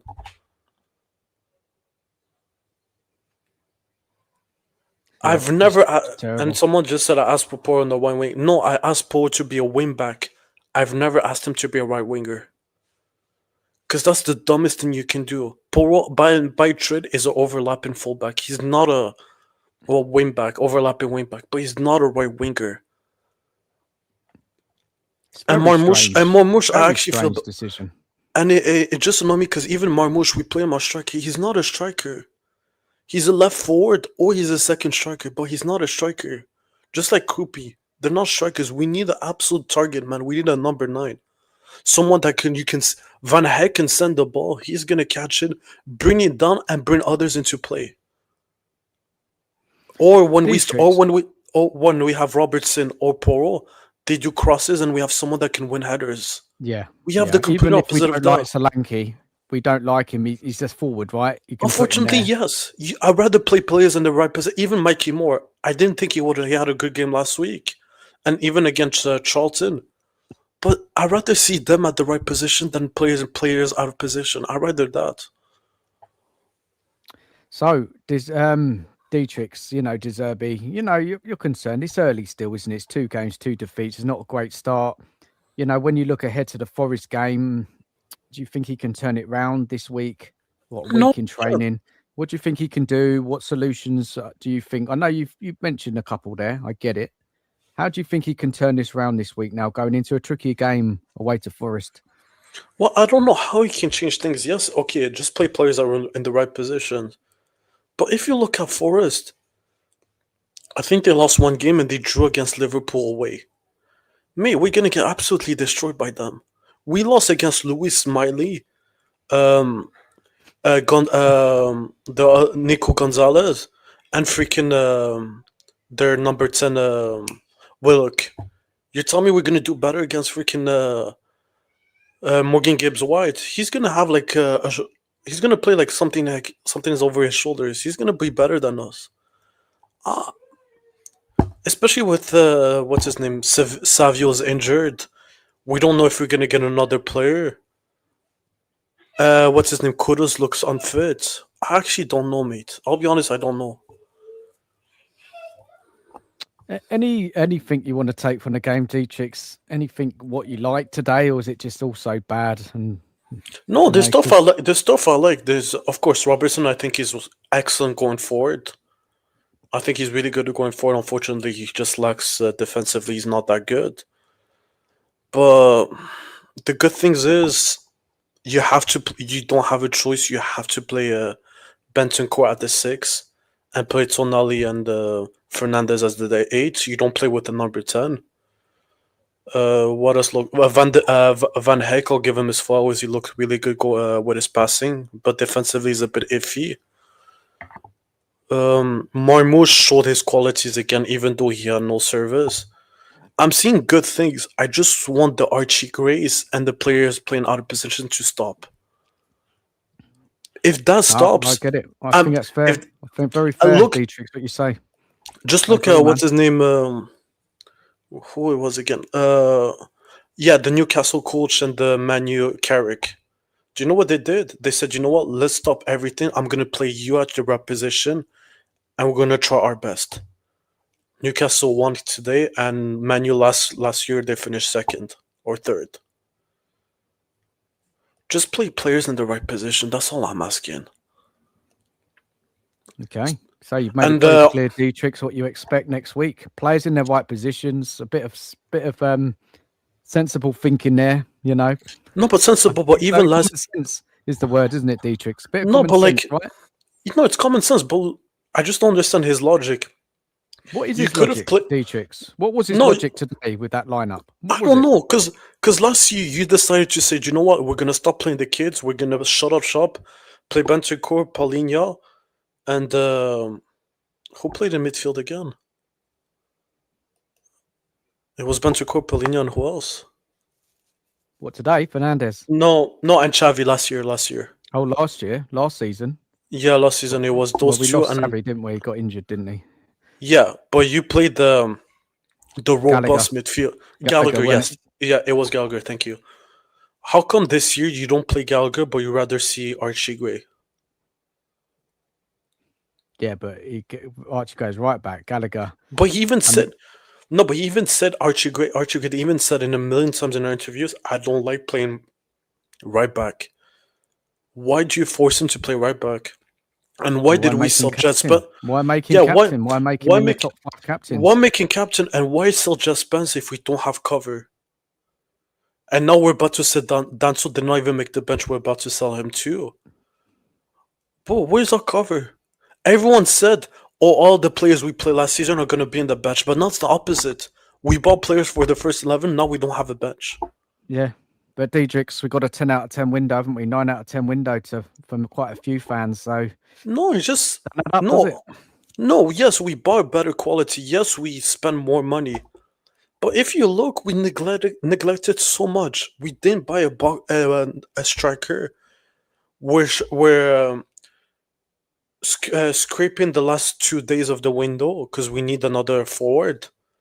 Yes, we bought the midfield. Yes, we have, in a way, the starting defense. But we're lacking, especially up top, we're lacking too much. I like Marmoush a lot. But if you told me right now, we're not gonna sign, but we're gonna sign a target man and a striker, 100% I would take it.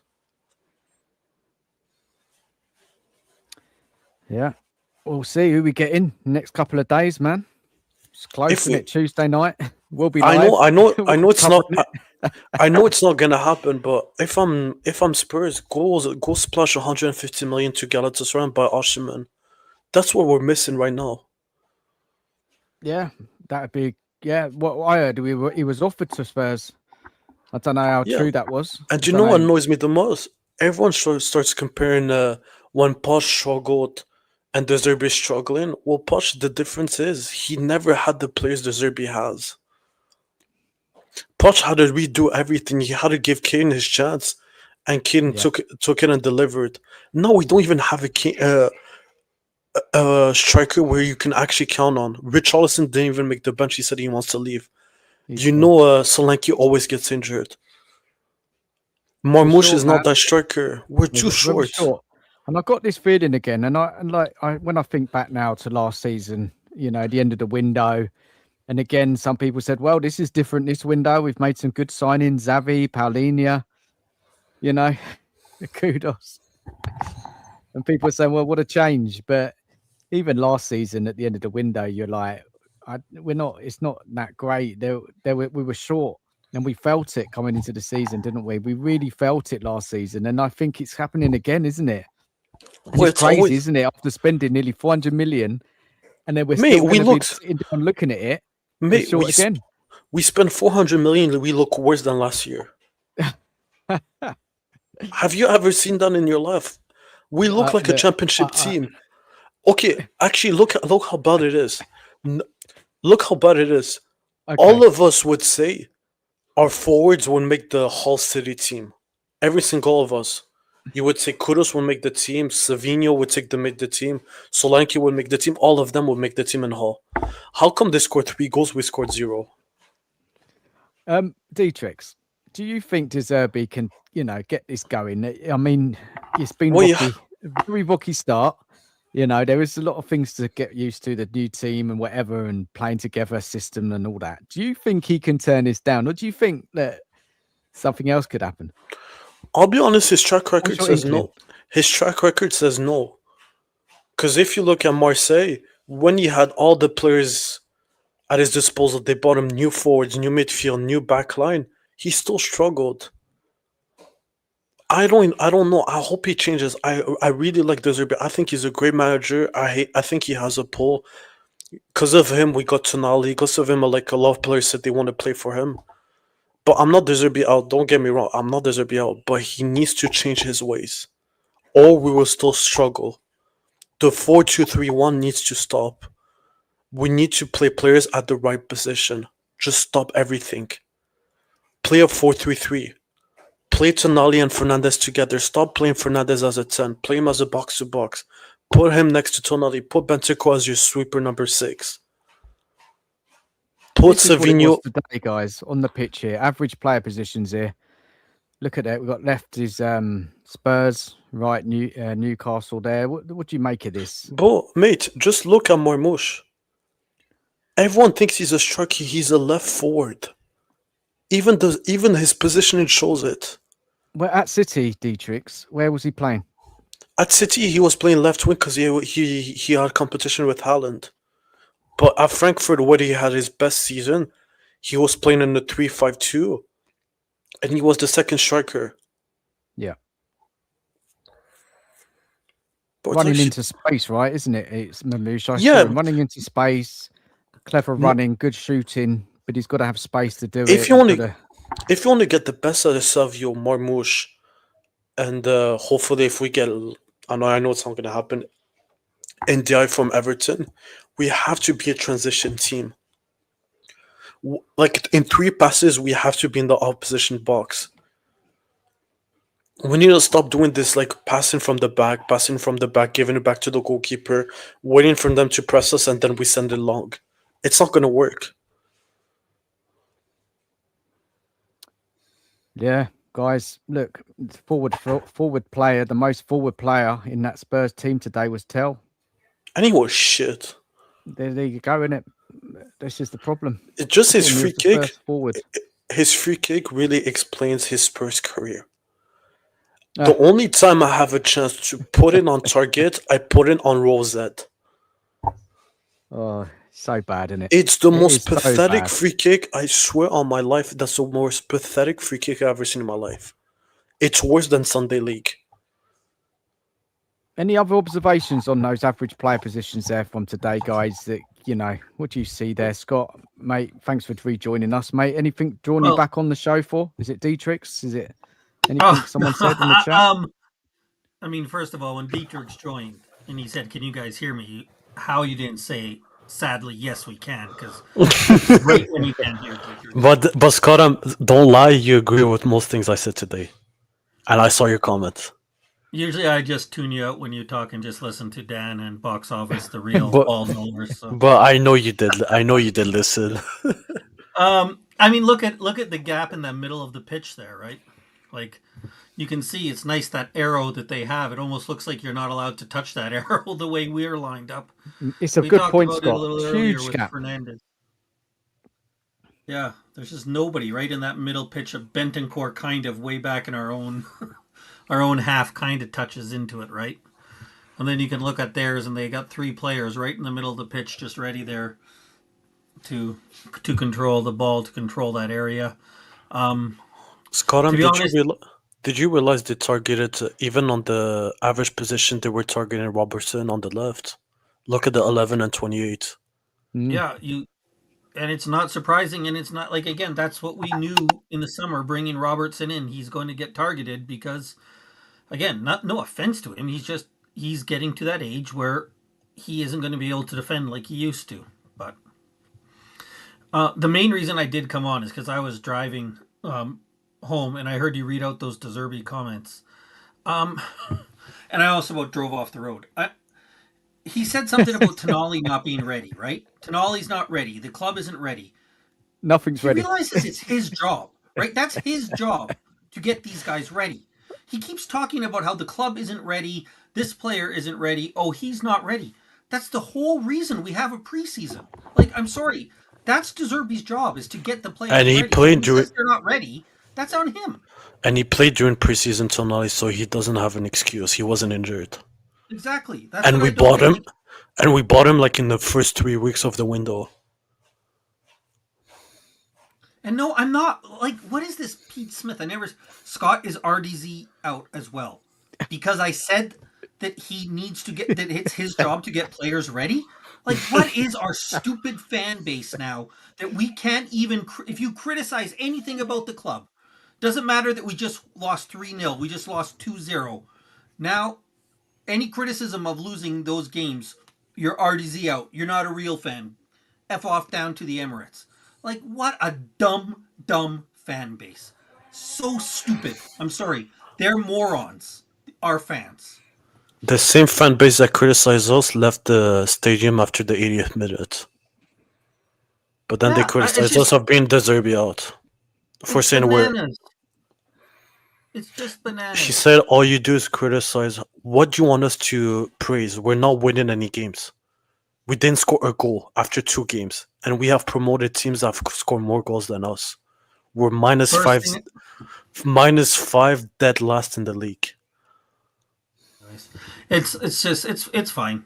Like, it's just funny. Like, all you do is criticize. First thing I did when Dan had me on the show when we started this is I said how great I thought Fernandez played. I praised his play, pointed out that he was quality out there. And he played out of position. What more praise are we doing in 3-0? It's fine. There's football fans again. Sava said it all stream long. There's people out there like Pete Smith that don't listen to what you actually say. They have it in their mind of what you want to say, and that's what they listen. That's fine. It shows their intelligence. Pete but says, yeah, I'm just like, what are we doing with Zerbi when he says these guys aren't ready? Like, Zerbi, that's your job. You've been here since May, or maybe it was earlier than May. Whatever. You've been here like since the first day of the summer. Your job is to get all these guys ready. Tonali, when did we sign him? Like July 8th or something like that? Yeah. You've had him since July 8th. And There's Scott, no excuse for him not to be ready.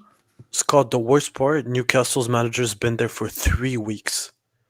3 weeks, and they look more prepared than us. So what's their excuse? Yeah, that's and he lost all of his big players. Not one of them stayed. Yeah. Fair points, guys. Look, Detrex, any more points from you? Because I'm going to wrap it up, and then I want final thoughts of people on the night. Scott, Detrex, big up to everyone in the chat. Thank you for joining us tonight and for all your comments. And big up Safa as well for all the super chats, man. I appreciate it, man. You didn't have to do that, man, but big up to you and big up to everyone who comments. Smash the like, subscribe if you're new to the channel. Big up to all my guests as well coming on tonight. It's been a tough one to do, isn't it? Nearly 4 hours long, and I don't feel any better. I've got to be honest. My last point, because me too have to go. Look, Zerbi deserves time. Don't get me wrong. Yes, 100%. But unless you fix up, you put the players in the right position, you make sure we're prepared for games. You make sure you put the right formation, the right tactics, and you make the right subs at the right time. If you don't do that, then we're gonna keep on losing games. And the fact that we're gonna play against Forest away, we haven't won there in so long. It's gonna be a tough game. And by October, November, the fixtures are gonna get tougher and tougher. That's all. Yeah. I have fair to go. enough. Take care, everyone. Big up, Detrex. Thanks for coming on. Bye. And Scott, final thoughts from you, buddy. Yeah, I think everybody understands that it's 2 games into the season. Nobody's saying any different. But the concern is we're seeing all the same mistakes, and we're not seeing a lot of solutions coming out. I'll gladly praise the club when I see them do good things like I did with Senesi, like I did with Van Heck and all the other signings that were good this summer. But when we see that the club is making mistakes, we have to call it out. That's what a fan does, is call it out, because he wants better for the club.